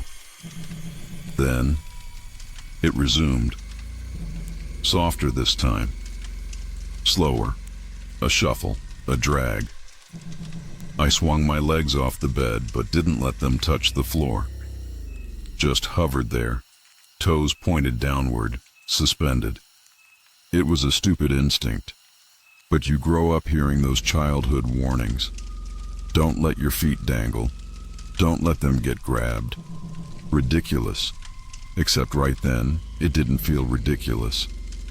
I leaned forward, straining to hear. My apartment is quiet at night. No street noise, no upstairs neighbors stomping around. Just the hum of the fridge in the next room and that rustling. Another drag. This time it was accompanied by something else. Pressure. The faintest shift of weight beneath the mattress. Subtle enough that I questioned it. Maybe I was imagining it. Maybe. I grabbed my phone again, turning the flashlight on. The sudden burst of light made my eyes sting. I angled it toward the floor, toward the narrow space beneath the bed frame. But from where I sat, all I could see was the shadow of the far wall and a pair of my sneakers, No movement, no shapes, nothing unusual, except the sound didn't stop. I should have gotten up. I should have stood, flipped the mattress, proved to myself it was nothing. But I didn't. Instead, I whispered, softly, absurdly, "Hello?" Like that would help. The sound stopped, completely. Not a shuffle, not a breath, just absence. I waited. 10 seconds, maybe 20. Long enough for my skin to prickle with goosebumps. Long enough to convince myself I was being stupid. I forced a chuckle, half relief, half embarrassment, and slid off the bed. My feet hit the floor. Cold, solid, fine. Nothing happened. I knelt, lowering myself to peek underneath. There's nothing there, just dust. My shoes, a sock I'd lost weeks ago, and wait, something small, flat, a corner of paper. I reached for it, fingertips brushing the edge. It wasn't paper, it was fabric. A folded piece of something, wedged tight against the wall. I tugged. It resisted, caught on something, but eventually came free. It was a shirt I didn't recognize, faded, threadbare, with a pattern I would never wear. As I held it up, confused, trying to make sense of it, something shifted behind me. A faint pressure, no more than the weight of a hand, pressed against the center of my mattress, right where I'd been sitting seconds before. I spun around. Nothing. Just the bed, still made, pillows undisturbed. The phone flashlight flickered slightly, maybe from my shaky grip, maybe not. I backed away, step by step, until my shoulders hit the wall, and then I heard it again. Rustling. Not from under the bed this time, not from the floor, from the mattress itself. Inside, a slow, deliberate scrape, followed by a muffled breath. I stood there for I don't know how long, frozen, listening, hoping it would stop, but it didn't. Even now, days later, I swear I still hear it sometimes. When the house is quiet, when I'm just about to fall asleep. Rustle, shift, drag. If anyone else has ever experienced something like this, please tell me, because I have no idea if I'm imagining it or if something is still there. Story 28. The locked basement door opened. I've lived in this house for almost 5 years. It's not particularly old, built in the early 2000s, but there's always been something about the basement that unsettled me. Maybe it's how the stairs descend into total darkness, or how the air shifts down there, dense, cold, almost damp, even in summer. Whatever the reason, I've always kept the basement locked. Always. The lock isn't fancy, just one of those simple brass slide bolts, but it's always been enough. I rarely go down there. The basement is unfinished. Concrete floor, exposed beams, no real reason to spend time there. It's mainly storage, old boxes, tools I barely use, some furniture left by the previous owner. Still, something about it feels wrong. I couldn't explain it to anyone. I never even tried. Last night I was up late, couldn't sleep, just scrolling mindlessly through my phone, half watching something on Netflix. The house was completely silent except for the occasional creak, the kind every house makes when it settles. But then, something else. A noise that didn't belong. Click. A sharp, deliberate sound. I knew it immediately. It was the sound of the basement lock sliding open. My body stiffened. I sat completely still, holding my breath. For a few seconds, I convinced myself I'd imagined it. Maybe something shifted. Maybe the metal latch just loosened somehow.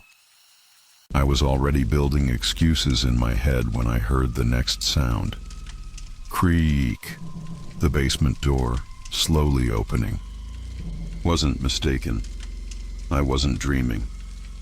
The sound was so specific. The way the wood groans against the frame, the slight vibration in the hinges. I've heard it hundreds of times before, but never like this. Never. On its own. I stood up, carefully, like moving too fast would draw attention. The hallway was dim, just the faint glow from the kitchen nightlight reflecting off the wooden floor. From where I stood, I could see the basement door, open, not wide, just enough, maybe 5 or 6 inches. I walked closer, slowly. Each step felt heavier than the last. My heartbeat was loud, thudding in my ears, drowning out everything else. I wanted to turn around, lock myself in my bedroom, but something kept pulling me forward. Curiosity, or instinct, or fear, I don't know. As I reached the door, I stopped. I didn't touch it. I didn't want to. The gap was just wide enough that I could see the top few steps leading down. Beyond that, pure blackness. The kind of darkness that doesn't seem natural. Thick, heavy. I strained my ears. Nothing. No footsteps. No breathing. Just silence. A suffocating kind of silence. The longer I stared, the more I became aware of how cold the air felt, like standing in front of an open freezer. I glanced at the lock, dangling loose, fully slid open. I know how stupid this sounds, but I whispered, "Hello?" half hoping for no answer, half dreading one. My voice sounded too loud in that silence. It echoed slightly down the stairwell, then faded. Nothing. For a brief moment, I considered closing the door and locking it again without looking. Just pretend it didn't happen. But something caught my eye. A movement, or the absence of movement. It was subtle, like when you think you see a shadow shift in your peripheral vision. I leaned slightly, trying to focus, but the darkness swallowed everything. Then, something subtle but unmistakable. A sound, not loud, not aggressive, just a soft, rhythmic tap. Tap, tap. Not footsteps, not breathing. Just something. Repetitive, distant, coming from below. I backed away slowly. My legs felt weak. My mouth was dry. I glanced around, half expecting to see someone behind me, but the hallway was empty. The entire house felt wrong, like the walls were listening. I grabbed the door handle, not fully closing it, just enough to pull it toward me, and suddenly, the tapping stopped, completely. Dead silence again. I stood frozen, hand on the handle, unsure whether to slam it shut or run. But before I could decide, thump. Something hit the bottom of the stairs. Hard, not like something falling, more like something being set down, deliberately. Heavy enough to make the wooden stairs vibrate slightly under my feet. I stepped back instinctively, almost tripping, over the rug. I stared into the darkness, my own reflection faintly visible in the window at the end of the hallway, layered over the open basement door. That weird double image made it worse, like there was something behind me and below me at the same time. Then, another sound. A soft, shallow inhale. Not mine. It was quiet, but close. Close enough that it shouldn't be possible. I felt it more than heard it. like the air shifted, pulled inward from the space right below the stairs. My skin prickled. I squeezed the handle tighter but couldn't move. My body simply refused. Seconds passed. Or minutes. I don't know. Time didn't feel real anymore. Then, the door. It began to move, not slamming shut, not flying open, just slowly creak toward me, as if something on the other side was pushing or leaning. I couldn't take it anymore. I shoved the door closed with all my weight, slamming the lock back into place. The sound echoed through the house. I stood there panting, staring at the door, half expecting it to rattle, but it didn't. Nothing. Just silence again. I waited there for, I don't even know how long. Long enough for my breathing to slow. Long enough to convince myself that maybe it was over. But as I turned away, heading back toward my bedroom, something stopped me. On the floor, right by the basement door, a mark. I crouched down, faint, but visible. A handprint, smudged, like someone pressed a palm against the wood from the inside. Fingers, thumb, not perfectly clear, but there, absolutely there. I haven't opened that door since, but sometimes, late at night, I hear it, the click, and I wonder, is it waiting for me to open it again? If anyone else has experienced something like this, please tell me, because I'm starting to wonder if I ever really locked that door at all. Story 29. Unknown key turned the lock. It was almost 9 p.m. I was curled up on my living room couch, half listening to the soft hum of the floor lamp while scrolling through an article on my phone. Nothing unusual, just another quiet, uneventful evening in my apartment. I live alone. I always have. The first sound didn't register immediately. It was subtle, metal scraping metal. At first I thought it was the neighbors upstairs dragging furniture again, but no. This sound was closer, much closer. It happened again. A clear jiggle, the unmistakable click of a key sliding into a lock. My lock, followed by a slight twist. Then, pause. I froze. The air felt heavier, like the walls themselves were holding their breath. I sat up straight, phone still in my hand, listening. I live in a small one-bedroom on the second floor. No roommates, no visitors expected. No one has a spare key. No one should have a key. Another try. Jiggle, twist. But this time, firmer. Whoever it was applied a bit more force, as if expecting it to work now. The doorknob shifted slightly, making that hollow metal sound that doors make when they strain but don't yield. I stood up, barefoot, moving slowly toward the entryway. My apartment isn't large, just 12 steps from my couch to the front door. My heartbeat felt unnatural, way too loud, like it wasn't coming from inside me, but from the walls themselves. A third attempt. This time the key went in smoother. Twist, jiggle, longer, more deliberate. Then, silence, complete. No footsteps, no retreating sounds, just nothing. I stood by the door, not daring to breathe, eyes locked on the tiny gap between the door and the floor. No shadows, no movement. I checked the deadbolt. It was engaged. I know I locked it. I always do. My rational brain fought back. Maybe it's someone at the wrong door. Happens in apartments, right? Drunk neighbor, maybe?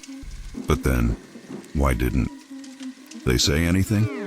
No confused voice, no apologetic knock, no footsteps leaving. Just that silence. I peeked through the peephole. Empty hallway. Lights flickering slightly, as they always do, casting soft pulses along the worn-out carpet. No one. Absolutely no one. I waited. 5 minutes, then 10. Pressed against the wall, straining to catch any sound. But there was nothing except the distant hum of the vending machine down the hall. The tension didn't ease.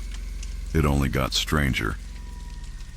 When I finally worked up the courage, I unlocked the deadbolt, slowly, and cracked the door open just an inch. Enough to peek out, still empty. No one at the stairwell, no footsteps echoing. Nothing but stillness so sharp it felt unnatural. But something was wrong. I glanced down, right there, below the lock. Faint, almost imperceptible, were scuff marks, fresh ones, tiny arcs around the keyhole, like whoever it was had twisted the wrong key over and over again. I closed the door quickly. Deadbolt, chain, everything locked. I stood there, forehead resting against the cold wood, listening, wondering, why didn't they knock? Why didn't they leave a note or speak?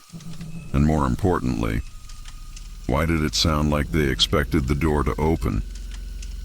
That's when I noticed something else. My spare keys. The set I always kept in the kitchen drawer for emergencies was missing. I tore the drawer apart. Nothing. I checked my jacket pockets, bags, even under the couch cushions. Gone. Completely gone. I haven't lost them. I know I haven't. No one's been here. I haven't had guests for months. I barely slept that night. Every tiny noise felt amplified. The heater kicking on, a pipe rattling, a car door somewhere in the distance.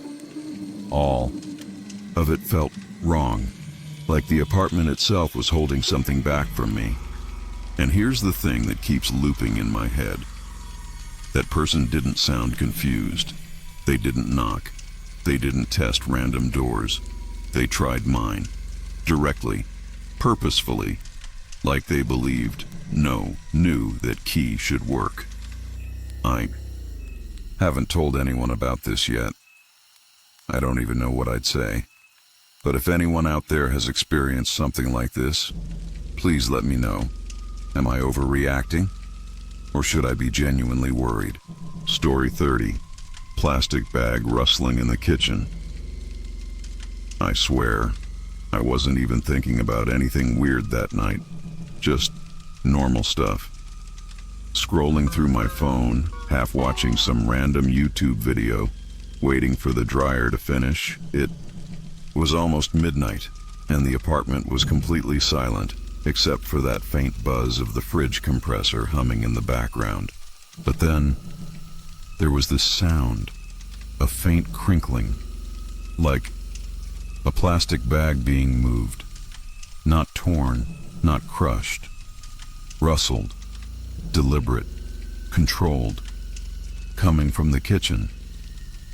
I froze. It wasn't loud, barely there, honestly. But when you live alone, even the smallest sound feels 10 times louder in the dark. For a second, I told myself it was the fridge adjusting, or the air vent kicking on. I even held my breath, waiting to hear it again. It did it again. A slow, distinct crinkle, followed by a soft scrape, like something lightly brushing against the counter, or a hand. I sat up. The living room was dim, just the glow of the TV bouncing off the walls. From where I was, the kitchen was pitch black. The only thing visible was the faint reflection of the street lamp through the window, just enough to outline the doorway. I listened. Hard silence. Absolute silence. I grabbed my phone, no idea why, like that would protect me, and stood up. My first thought was the cat. Maybe he'd knocked something over. Except, I don't have a cat. I haven't had one since college. I inched toward the kitchen, trying to make my footsteps as quiet as possible against the laminate floor. As I got closer, I realized something else. The air felt colder, not freezing, not dramatic, but noticeably cooler than the living room. Like when someone leaves a window open in winter and you catch that draft sneaking in. I paused at the edge of the doorway. My thumb hovered over the light switch. I told myself, it's nothing. Maybe the bag shifted on its own. You know how sometimes they sort of collapse in on themselves?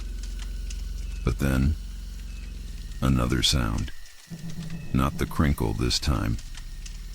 A soft, almost imperceptible tap, like fingernails against glass. Just one, coming from deeper inside the kitchen. I hit the switch.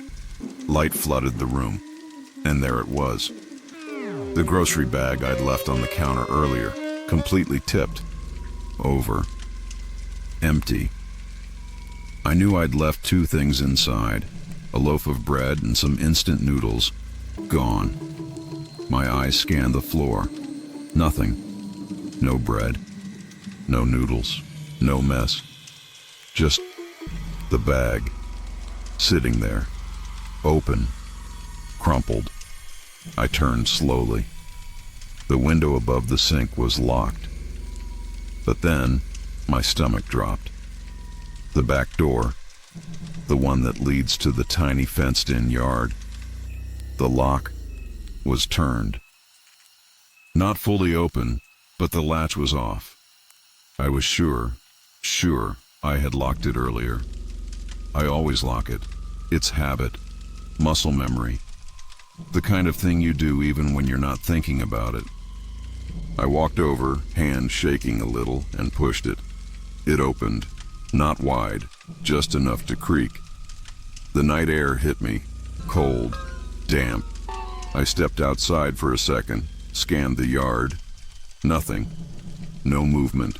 No sound except for the faint hum of a distant car passing. I came back in, locked the door tight, bolted it this time. Deadbolt, chain, everything. As I turned back toward the kitchen, something else caught my eye. The bread, sitting neatly on the center of the kitchen table. I hadn't put it there. I know I hadn't. I didn't even go to the table when I came in earlier. I dropped the bag on the counter, grabbed a drink, and walked straight to the living room.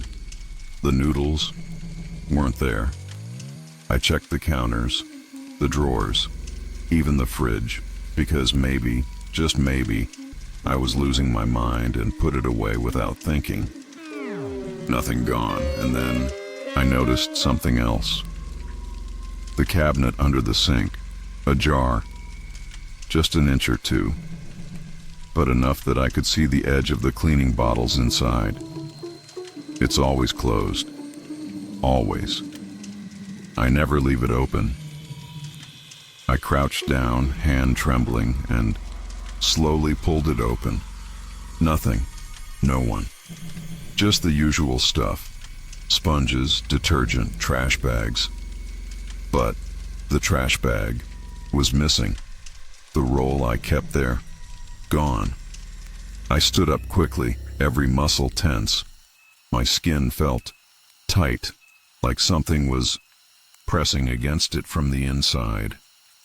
Like the air itself had weight. And then, the sound again. Not from the kitchen, from behind me. A soft, brief crinkle. I spun around. Living room, empty. TV still playing. My jacket draped over the couch. No movement, no sound. I walked back to the kitchen, shut every cabinet tight, double-checked every window. Triple-checked the back door. I didn't sleep that night. I sat on the couch, every light on, just listening, watching. In the morning, when the sun finally came up, the noodles were on the kitchen table. sitting right next to the bread. I don't know what happened. I don't know how. But I haven't used that back door since. If anyone's experienced something even remotely like this, I need to know. Seriously. Am I missing something obvious here? Or is there something else? Story 31. The shower turned on. I was lying on the couch, scrolling through nothing in particular, half asleep but not quite ready for bed. The living room was dim, just the soft glow of the TV screensaver bouncing around the walls. Everything felt still, familiar, safe, at least until I heard it. A sudden, unmistakable sound, the hiss of running water, the shower. It wasn't a drip. It wasn't a pipe groaning. No, it was steady, consistent. The sharp, hollow echo of water hitting porcelain, bleeding through the thin wall between the bathroom and the living room. I froze. My thumb hovered mid-scroll. For a second, my brain desperately tried to convince me that maybe I'd left it on earlier. But no, I hadn't even used the shower today. And I live alone. I sat up slowly, feeling the stiffness in my spine, like my body instinctively didn't want me to move. My ears strained, picking apart the layers of sound, TV hum, refrigerator clicking, and that continuous unnatural rush of water from the bathroom. I glanced at the bathroom door. It was cracked open, just barely. From where I sat, I couldn't see much, only the edge of the sink and the shadowed corner of the tile floor. My first thought, rational, desperate, was a plumbing issue. Maybe the knob was faulty, maybe something snapped. That had to be it. Right? Still, my hands felt clammy as I stood. I grabbed my phone, not to call anyone yet, just for the flashlight, just in case. My feet moved on their own, silent against the wooden floor, as if being louder would somehow make this worse. Halfway there, something caught my eye. The hallway light. It was dimmer than usual, not off, but like someone had thrown a thin cloth over it. Muted. The shadows on the walls stretched in ways they shouldn't, bending slightly toward the bathroom door. I reached the doorway. The air was warmer, humid. There was no mistaking it now. The shower was fully on. I could see steam beginning to creep from the crack, curling into the hallway like fingers. My heart thumped against my ribs. Very slowly, I pushed the door open. The mirror was already fogging up. Droplets formed and slid down the glass in uneven patterns. The fluorescent light buzzed softly overhead, flickering, not constantly, but enough to notice. The shower curtain was closed, a gentle sway, just barely moving like it was breathing. I told myself, out loud, that it was probably a pressure thing. Maybe the pipe had burst open behind the wall and turned the valve somehow, saying it didn't make it feel true. I edged closer. Each step felt heavier, like the air thickened around me. The humidity stuck to my skin, but beneath that warmth was something else. Something colder, a prickling at the base of my neck. I reached for the knob, fingers trembling. It was fully turned, all the way to hot, firm, not loose, not broken, like someone had physically twisted it into place. I shut it off. Instant silence, except it wasn't silent. Behind that silence, buried deep beneath it, there was a sound I hadn't noticed before. Not the water, not the pipes. Breathing, shallow, slow, not mine. It was coming from the other side of the curtain, Every instinct screamed to leave, to just walk away, grab my keys, and get out. But I didn't. I don't know why. Curiosity? Stupidity? Some deeper, paralyzing fear that if I turned away, whatever was there would follow. My hand hovered near the edge of the curtain. I didn't touch it. Not yet. I whispered, "Hello?" No response. But the breathing stopped. Suddenly. Like it realized I'd noticed. The silence that followed was so dense, so absolute, that I could hear the faint buzz of my own ears. Then, without warning, the bathroom light flickered twice, then went out completely. Darkness. I stumbled back, fumbling for my phone, but the screen wouldn't turn on. Completely black. Dead. It had 80% just minutes ago. In the pitch black, something shifted. Not loud, not a stomp.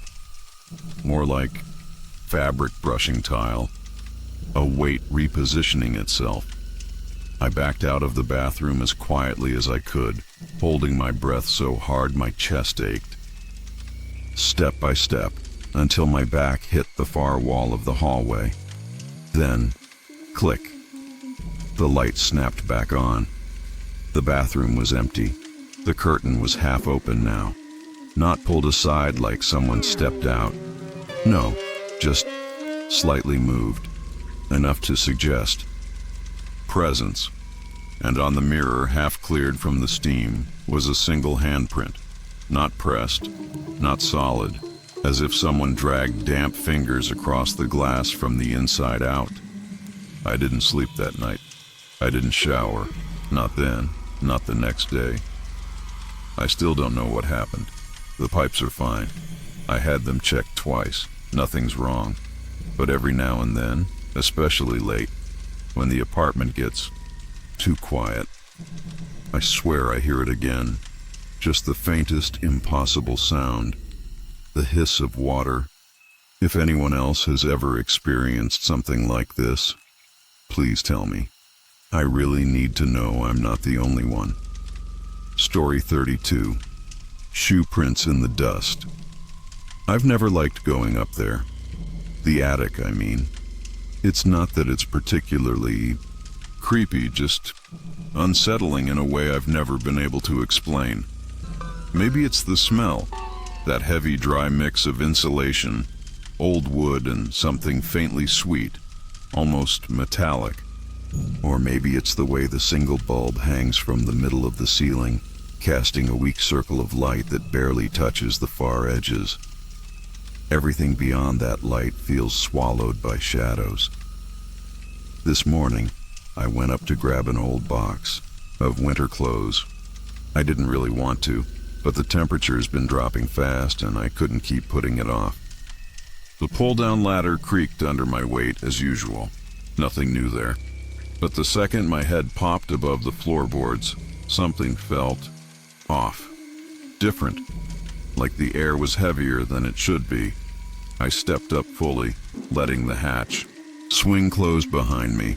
My shoes made that familiar soft crunch against the dust that always covers the attic floor. No one ever cleans up here. Not that there's a reason to. It's just storage. That's when I noticed it. There were shoe prints in the dust. Not mine. Not recent ones layered over old ones. No, these were fresh, crisp, clear outlines of soles.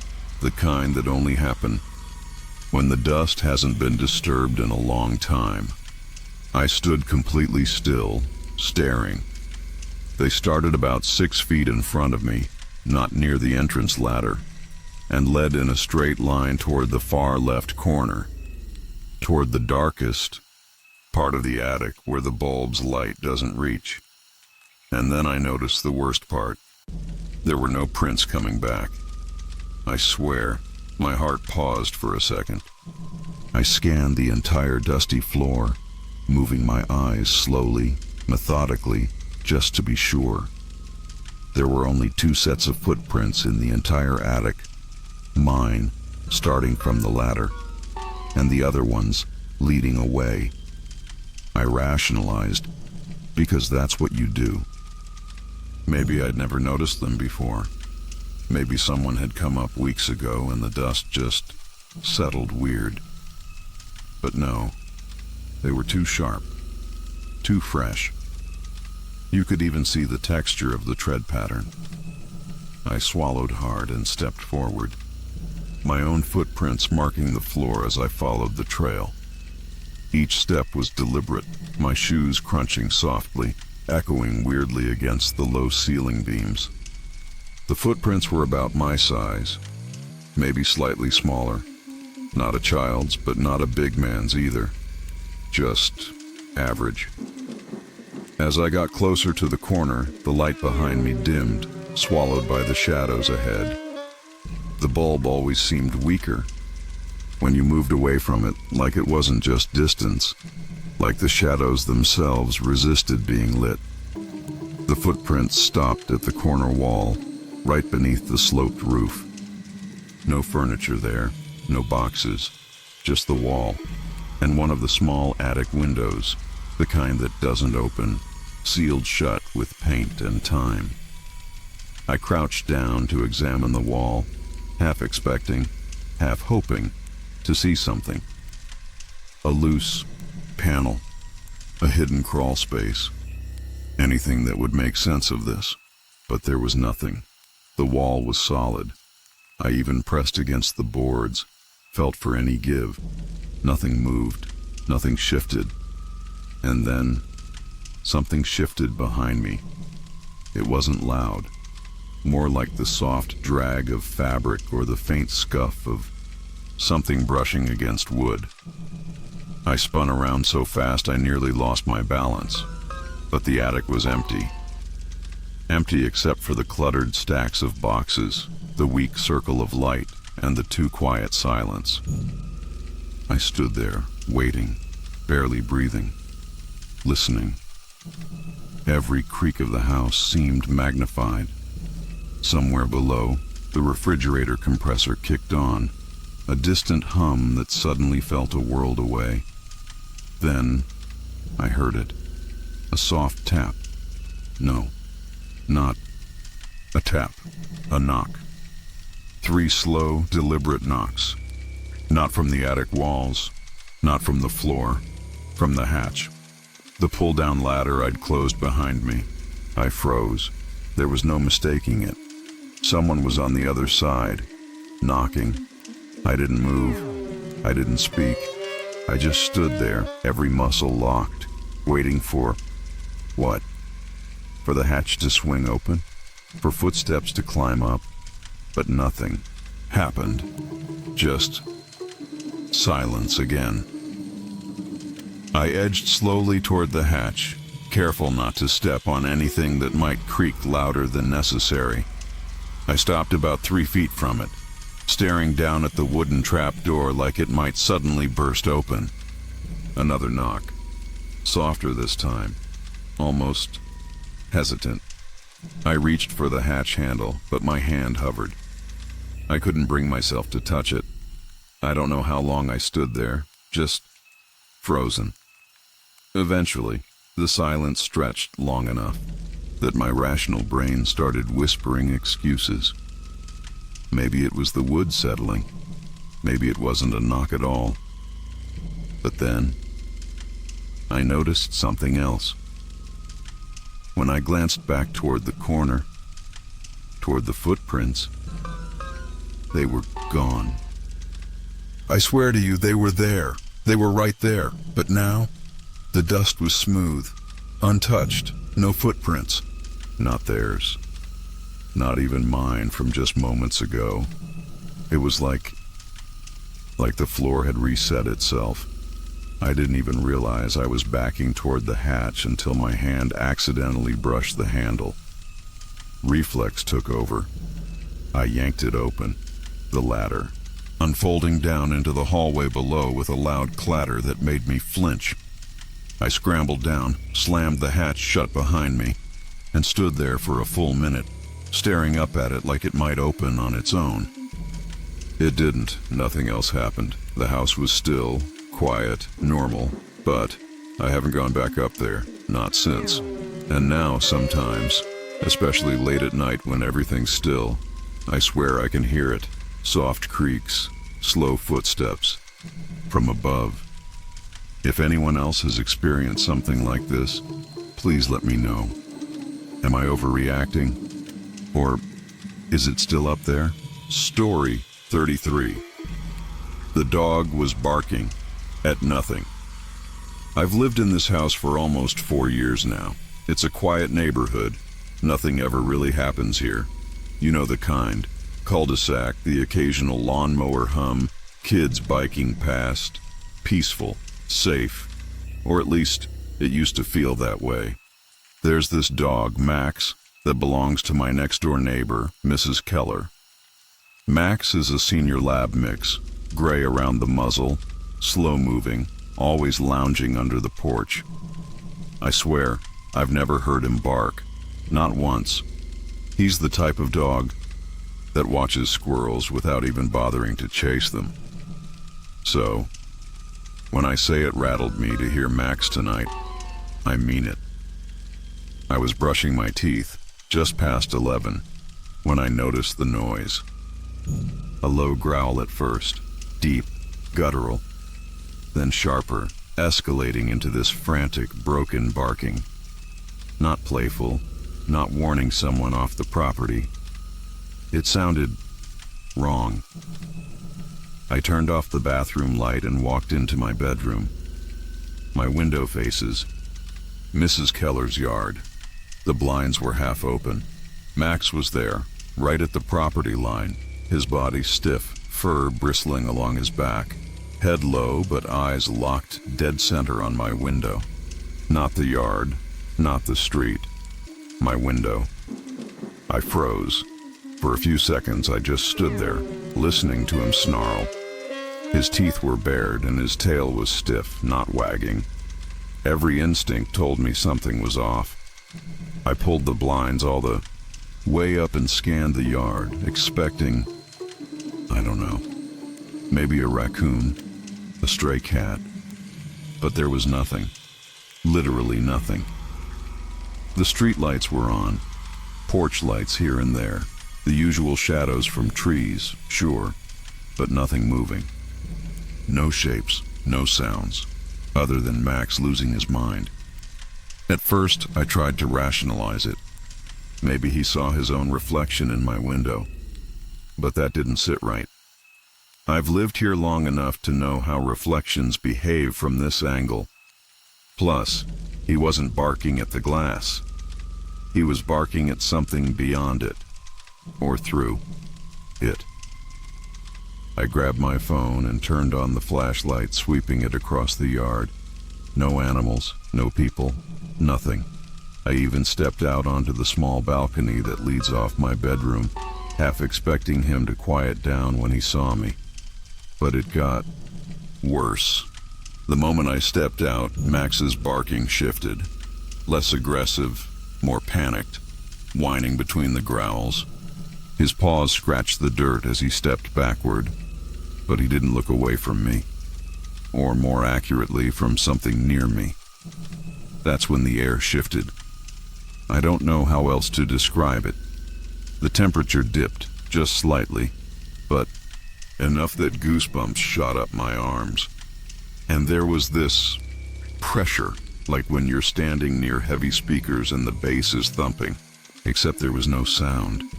Just pressure. I whispered, "Max, what is it, buddy?" My voice sounded thinner than I expected. His response was a sharp, high-pitched yelp, and then silence. Completely silent. No barking, no growling. He turned and bolted toward his own porch, tail tucked, disappearing into the shadows under Mrs. Keller's steps. I stood there, staring at nothing, or maybe not nothing, because even after Max was gone, the air stayed heavy. My ears started ringing, soft. At first, then louder. Not like an external noise. More like when you stand up too fast and blood rushes weirdly. But I wasn't dizzy. I was hyper-aware. Then, right before I turned to go back inside, there was a sound. A click. Soft. Mechanical. It came from behind me, inside my room. I spun around, nearly dropping my phone. The flashlight beam jittered against the walls. My bedroom was just as I left it. Mostly. Except my closet door. It was open, just a few inches. I know I left it closed. I always close it. I stood there, gripping the phone so tight my fingers went numb. The hallway light was still on, casting a faint glow past the door frame. I took one step closer to the closet, straining to hear anything. Nothing. But the smell hit me. Not strong, faint, like damp fabric, cold stone. You know that smell when you open an old basement door? Musty but sharper, out of place. My closet never smelled like that. It's just clothes, shoes. I told myself to knock it off. It's nothing, I mumbled, loud enough to hear my own voice. Reassure myself. I marched to the closet, yanked it open, full swing. Nothing. Just hangers swaying slightly like I startled them. Except one thing. A single shoe. One of my sneakers, sitting perfectly in the middle of the closet floor. I never leave it like that. I always pair them neatly by the wall, and worse, it was wet. Just that one. Damp to the touch like it had been sitting outside in dew. I backed out of the room, heart racing, went straight downstairs, turned on every light in the house, sat in the kitchen, staring at my phone, debating whether to call someone. But what would I even say? I checked the backyard from the kitchen window. Empty. Silent. Max didn't come back out. The whole street felt wrong. Like the world tilted just a little sideways when I wasn't looking. It's been about 2 hours now. I haven't gone. Back upstairs. My bedroom light's still on. Closet still open. Every so often I think I hear a faint creak from the floorboards above me. But maybe it's just my imagination. Or maybe not. If anyone else has ever experienced something like this, especially with a dog reacting to nothing, please tell me. I really need to know I'm not the only one. Story 34. Silhouette in the frosted glass. I don't really know how to start this. I've rewritten this opening sentence 4 times already. It feels stupid, like I'm overreacting, but something about what happened won't let go of me. Even now, thinking about it, I can feel my skin tightening. My breath gets shallow just remembering the way that silhouette looked against the frosted glass. It was around 11:40 p.m. I'd just finished brushing my teeth, half watching some random YouTube video on my phone. The kind of mindless stuff you put on to drown out the silence. I was alone. My roommate was out of town for a wedding, and honestly, I was enjoying the quiet. Or, I thought I was. My apartment isn't fancy. It's one of those older 2-bedroom places with creaky floors and thin walls. The bathroom door is this weird, outdated thing. Wooden frame with a large frosted glass panel in the middle. Not see-through, but not exactly private either. If someone stands on the other side, you don't see details. You just see shapes. Blurry, warped shapes. I was washing my face when I caught movement. Subtle. Just a flicker of something shifting in the glass behind me. At first I thought maybe it was my own reflection bouncing weirdly from the hallway light. I even tilted my head, half laughing at myself for flinching. But then, the shape didn't move with me. It was a figure, not moving, not swaying, just standing there, perfectly still. My first instinct was total disbelief. Like, no way, it's nothing. Maybe the neighbor's lights hit the glass weird. Or maybe I left something hanging on the coat hook by the door. But then, the handle jiggled, just once. It wasn't aggressive, not like someone desperately trying to get in. It was careful, hesitant, a slight, deliberate rattle, like whoever was out there wanted to test if it was unlocked, without making too much noise. And then, silence. I stared at the handle, waiting, my ears strained, trying to catch any sound, footsteps, breathing, anything. But there was nothing. Just the distant hum of the fridge and my own heartbeat hammering in my ears. I whispered, "Hello?" No response. I stepped back slowly. My eyes never left the frosted panel. The silhouette didn't move, not an inch, not even a head tilt. Just there. A human shape, blurred by the glass, proportions almost too perfect. Upright, shoulders squared, head forward. I grabbed my phone from the sink, flicked on the flashlight, and shined it toward the door. I don't know what I expected. Maybe the light would distort the figure, reveal it for what it really was. A shadow, a jacket hung weird, anything. But the shape didn't change. It didn't flicker. It didn't dissolve. The light just made the outline sharper. I checked the door lock. Thank God, it was latched. The deadbolt was engaged. I told myself, it's probably someone at the wrong apartment. Logical, plausible, but why wouldn't they say anything? Why not knock? I cleared my throat and said louder, "You've got the wrong place." Still nothing. No sound, no movement, not even a shuffle. Just that presence. I backed further until my calves hit the edge of the bathtub. I sat down, trying to slow my breathing. This didn't make sense. If it was someone trying to break in, why just stand there?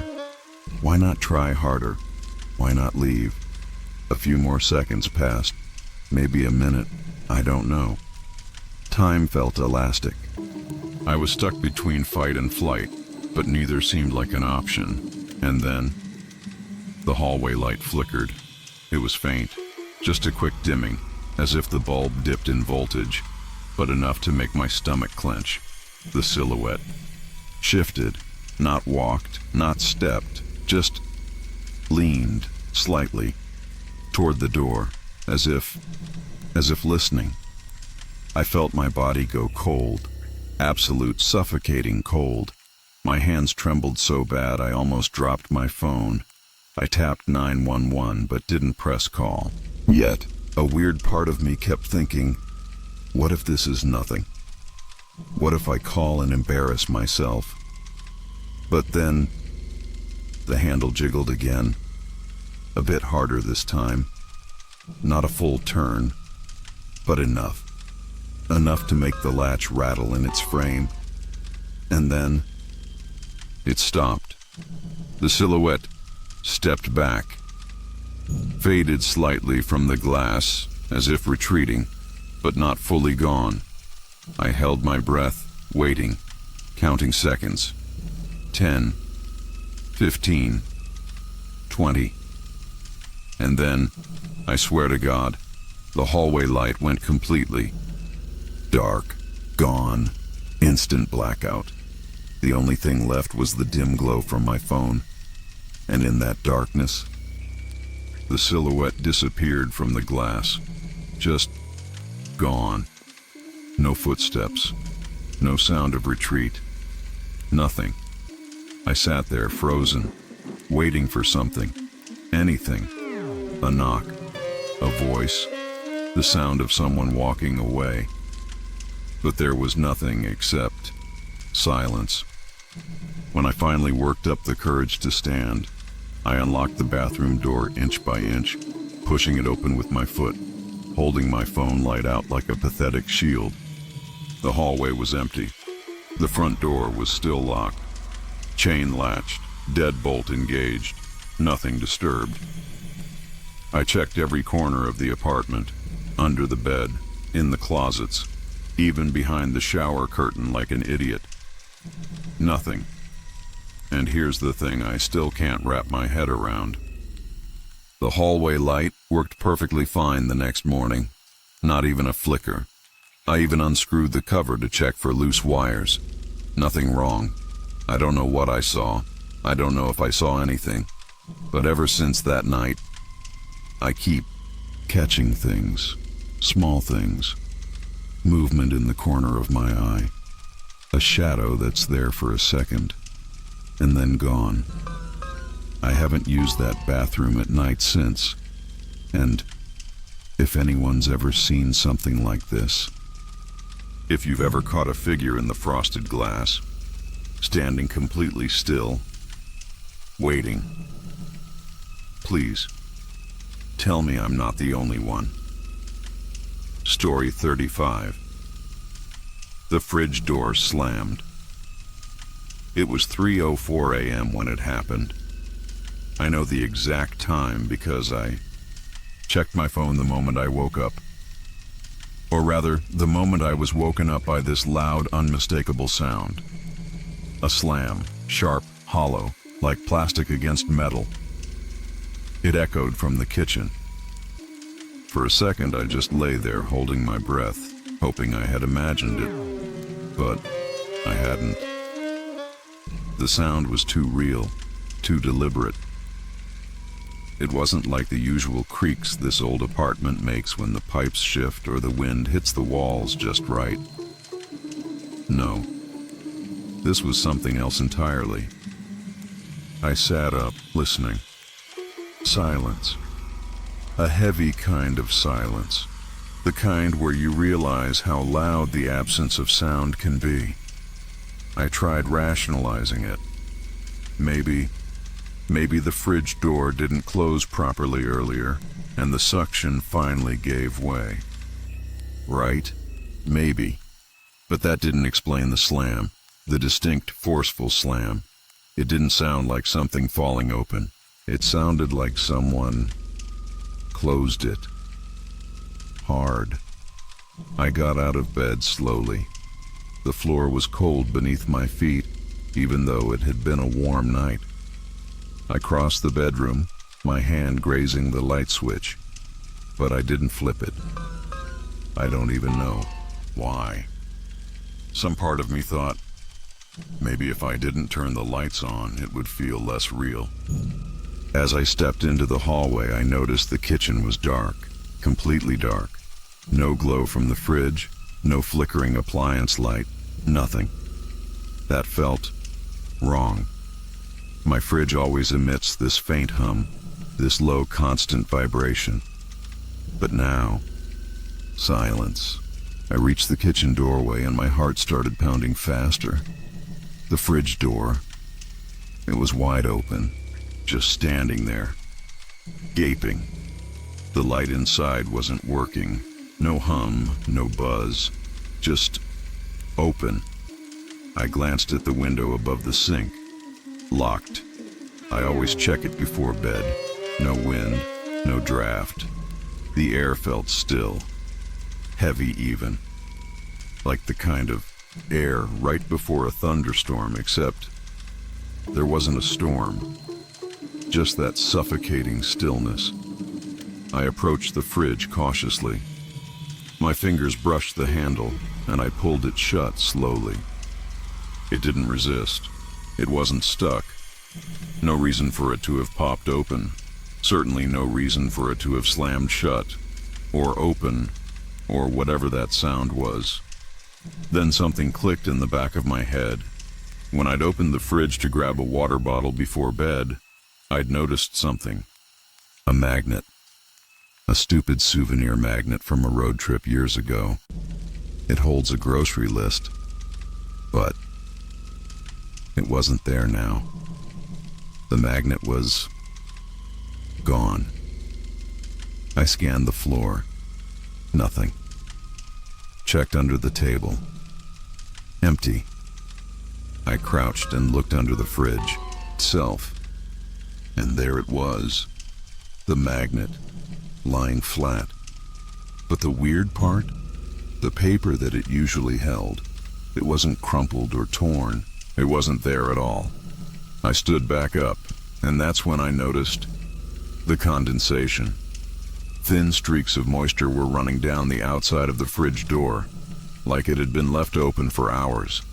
But that made no sense. It had only been a few seconds since I heard the slam. Then, a noise. A faint rhythmic tapping. Not loud, just there, coming from the hallway. Specifically from the closet near the front door. 3 soft taps, then silence. I froze.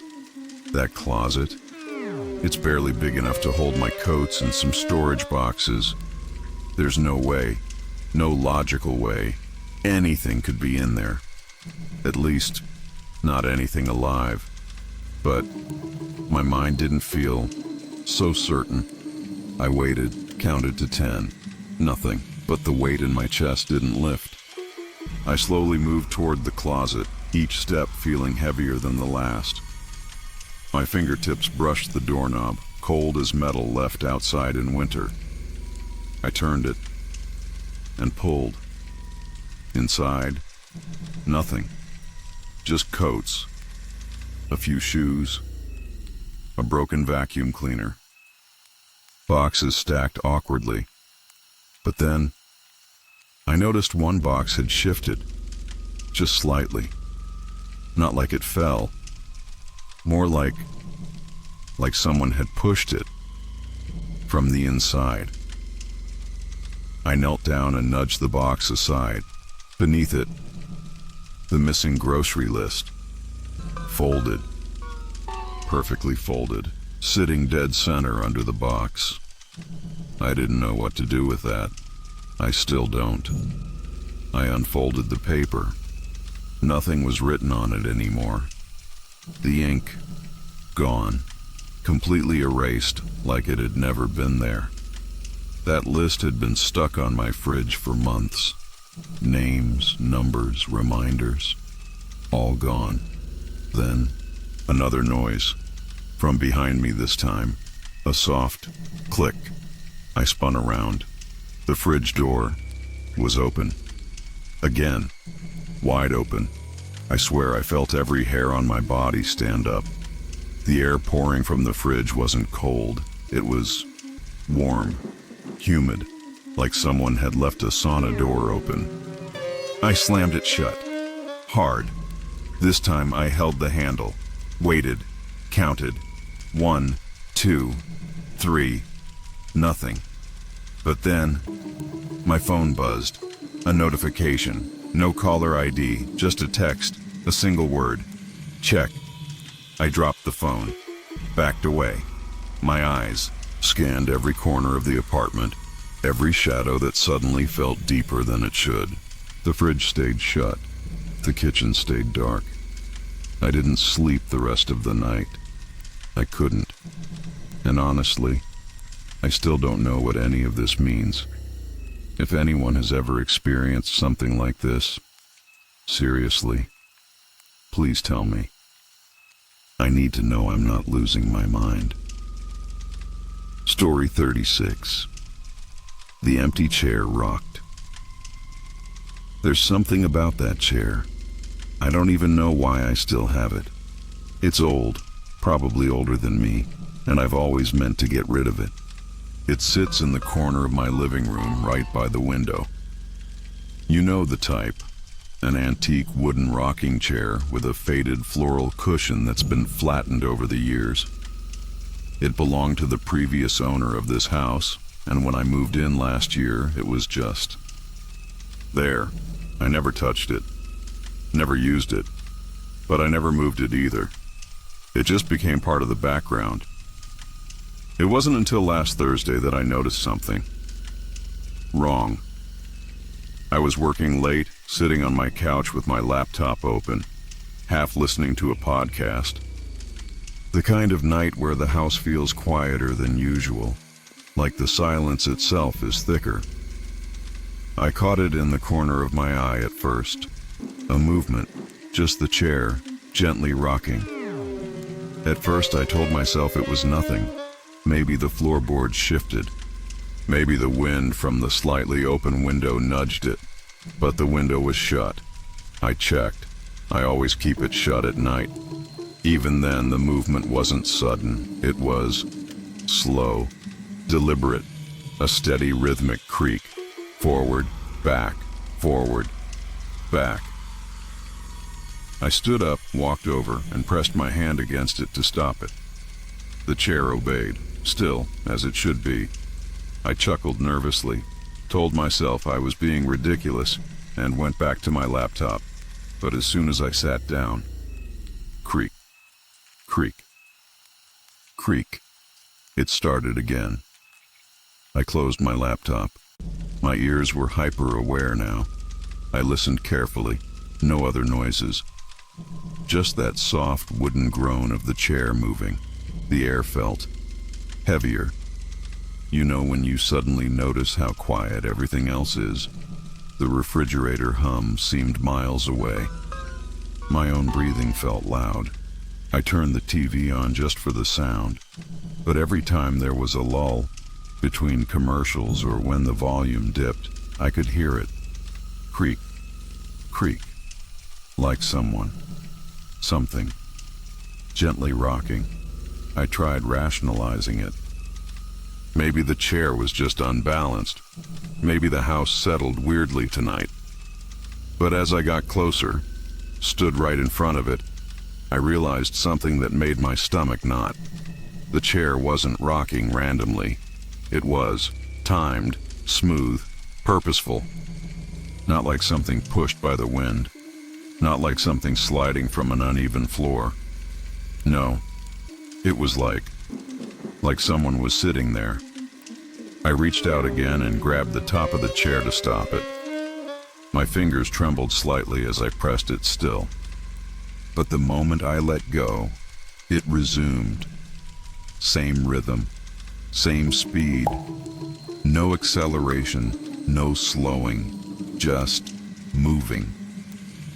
I backed away and turned all the lights on.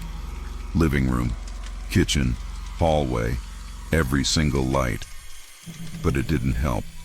The chair kept rocking. I even opened the front door, hoping the outside noise would drown it out. But the street was dead silent. No cars, no wind, just that sound.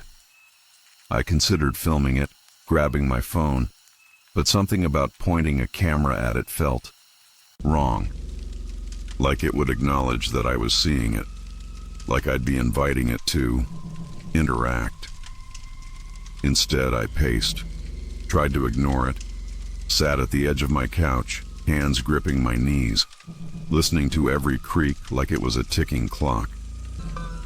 Then, it stopped, mid-rock, just froze. The sudden silence was unbearable. I held my breath without realizing it, my ears strained into the quiet. But nothing. No creak, no groan. Just stillness. For a moment, I felt stupid. Maybe it really was nothing. Maybe the chair finally settled. And then, my phone lit up. A notification from the front door camera. Motion detected. I stared at it. Didn't want to check, but I did. Opened the app. Watched the short clip. It was just the chair, seen faintly through the front window. Rocking. No one else in frame. Just rocking. Except I hadn't moved the chair to the window. It was still in the corner when I glanced. Except in the video, it was directly in front of the window. My stomach dropped. I snapped my head toward the corner, and the chair was gone. My living room corner was empty, completely empty. I stood, frozen, not breathing. Every hair on my body stood on end. And then, from the hallway, a soft noise, a faint creak, not from the living room, from the hall, right outside my bedroom door. I don't remember grabbing my keys. Don't remember locking the front door behind me. I just know I ended up sitting in my car, engine running, staring at the house through the windshield, watching that window. The chair was back, right there, in the corner, like it never moved. Still, silent, waiting. I slept in my car that night. I haven't touched it since, but sometimes, late at night, if everything is quiet enough, I swear I can hear it. Soft, gentle, creak, creak. If anyone has experienced something like this, please tell me. Please. I need to know I'm not the only one. Story 37. Ceiling fan chain swung. I wasn't even supposed to be home that afternoon. Work got canceled. Last minute, server outages or something like that. So I figured I'd take it as a sign to catch up on some reading. Nothing heavy. Just a paperback I'd been meaning to finish for months. The apartment was unusually quiet. Not just quiet. Still. The kind of stillness you only notice when you stop to think about it. No cars outside. No voices from the hallway. No hum of the fridge. I remember noting how weird that was as I settled into the old armchair by the window. About 20 pages in, I caught something moving in the corner of my eye. Subtle, rhythmic. I glanced up, and there it was, the pull chain on my ceiling fan. Swaying, gently at first, then a bit wider, back and forth, back and forth. Thing is, the fan wasn't on. It hadn't been on all day. The windows were closed. No draft, no air conditioning. I just sat there, watching it move. For a second, I thought maybe I nudged something. Maybe a vibration from the floor. But the chair wasn't near the fan. Nothing I did would have set it off. I stood up slowly, half expecting the motion to stop the moment I acknowledged it. But it didn't. The chain kept swinging in that same steady arc. Not erratic, not chaotic, just deliberate. Like someone had given it a firm tug and then let go. My brain started cataloging possibilities. Earthquake? No. I would have felt it. Draft? No. The air was completely still. Maybe. Maybe it was already moving and I'd only just noticed. But even as I told myself that, I knew it wasn't true. I'd been sitting there long enough to have seen it before. I walked over to the fan, watching the chain as it swung. Closer now, I noticed something else. The angle wasn't right. It wasn't swaying in a natural pendulum-like direction. It was moving slightly toward me, not side to side, not random, toward me and back, almost like it was pointing. I reached up instinctively and caught the chain mid-swing. It stopped instantly. I held it for a moment, waiting, listening. Nothing. No sound, no movement. Just that suffocating silence pressing in from every corner of the apartment. I let go. For a second, it hung perfectly still.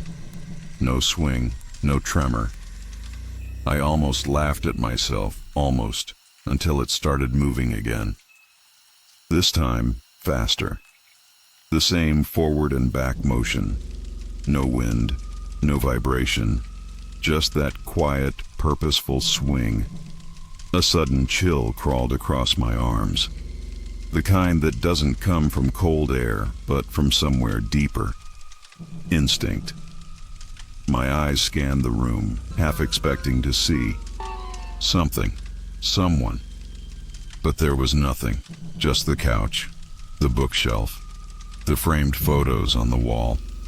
Then the light on the fan flickered, once, twice, off, then back on again. My heart dropped into my stomach. I stepped backward without meaning to. Every fiber in me wanted to rationalize this. Faulty wiring? Sure, yeah. Except the chain wasn't connected to the light. It was for the fan, and the fan stayed perfectly still. That's when I noticed something else, something so subtle I almost missed it.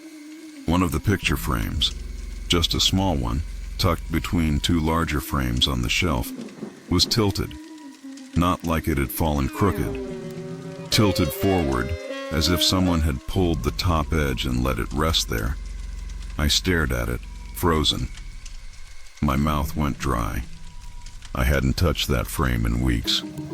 The chain on the fan stopped, just stopped, mid-swing, not slowing down naturally, not losing momentum. 1 second it was moving. The next, it was dead still. I stood there for what felt like an hour, listening, waiting. The silence was heavier now, denser, like the air itself didn't want to move. I could hear my own heartbeat, loud and uneven, like it didn't belong to me. And then, 3 soft knocks. Not on the door, not on the wall. From above, the ceiling, directly above the fan. I didn't move, I didn't breathe. I just stared up, like somehow that would help. But the ceiling was just a ceiling, white, plain, empty. Except it didn't feel empty anymore. No more knocks, no more movement. Nothing else happened. I don't even remember how long I stood there before finally forcing myself to grab my keys and leave the apartment.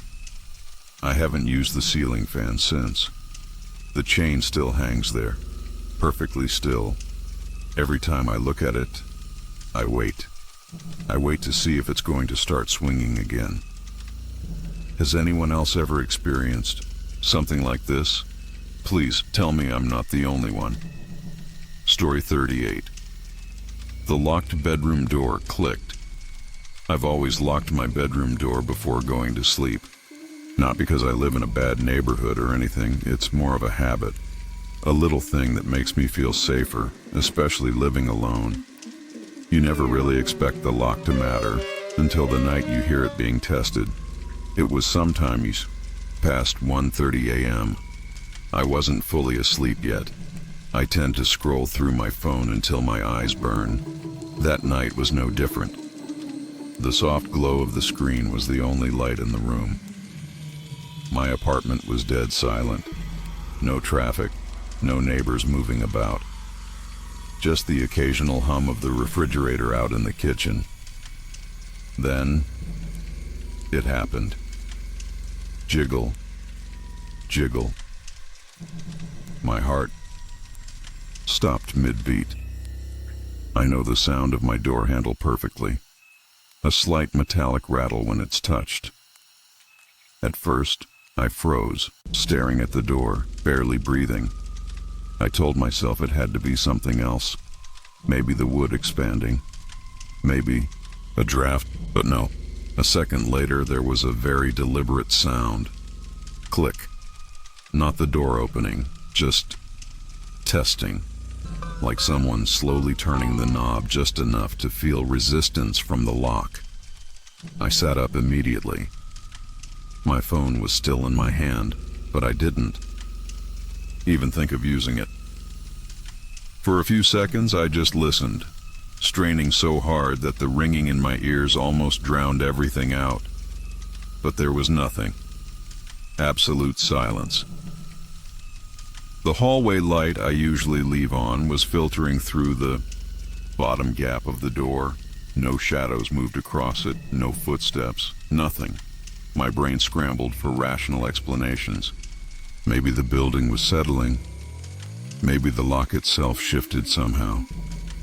I stood, walked quietly to the door, and placed my ear against it.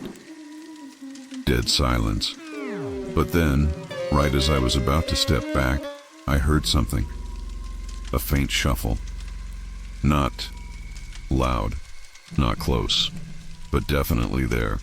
A shift in weight, fabric brushing against the wall. I couldn't tell. It was so soft it felt almost imagined. I backed away slowly, trying not to make the floor creak. My apartment isn't big, just a one-bedroom, small hallway, kitchen, and living room. I should have heard someone enter, right? Still gripping my phone, I finally thought to open the camera app. Not to record, but to use the front camera as a makeshift mirror to peek under the door gap. Something I'd never done before. I crouched, angled the phone low. The bright hallway light blew out most of the image. Nothing. Just empty floorboards. But then, something odd. On the far side of the frame, just barely. Within view was my front door. It was open. Not wide. Not swung open dramatically, just cracked. Enough to show the darkness of the building hallway beyond it. I know I locked it. I always check it twice before going to bed. Always. My skin turned ice cold. Every hair on my arm stood straight.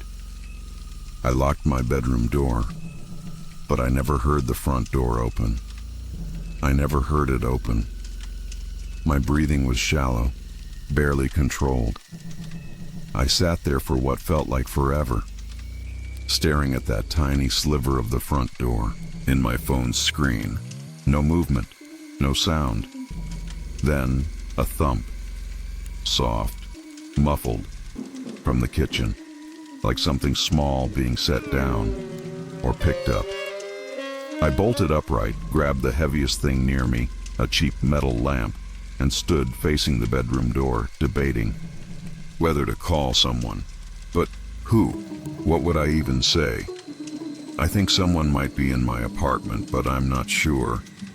Then, it happened again. Click, but different this time. More forceful, less like testing, more like pushing. My eyes locked on the door handle. It twitched, just barely, enough to see it move, as if someone pressed it down, but the lock held. I stepped back, hit the corner of my bed, and almost dropped the lamp. My mouth was dry. I couldn't swallow. Silence returned. Not peaceful silence. Weighted, pressurized, like the air itself was listening. Then, without warning, knock, knock, knock. 3 slow, heavy knocks on my bedroom door. Not frantic, not polite, just measured, as if whoever was on the other side knew I was awake. I didn't respond. I didn't breathe. I felt hunted. No voice followed. No footsteps walked away. Just nothing. I stood there for minutes, maybe more, waiting for something to happen. For the handle to jiggle again, for the door to shake, but it didn't.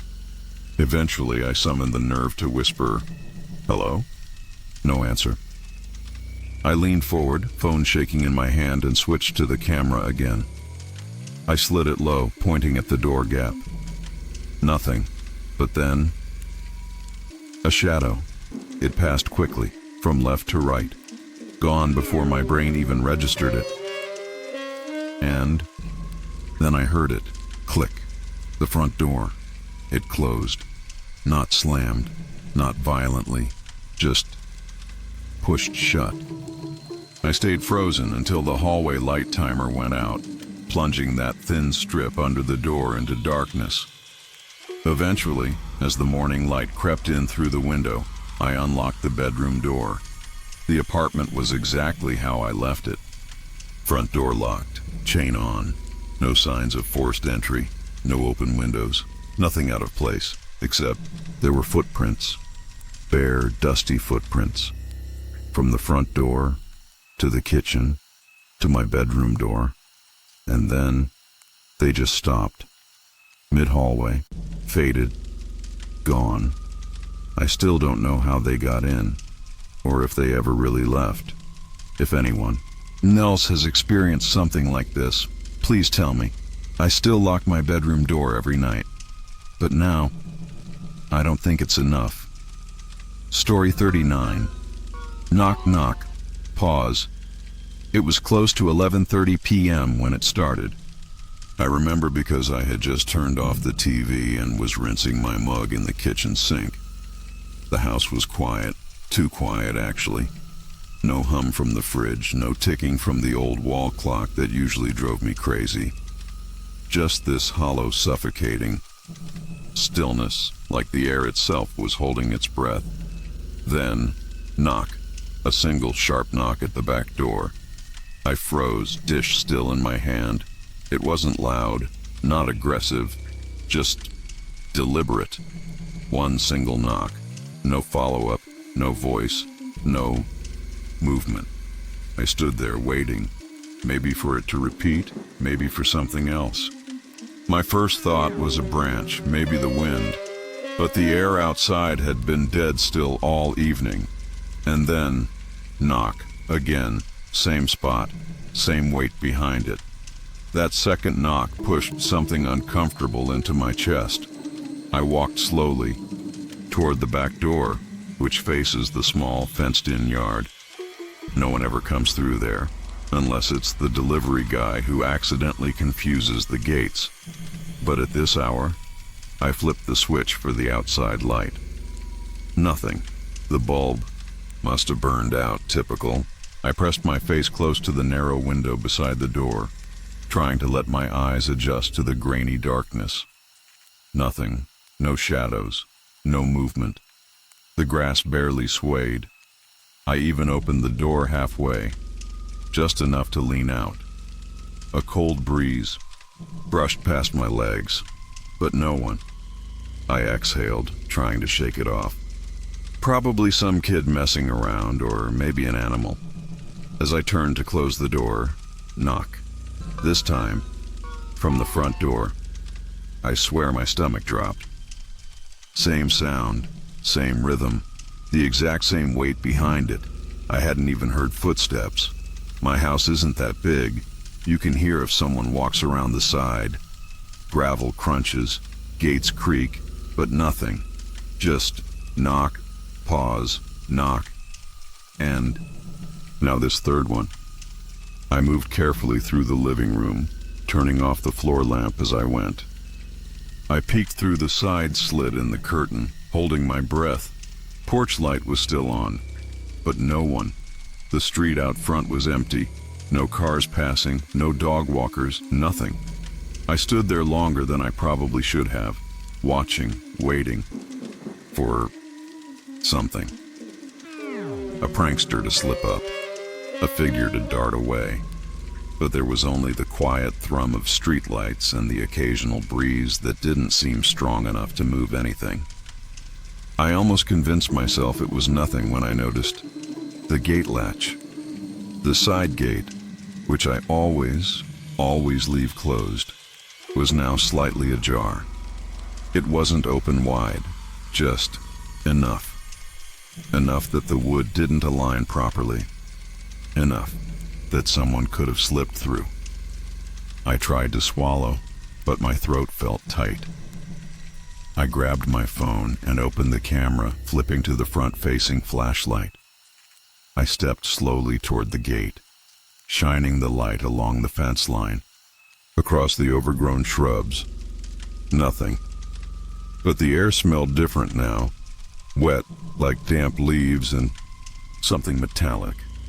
Halfway to the gate, I heard it again. Knock, but not from the back. Not the front either. This time, it came from the side wall, like someone tapped on the siding itself. I backed up immediately. My breathing was shallow, pulse racing in my ears. That's not something the wind does. That's not a squirrel. That's not anything normal. I bolted the front and back doors, double-checking every lock, even the tiny bathroom window. My mind raced, trying to piece it together logically. Someone playing games? But why not say anything? Why not try the handle or make a threat? Why just knock? Sitting in the hallway between both doors, I tried to stay quiet. My phone screen dimmed, reflecting my own face back at me, wide-eyed, tense, jaw clenched. And then, knock, knock, 2 quick ones, this time from the garage door, the one that leads directly into the house. I hadn't even thought to check if that door was locked. I lunged for it, turned the deadbolt. Thank God, it was already locked. I pressed my ear against it, hand trembling on the doorknob. Silence. Long, dragging silence. Then, faint. So faint, I almost convinced myself I imagined it. Scrape, like fingertips brushing down the door's surface. Slow, careful. I stepped back, staring at that door as if it might burst open. But it didn't. It stayed still. Nothing happened. For minutes, nothing happened. I don't remember how long I stood there before something broke the tension. My phone vibrated. A text. It startled me so badly I nearly dropped it. It was from my neighbor 2 houses down. Just 3 words. Did you hear that? I stared at the screen. Before I could even type back, another message popped in. Don't open anything. My blood went cold. I hadn't told anyone. I hadn't posted anything, but someone else was hearing it too. I crept toward the front window again. The street still looked empty, but now I noticed something I hadn't before. A figure, no, more like a shape, standing perfectly still just beyond the streetlight's reach. Not moving, not facing toward me. Just there. I blinked, looked again. Gone. No more knocks after that. Nothing. Just the creeping realization that whatever it was, it knew I was there. It wanted me to know it knew. I didn't sleep that night. I'm not even sure I've really slept since. If anyone else has ever experienced something like this, please, tell me. I just need to know I'm not the only one. Story 40. Cough from the guest room. I live alone. I've lived alone for nearly 2 years now, ever since my ex moved out. This apartment isn't particularly big, a modest 2-bedroom on the 2nd floor of a pretty average complex. 1 bedroom's mine, the other, well, it's just the guest room. But I don't really have guests, not anymore. Not since everything shifted. Last night started like any other. I got home late, tossed my bag on the kitchen chair, kicked off my shoes, and went straight for the freezer. One of those sad microwave dinners. I remember peeling back the plastic, stabbing a few holes like the instructions said. The hum of the microwave filled the silence, that dull electric buzz. It's strange how that sound sometimes feels comforting, familiar. That's when I heard it. Subtle, muffled, but absolutely there. A cough, not from the hallway, not from outside, from inside. Specifically, from the guest room. I froze. Completely. My hand still gripping the edge of the countertop. It wasn't loud, just a single, dry, almost hesitant cough. The kind someone makes when clearing their throat. A small sound, but it shattered the quiet like glass. My first instinct was denial. Maybe the TV was on. No, I hadn't turned it on. Maybe it was the neighbors. Thin walls, after all. But no, this wasn't that muted layered noise that seeps through drywall. This was crisp, close, the sound of air moving through a throat within my own walls. I tried convincing myself it was nothing. I even chuckled like that could make the tension leave my body. But my eyes drifted toward the hallway, toward the guest room door. It was closed. I never leave it closed. Ever. At some point, I don't remember deciding, I found myself walking toward it. My socks made this barely audible whisper against the laminate floor. Every step, my stomach tightened more.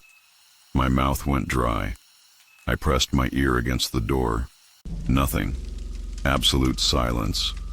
Except the silence wasn't empty. You know how sometimes silence feels loaded, like it's holding its breath. That's what it felt like. Like the room beyond the door was waiting. I grabbed the doorknob. Ice cold. Like absurdly cold. Not just it's winter and the heat's off cold. I hesitated, fingers hovering. Tried to think rationally. Could the vent be blowing directly onto it? A draft? But no, I'd never felt it like this before. I twisted the knob, slowly. The latch clicked free.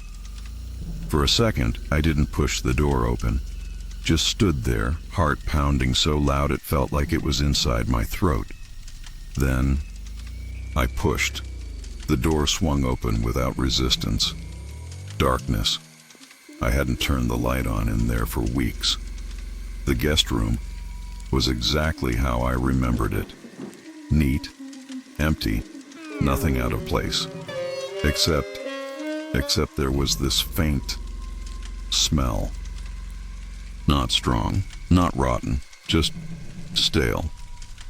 Like the air hadn't moved in a long time. Dust, old fabric, and something else. Faintly metallic, maybe. I couldn't quite place it. I stepped inside. The floor creaked under my weight. Same faded rug. Same unused futon against the wall. Same cardboard boxes stacked neatly in the corner. My eyes adjusted, slowly. Nothing. No one. But the feeling didn't leave. I stood there for I don't know how long, listening, straining to hear anything, but there was nothing. Until a soft click behind me. The hallway light. It went off. I spun around so fast I almost tripped. The switch was flipped. I saw it. My stomach dropped. The hallway was now just a dark tunnel leading back toward the kitchen, and the only light was the weak bluish glow from the microwave timer still counting down. I whispered out loud, "No, nope, no." I backed out of the guest room, fumbling for the hallway light switch, flicked it up. Nothing. Again, nothing. The light just wasn't responding. Suddenly, from the far corner of the guest room, that cough. Again, dry, small, but this time, unmistakable. I didn't look. I didn't turn. I bolted, straight into the kitchen, slammed the drawer open, grabbed the first thing my hand found, a dull steak knife. Pathetic, but it felt better than nothing.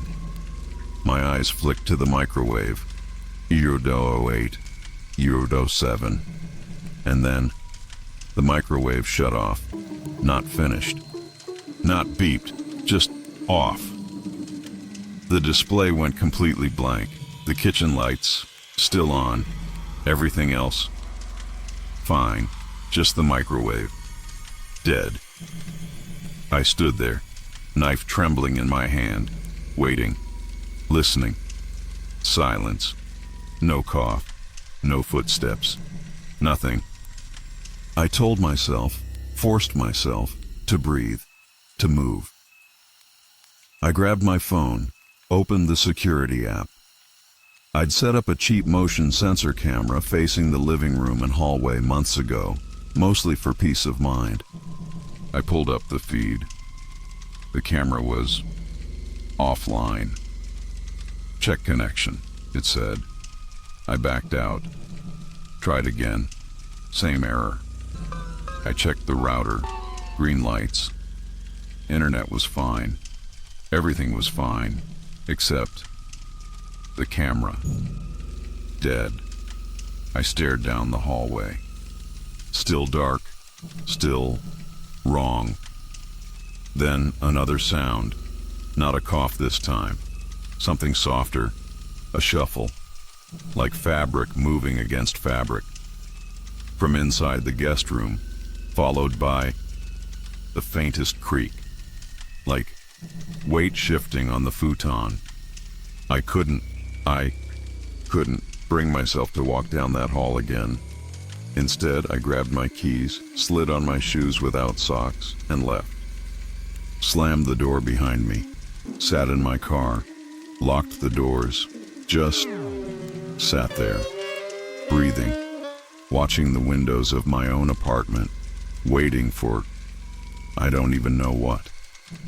Nothing happened. No movement. No shadow passing behind the blinds. Nothing. I waited there for over an hour before convincing myself to go back up. I flipped every light on, opened every closet, every cabinet, checked under every piece of furniture. The guest room was empty. Still smelled weird. Still felt wrong, but empty. Everything else was normal, except the microwave never turned back on. Still dead. Same with the security camera. I replaced the batteries, reset the router. Nothing. Both. Just done. And the guest room door. I found it closed again this morning. I know I didn't close it. Story 41. The music box played. I've never been particularly superstitious. I'm the type of person who rolls their eyes at ghost stories and scoffs at anything remotely paranormal. But I can't stop thinking about what happened last night. It's different when it happens to you. There's this old music box my grandmother left me. It's delicate. Porcelain with tiny painted roses fading along the sides, and a little brass ballerina that's chipped at the waist. I've had it for years, but I've never actually opened it. Not since the day she died. It's always felt wrong, like it belonged closed, sealed. I keep it in the bottom drawer of my dresser, tucked beneath old scarves and tangled cords I never bothered to sort. I don't even think about it most days. It's just there. Or it was, until last night. I woke up at exactly 2:17 a.m. I didn't need to check the clock. The sound itself told me the time. A brittle, warbling melody drifted through my bedroom. You know the kind of music box tune, meant to be sweet, childlike, but slowed down, distorted. It was wrong.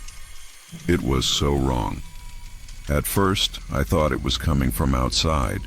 Maybe someone's wind chime caught the breeze. But then I realized, no. It was close.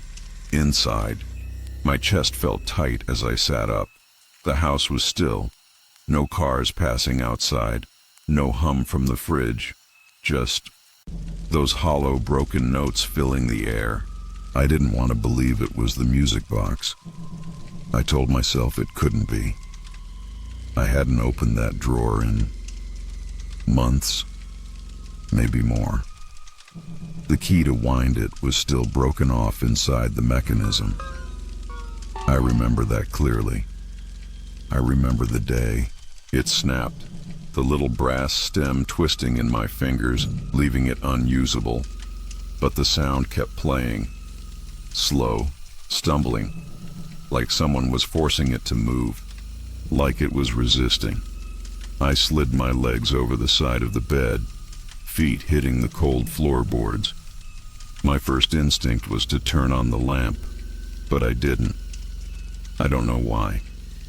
Maybe part of me thought, if I didn't see it, maybe it would stop. The melody faltered mid-note, stretching into this strained mechanical groan, then clicked back into place like something inside had reset itself. I crossed the room, every step heavy, my ears straining to pinpoint the sound, and yeah, it was definitely coming from the dresser, specifically the bottom drawer. My fingers hovered over the handle. I hesitated. For some reason, my mind flashed to this memory of being a kid, sitting at my grandmother's kitchen table. She used to say weird things sometimes, little phrases. That didn't mean much back then. One of them popped into my head at that exact moment. Some things don't like being forgotten. I yanked the drawer open. The music box sat there, lid shut, ballerina locked away. But the sound, it was definitely coming from inside. The melody was unraveling, slowing like a dying battery, the notes stretching thinner and thinner. I reached down, fingers trembling, and lifted the box. It felt heavier than it should, denser, as though something inside wasn't quite right. I tilted it slightly, and for a split second, I swear it felt like something shifted, something that wasn't mechanical. I set it on top of the dresser, just staring. The music wheezed to a halt mid-tune. Silence followed, thick, suffocating. Then, 3 soft clicks from inside the box, precise, deliberate. I backed away, slowly, trying to convince myself that it was just old gears settling, pressure releasing, something rational, something normal. But every part of me knew that wasn't true. I didn't open it. I couldn't. I just stood there, watching, waiting for, I don't even know what. Another sound, a movement, something, but there was nothing. Nothing except the growing awareness that I wasn't alone. Not exactly. The air in the room felt wrong, thicker near the dresser, like someone was standing just beside it, just out of view, watching. I don't know how long I stood there. Minutes? An hour? I lost track. Eventually I backed out of the room, closing the door softly behind me. I slept on the couch with the TV on, volume low, just enough to drown out anything else. This morning, the music box was silent, the lid still shut, drawer still open from when I yanked it. I haven't touched it since. I don't plan to, but there's something that won't stop bothering me, something I didn't notice until daylight. On the underside of the music box, scratched into the wood, faint but unmistakable, there are letters. I never saw them before. 4 of them. Play. I swear. I didn't put that there. No one did. No one should have. I'm not sure what to do now. I just keep wondering if it starts again tonight. Should I open it? If anyone has experienced something like this, please tell me. I need to know I'm not the only one. Story 42. Flickering bathroom light. I don't even know how to start this without sounding paranoid. Maybe I am. Maybe that's exactly what's happening. But if anyone's ever experienced something remotely like this, please, just let me know. It started around 9:30 p.m. I was working late from home. Nothing unusual. The kind of quiet that feels heavier when you realize how much you've tuned out the world. My apartment was silent, except for that constant hum from the fridge and the occasional creak from the ceiling. Old pipes, drafts, whatever. The first time I noticed it, I wasn't really paying attention. I walked past the bathroom to grab some water, and the light inside flickered. Just once. Soft. Quick. I glanced back instinctively, but it was steady again. Didn't think much of it, but the second time, something felt different. I walked by maybe 10 minutes later. The light flickered again. A stutter. Then it dimmed and went completely out. I paused, stood there for a second, staring at the doorway. The light was just dead. I sighed. Figured it was the bulb. Happens. I stepped in, reached for the pull chain. Before I even touched it, the light snapped back on. Instantly. Bright. Clean. No flicker. It felt reactive. I stood there longer than I probably should have, looking at nothing in particular. The mirror, the sink, a faint smell of moisture. Not mold exactly, just that damp scent bathrooms sometimes have at night when the air gets heavier. I tested the switch a few times. On, off, on, off. Perfectly fine. No delay, no flicker. Weird. I brushed it off, went back to my laptop. Maybe 20 minutes passed. I got up again. Bathroom's on the way to the kitchen. As I passed it, flicker. 2 quick blinks. The door was slightly ajar. I always leave it like that. This time, though, I stopped. Didn't move. It felt intentional. Like the light was waiting for me to notice. I leaned closer. Looked at the ceiling fixture. Same old frosted glass cover, slightly dusty around the edges. I tapped the wall lightly, nothing. Then, from the corner of my eye, a movement. Just a shadow shift. I turned. Nothing. I exhaled hard, shook my head, told myself I was being ridiculous.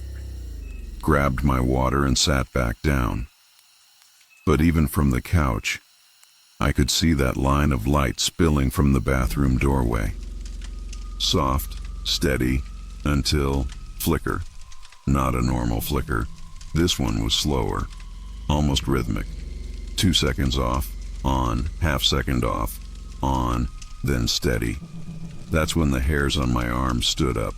Not because of the light, but because during that last flicker, for a split second, it looked like the reflection in the bathroom mirror wasn't right. It was stupid. I told myself it was probably the hallway light behind me mixing with the glare, but I hadn't turned on the hallway light. I walked over. I don't even know why. Maybe to prove to myself it was nothing. Maybe something else. I stepped in. The second my foot crossed the threshold, snap, the light turned solid. No flicker, no delay. It felt like walking into a room where someone had just stopped talking. That kind of silence. Heavy, expectant. I looked straight at the mirror. Nothing weird, just me, pale, tired. Slight sheen of sweat on my forehead I hadn't noticed before. I scanned the corners. Shower curtain half open like always. Nothing behind it, nothing unusual. But the door. I realized just then, the bathroom door was wider open than I'd left it. I was sure. I always leave it just enough for air to circulate. But now, it was fully open, almost flush against the wall. I stepped back, slowly, left the bathroom without turning my back to it, sat down again, focused on breathing, convinced myself it was just faulty wiring. I'd call maintenance tomorrow, then knock, not loud, not on the front door, on something. I couldn't tell exactly where. Maybe the bathroom wall, maybe the cabinet. A single, Soft knock. I froze, turned my head slowly toward the bathroom. The light was off, completely off. No flicker, just darkness. I stared for what felt like minutes, waiting for anything. Sound, movement, explanation. Nothing. Then the light came back on. No flicker, just on, bright, still. I didn't go back in, not even to check. I sat there on the couch all night, watching that doorway, half expecting something, anything to step out. But nothing ever did. Not yet. I don't know if this is some electrical fault or something else. But it's been happening every night since. Same pattern, same flicker, same waiting. If anyone's dealt with something like this, please tell me. I just want to know I'm not the only one. Story 43. Whispers from the vent. I know how this sounds. Trust me, I do. But last night, while lying in bed, I swear I heard something. Something coming from the air vent above my head. It wasn't the usual hum of the HVAC. That thing's been off for weeks. What I heard was different, like garbled whispers, words struggling to form, static mixed with breathing. At first I thought it might have been the neighbors. Paper-thin walls, right? But then I remembered, my apartment doesn't share that wall. The vent's connected to the crawl space between floors. There's no one in there, or at least, there shouldn't be. I stayed perfectly still, holding my breath. The room was dead silent. No cars outside, no distant sirens, nothing. Just that noise. Faint, fading in and out.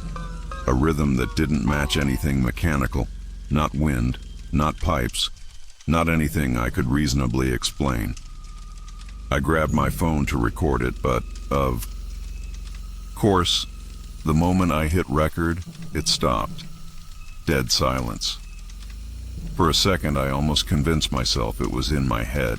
Stress, maybe tinnitus, maybe I was just overtired.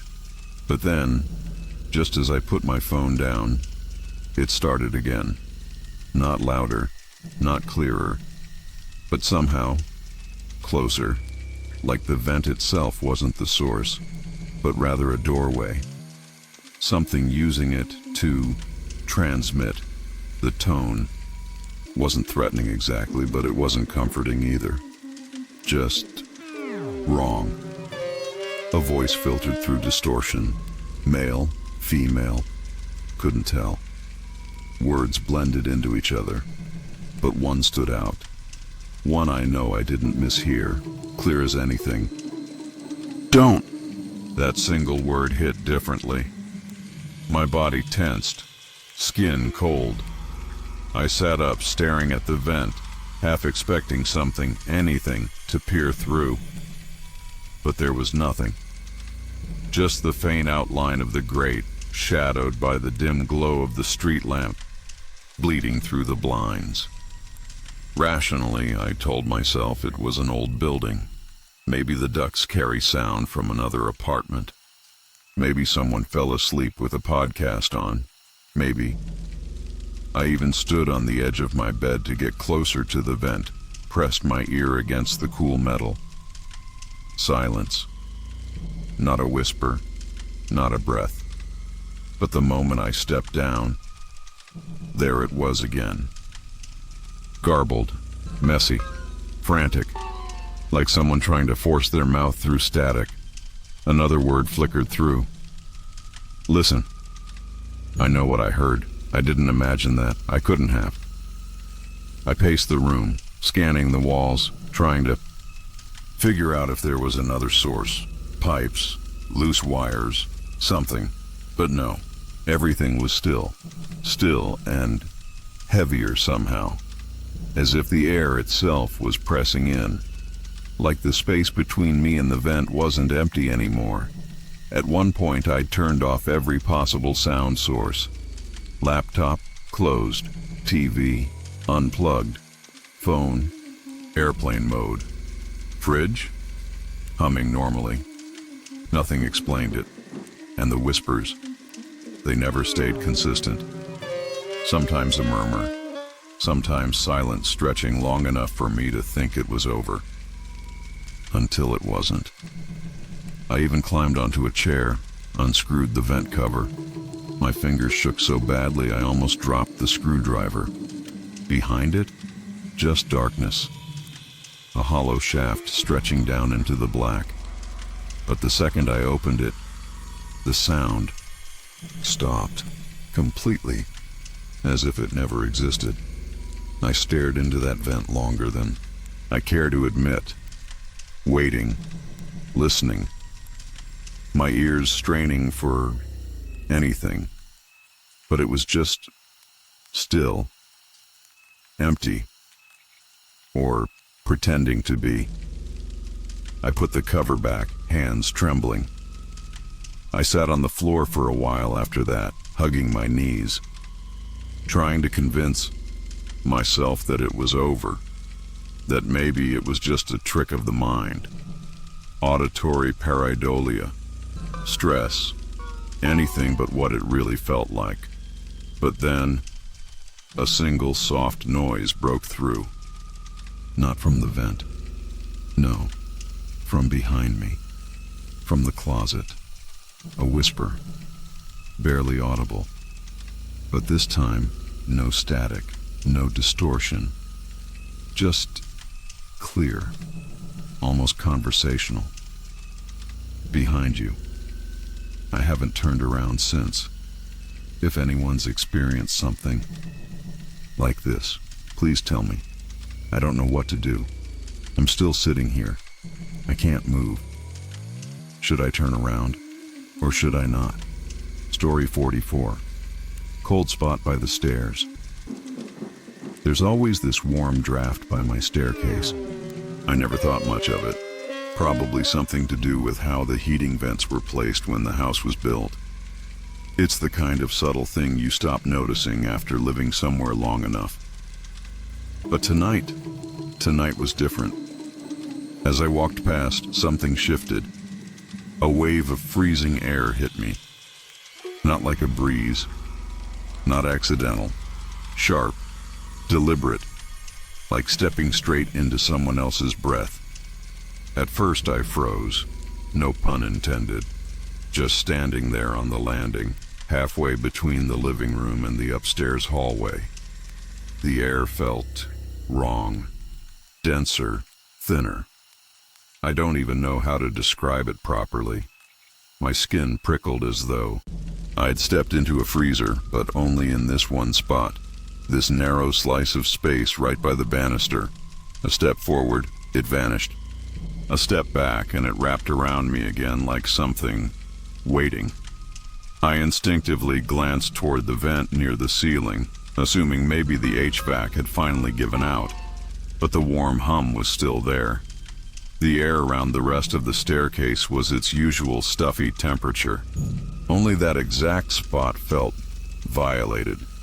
Violated feels like the right word. I shivered, but it wasn't just from the cold. Something about it felt targeted. I tried brushing it off. I walked into the kitchen, opened the fridge, stood in front of it for a few seconds, just to remind myself what real cold feels like. And yeah, the fridge was cold, but it didn't have that pressure, that almost tactile presence that clung to me by the stairs. Still, I told myself I was being dramatic. Maybe the insulation had failed in some weird way. Maybe it was nothing. But when I passed the staircase again to head upstairs, it was worse. Not just cold, ice cold, and not just in the air. It felt like the cold was threading through my skin, tightening in my chest. My ears popped, like when you go underwater, and there was this smell, barely noticeable, something stale, metallic maybe. or like damp fabric left too long in a sealed bag. I stopped at the bottom of the stairs and just listened. I don't know what I expected. Nothing, probably. But the house sounded wrong. Too quiet. Normally I'd hear the hum of the fridge, the clock ticking in the hallway, maybe the distant muffled noise of a car outside. But standing there, nothing. Like the air was swallowing every sound. I tested it, clapped my hands softly. The sound felt muted, not like an echo.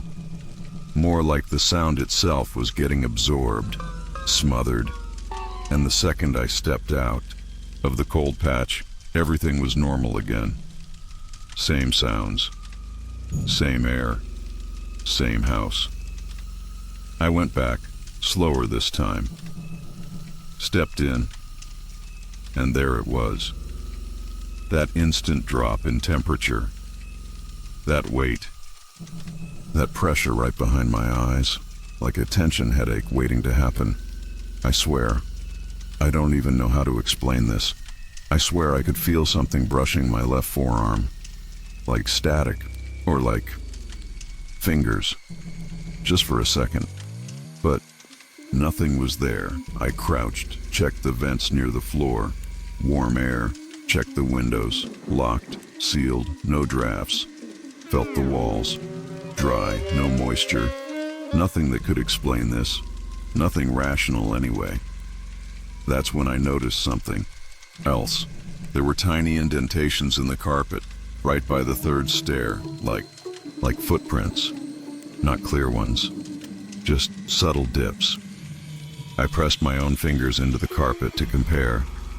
Yeah, same kind of mark, except these weren't fresh.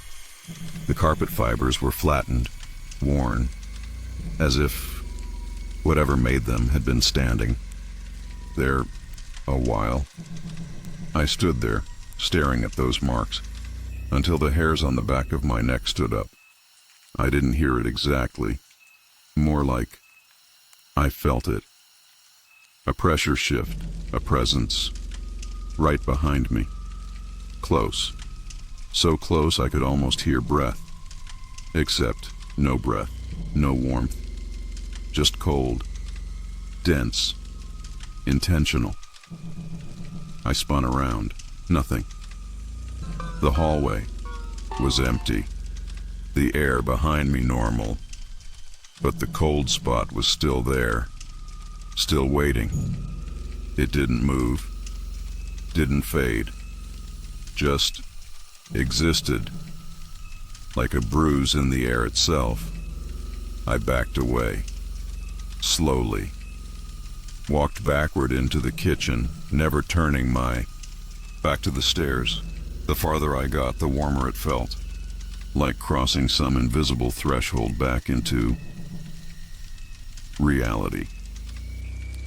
I thought about leaving the house entirely, grabbing my keys, getting in the car, driving anywhere.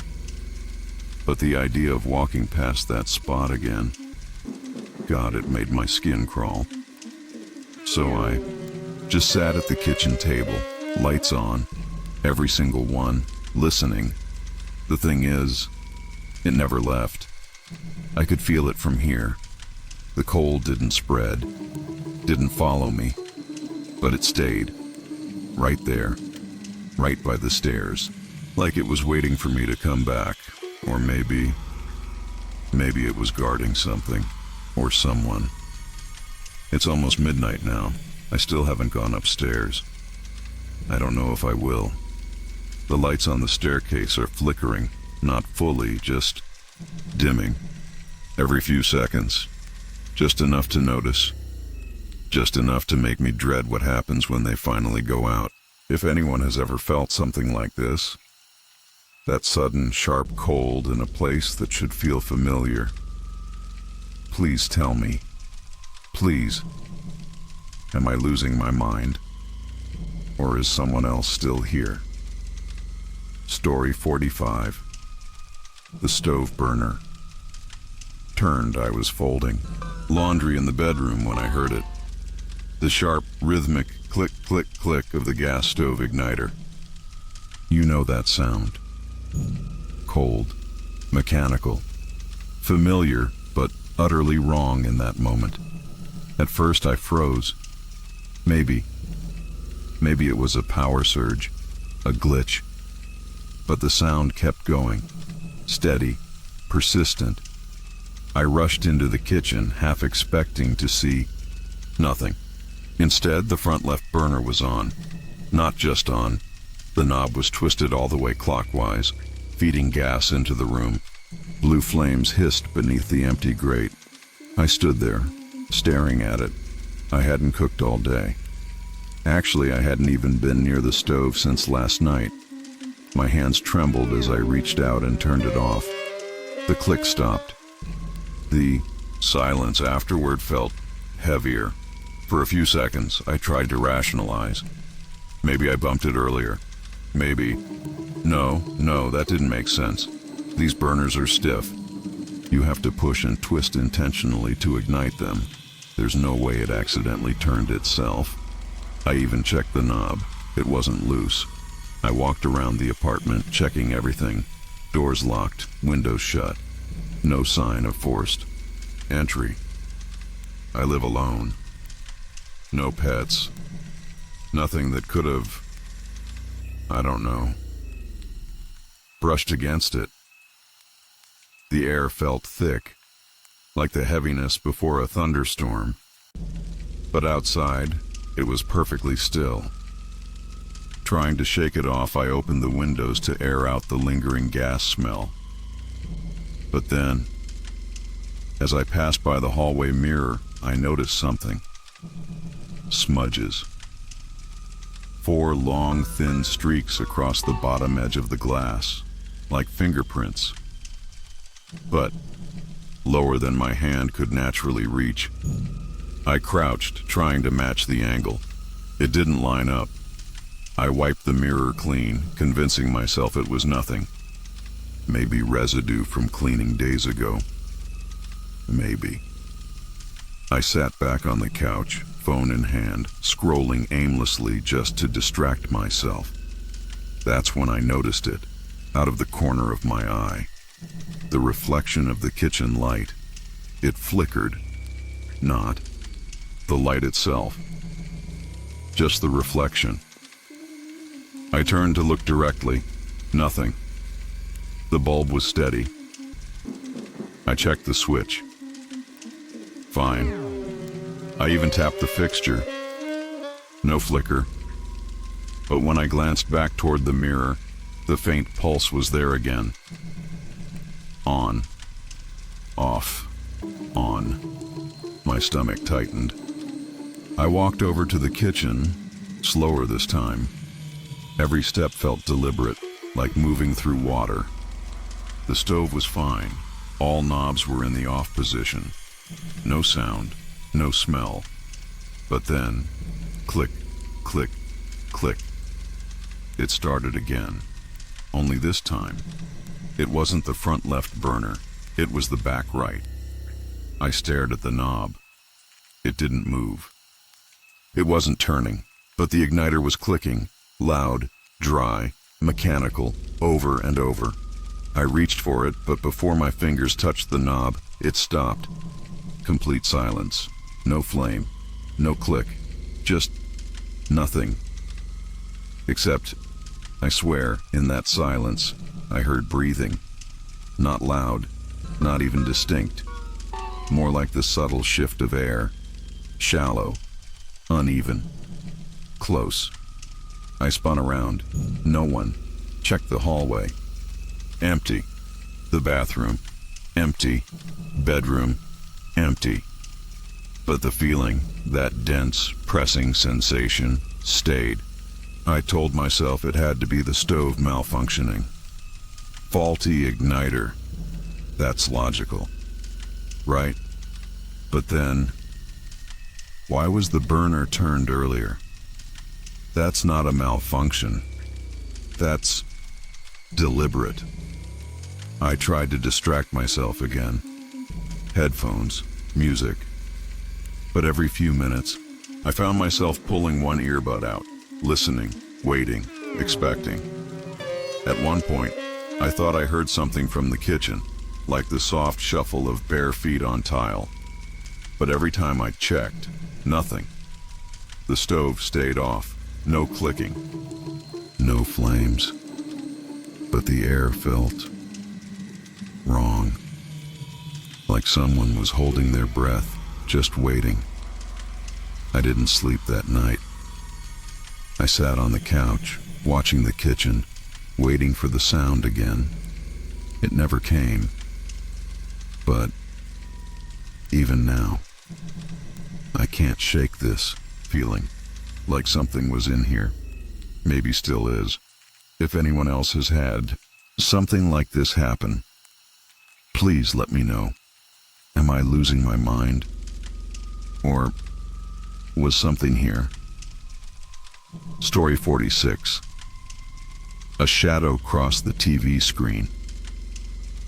I don't really know how to explain this without sounding ridiculous, but it's been 2 nights now, and I haven't turned that TV back on since. I can't.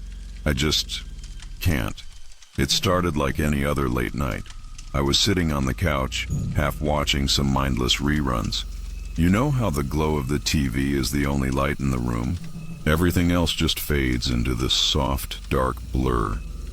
The old TV I rarely use sits against the wall behind me. It's unplugged, has been for months.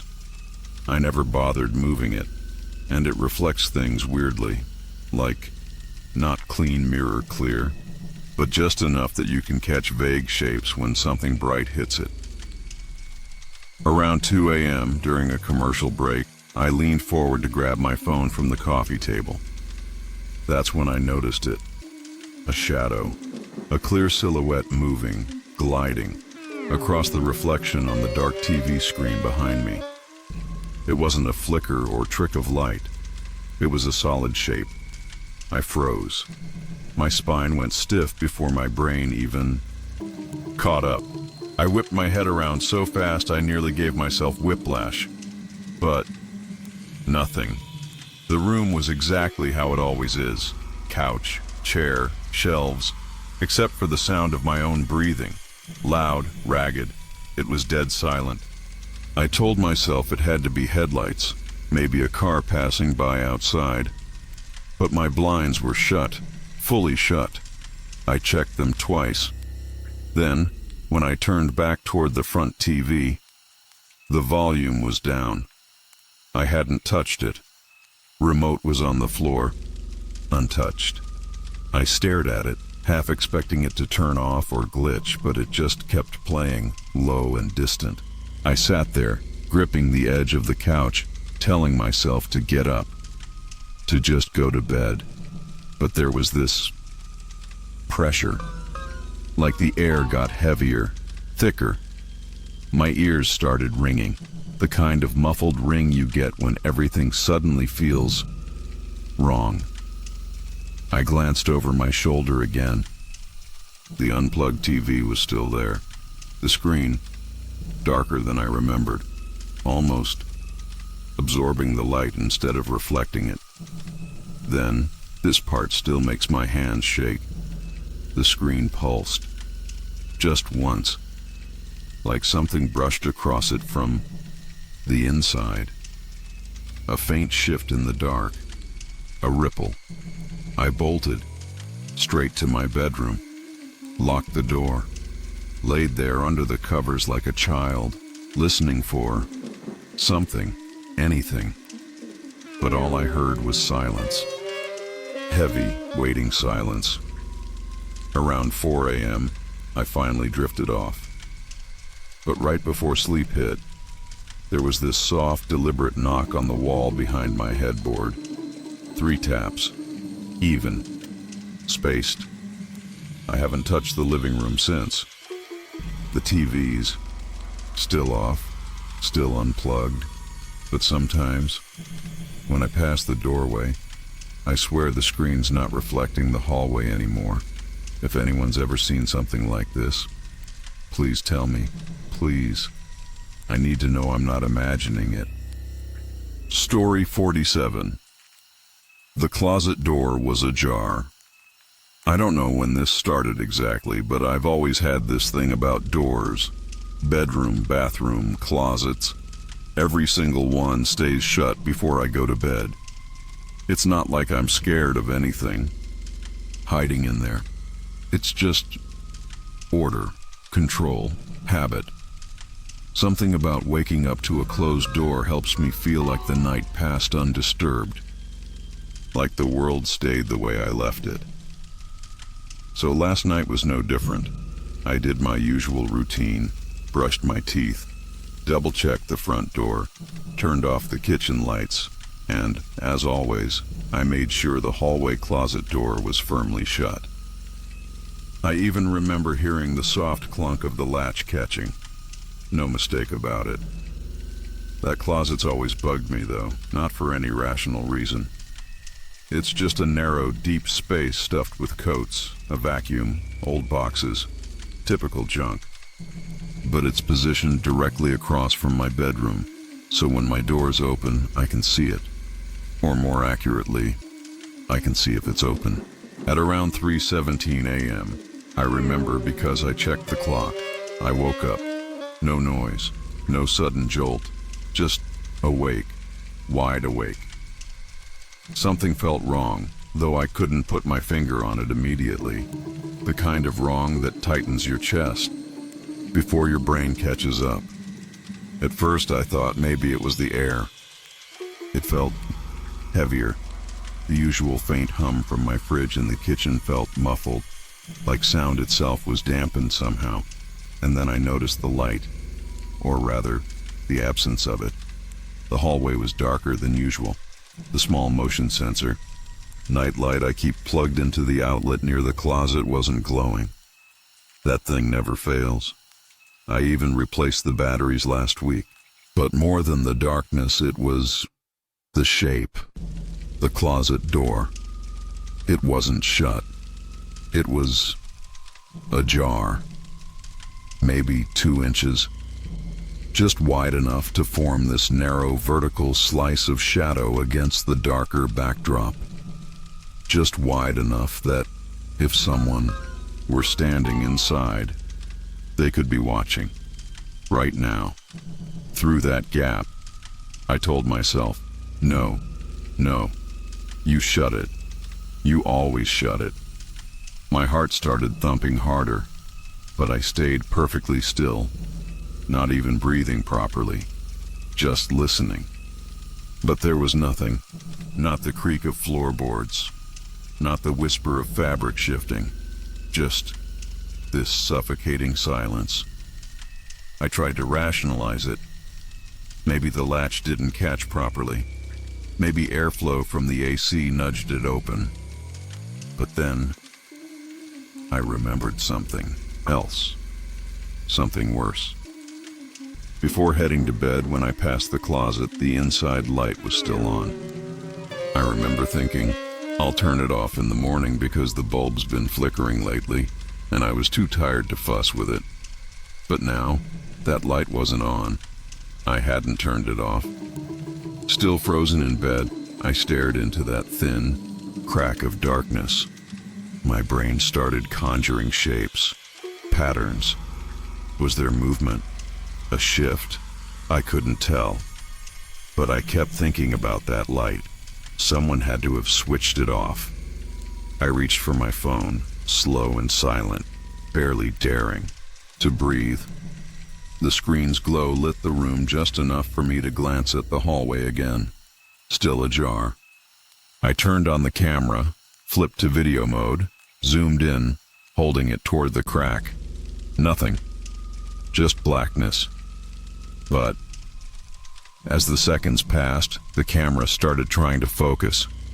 Autofocus stuttered. The image blurred in and out. For a split second, it caught something. A curve, or a fold. Fabric, maybe. Or skin. I dropped the phone. Not on purpose. My hands just failed. It hit the mattress with a dull thud. I squeezed my eyes shut. It's fine. It's fine. It's just a coat, just the shadow of a coat. But then, soft, barely audible, a sound, not a voice, not breathing, just a shift. The sound of weight redistributing, floorboards flexing, right there, inside the closet.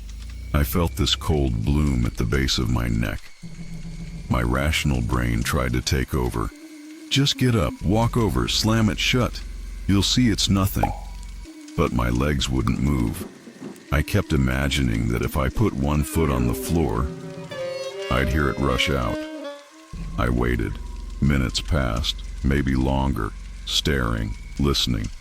And then, the closet door moved, not fully, not swinging open, just another inch. Slow, careful, as if someone inside was testing if I was still watching. I couldn't take it anymore. I jumped up, rushed to the wall, slammed the bedroom door shut and locked it.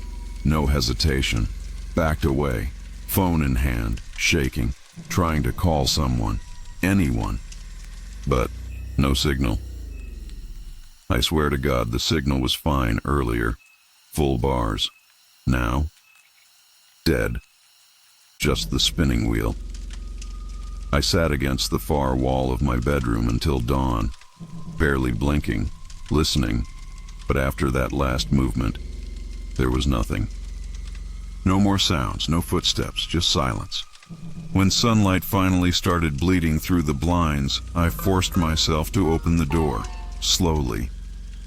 The hallway was empty. The closet door, wide open now, completely. I stood there, heart pounding, staring into the mess of coats and boxes. Nothing out of place. No one there. But the weirdest thing? The bulb inside the closet was missing. Completely gone. I haven't found it. Not in the closet, not on the floor, not anywhere. And now, every night since then, no matter how tightly I shut that door before bed, I wake up and it's ajar. If anyone's ever had something like this happen, please tell me. Please. Because I'm starting to wonder if I'm the only one seeing this. Or if I'm not alone here, after all. Story 48. Unknown number on the landline. I don't even know why I still have a landline. It's this old cordless thing with a cracked display that sits on a side table near the hallway. I haven't answered it in months, maybe longer. It's mostly there for spam calls or the occasional hospital reminder when my cell's off. But last night, at exactly 12:43 a.m., it rang. It startled me because it just never rings. The sound was absurdly loud against the silence of my apartment. That hollow, shrill ringtone that feels out of place in 2025. Caller ID blinked. Unknown. No number, just that. I hesitated. I really did. For a few seconds I stared at it, wondering whether I should answer. Something about a landline ringing at that hour. It feels different. It's not like a cell phone notification. It's heavier, more deliberate. I picked up. No greeting, no mechanical buzz, no click. Just silence. Not total silence, though. It was like when you hold a seashell to your ear. A faint hollow sound. Rustling. Breathing, maybe. I pressed. The phone tighter against my ear, straining to catch something. Anything. That's when I heard it. A whisper. Soft. Ragged. Measured. Checked the window. Every muscle in my body locked up. I didn't move. I didn't even breathe. For a second, I thought I misheard. That my brain was just scrambling to fill the silence. But the line had already gone dead. A sharp, hollow beep, beep, beep replaced whatever that was. I stood there clutching the receiver, staring down the hallway toward the living room. The only window in direct line of sight was the one by my small dining area, a wide sliding glass door that leads to my balcony. I told myself not to do it, but of course I did. Slow steps, carpet under my feet. I could hear the faint hum of the refrigerator, the distant tick of the wall clock. Everything felt wrongly loud, like the silence itself was pressing in on the edges. The curtains were drawn, thin ones. They let in a dim orange glow from the street lamp outside. I could see the vague outline of my balcony railing through them. I stood there, maybe 10 feet away from the window, just staring, waiting for what? A shape, movement, someone pressed against the glass. Nothing. I reached for the curtain, 2 fingers trembling, and pulled it just an inch, just enough to peek. At first, I didn't register anything unusual. The balcony was empty, no movement, no shadow, nothing out of place. But my eyes caught something on the glass itself. A smudge, right at face level. Oval. The kind you'd get if someone pressed their forehead, no, their face, against the glass. Smear marks where the nose and mouth would be. I stepped back immediately, heart hammering. I stared at the mark, unsure if it was fresh or just something I'd never noticed before. But no, I clean this glass every weekend. I know I do. I would have seen this. I told myself it could have been earlier. A delivery guy leaning in. Or a neighbor. But at that hour? No. No one would be out there. I stood perfectly still listening. The usual city sounds were muted. A distant siren. Tires rolling far away. But nothing close. Nothing immediate. Then, a soft thump. Not from the balcony. From the hallway. I turned around so fast I nearly stumbled. Eyes scanning. There was nothing. Just the narrow hallway leading back to my bedroom. My breath caught in my throat. I listened. Hard. And there it was again. A shuffle. A scrape. Like something or someone dragging against the wall. The kind of sound that makes you question whether it's even real or just your own pulse echoing in your ears. I took a step back toward the kitchen counter. My hand instinctively reached for my phone. My cell phone. Not the landline. But when I grabbed it, the screen was black. Dead. Battery drained. Strange. I'd plugged it in earlier. For a second, I considered yelling, just making noise, forcing whatever was in the hallway or in my head to show itself. But I couldn't. My voice caught. Nothing came out. Then, the landline rang again. Same shrill tone, same display. Unknown. I didn't move. I just stared at it. Ring after ring. 7, 8, 9 times. Then silence. But the second it stopped, my doorbell buzzed. Not a knock. Not a soft tap. A sharp electric buzz, the kind that vibrates the entire doorframe. I live on the 3rd floor. No one ever just shows up without calling first. Especially not at nearly 1 a.m. I crept toward the peephole. Slow, careful. I held my breath and peeked. Nothing. No one. Empty hallway. Just the weak fluorescent light flickering, actually flickering, at the far end. But then, the buzz came again. Longer this time. Like someone pressing the button and just holding it. My hand hovered near the deadbolt, not turning it, just feeling it. Cold, solid, but somehow not enough. I whispered to myself, "Don't open it. Don't open. Don't." The buzzing stopped. Silence. And then, the sound of footsteps.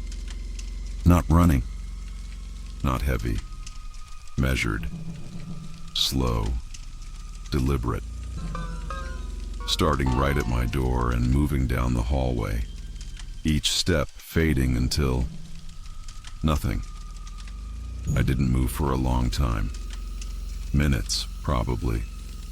Just standing there, listening to my own breathing.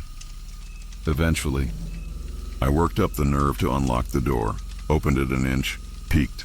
The hallway was empty, completely, except at my door, right below the peephole, a folded piece of paper. No name, no markings, just folded once, cleanly. I bent down, hand shaking, picked it up, opened it. Inside, written in shaky, thin letters. Check the window again. Story 49. Shadow in the backyard. I don't usually pay much attention to the backyard. It's just there. A patch of grass, a weathered fence, a couple of dying flower beds I keep telling myself I'll fix. But that morning, I remember it so clearly, I was pouring coffee half awake when my eyes drifted toward the kitchen window. At first I thought my brain was playing tricks on me. There, by the back fence, stood someone, or something. A tall, unmoving figure, too still, not hunched like a person, straight, rigid. Its outline was sharp against the faded gray fence. I blinked, literally just blinked, and it was gone. I stood there for a few seconds, waiting for something, anything to explain it. Maybe a neighbor walked by? No, there's no gate on that. Side, maybe a shadow, but the way it stood, solid, vertical, too defined for just a trick of the light. I set my mug down, walked to the sliding door, and stepped outside. The morning air was cold and damp. My socks were instantly wet from the dew clinging to the grass. I scanned the yard. Empty. Completely empty. But when I walked over to the spot where the figure had been, there weren't even footprints. Nothing. The grass was perfectly untouched. I tried to rationalize it. Maybe it was a shadow cast from something. But what? The fence was backed by empty lots. No trees, no streetlights at that angle. My breathing felt heavier than usual, not panicked, but unsettled. The kind of tension you get when you realize you're completely alone. Or maybe not. I brushed it off. Told myself I was still half asleep. Probably imagined it. But as I went back inside, something bothered me. The kitchen clock was wrong. It was blinking, like there had been a brief power outage. Strange. I hadn't noticed any storms. I sat down at my laptop to start work, but I couldn't focus. Every few minutes, I'd glance back toward the window. Nothing. Just the same boring fence, the same patches of grass. I even laughed at myself. But around 10:30 a.m., I noticed something else. The motion light by the side gate flicked on. I spun around so fast my chair nearly tipped. But when I checked, no one, not a thing, just that eerie silence. I stood at the door, staring, expecting an animal maybe. But no rabbits, no squirrels, not even birds, just silence. Then I noticed something worse. The side gate, the one that always sticks unless you really yank it, was cracked open about 3 inches. I know for a fact I latched it the night before. My stomach dropped. I walked over, pushed it shut, and tried the latch. It stuck like it always does. There's no way the wind did that. I texted my neighbor, Sam. "Hey, did you see anyone around the yards this morning? Someone messing with the fence?" He replied almost immediately. "Nope. Been inside all morning. Why?" I didn't reply. I wasn't sure how to explain it without sounding paranoid. By noon, I tried to shake it off, went back to my routine. But that feeling, like someone was watching, wouldn't let up. I started noticing tiny things. My garden hose was uncoiled, stretched halfway across the yard. I hadn't used it in days. The lid to the compost bin was ajar. Little things, but enough. Enough to make me question whether I'd just forgotten, or whether something else was happening. Mid-afternoon, I finally stepped outside again. The sky was overcast, the light flat and pale, and that's when I noticed it. A faint mark, like smudged handprints, on the inside of the kitchen window. Inside, not outside. I hadn't noticed it before. I walked over, pressed my palm to compare. Smaller than mine, almost child-sized. Fingers spread wide, like someone had pressed both hands against the glass. Watching. My skin went cold. I wiped the prints away, almost instinctively. But right after, I wished I hadn't. It felt like erasing evidence. But evidence of what? I hadn't seen anyone. Hadn't heard anything. Just that presence. I tried not to look outside for the rest of the day. But as evening came, I noticed the backyard was darker than usual. The motion light wasn't turning on anymore. I went to check the fixture. Bulb was fine, power was fine, but it refused to trigger. Even waving my hand in front of it did nothing. Around 9 p.m., I sat on the couch, TV on low volume, phone in hand, pretending to scroll. But I wasn't really watching. I kept listening. The kind of listening where silence becomes louder than sound. That's when it happened again. A soft creak. From the backyard side, I froze. Turned the TV off completely. Another sound, barely audible, like fingers tapping on glass. I forced myself to look, slowly turned toward the kitchen window. Nothing, at first. But as my eyes adjusted, I noticed a shape. Not directly in front of the window, but further back, near the fence. A figure, tall, too tall, taller than anyone I know, perfectly still, just there, watching. I stood up, backing away from the window, grabbed my phone, hands shaking, tried to open the camera, but by the time I raised it, gone. Like before, just gone. I ran to lock every door, every window, double-checked everything twice, sat with my back against the front door, knees pulled up, waiting for something, but nothing else happened. At least, not last night. But this morning when I went to take the trash out, I noticed something carved into the wooden fence, right where that figure had been standing. 3 lines, parallel, deep, fresh. I don't know what it means. I don't know if it means anything, but I haven't opened my blinds since. If anyone else has seen something like this, if you've ever noticed someone or something just standing there, watching, please let me know. I need to know I'm not the only one. Story 50. The door chain swung. I've never been someone prone to paranoia. I don't own any cameras, no motion sensors, no fancy alarm system, just the basics. A deadbolt, a knob lock, and one of those brass chain latches. It's more for peace of mind than actual security, honestly. The kind of thing that makes you feel safer, even if it probably wouldn't hold against someone determined enough. It's a small apartment, 3rd floor, nothing fancy. I've lived here for 4 years, and the neighborhood's pretty quiet. Some late night foot traffic, but nothing serious. It's the kind of place where people mostly mind their own business. You hear a neighbor's TV through the wall sometimes, or someone laughing in the hallway. But that's it. I have a routine. Every night before bed, I check the stove, make sure the windows are shut, and then latch the chain lock. I do it without thinking now, muscle memory. It's that final little gesture that lets me settle into bed, turn on a podcast, and fall asleep, knowing everything's secure. That night, it was exactly like any other.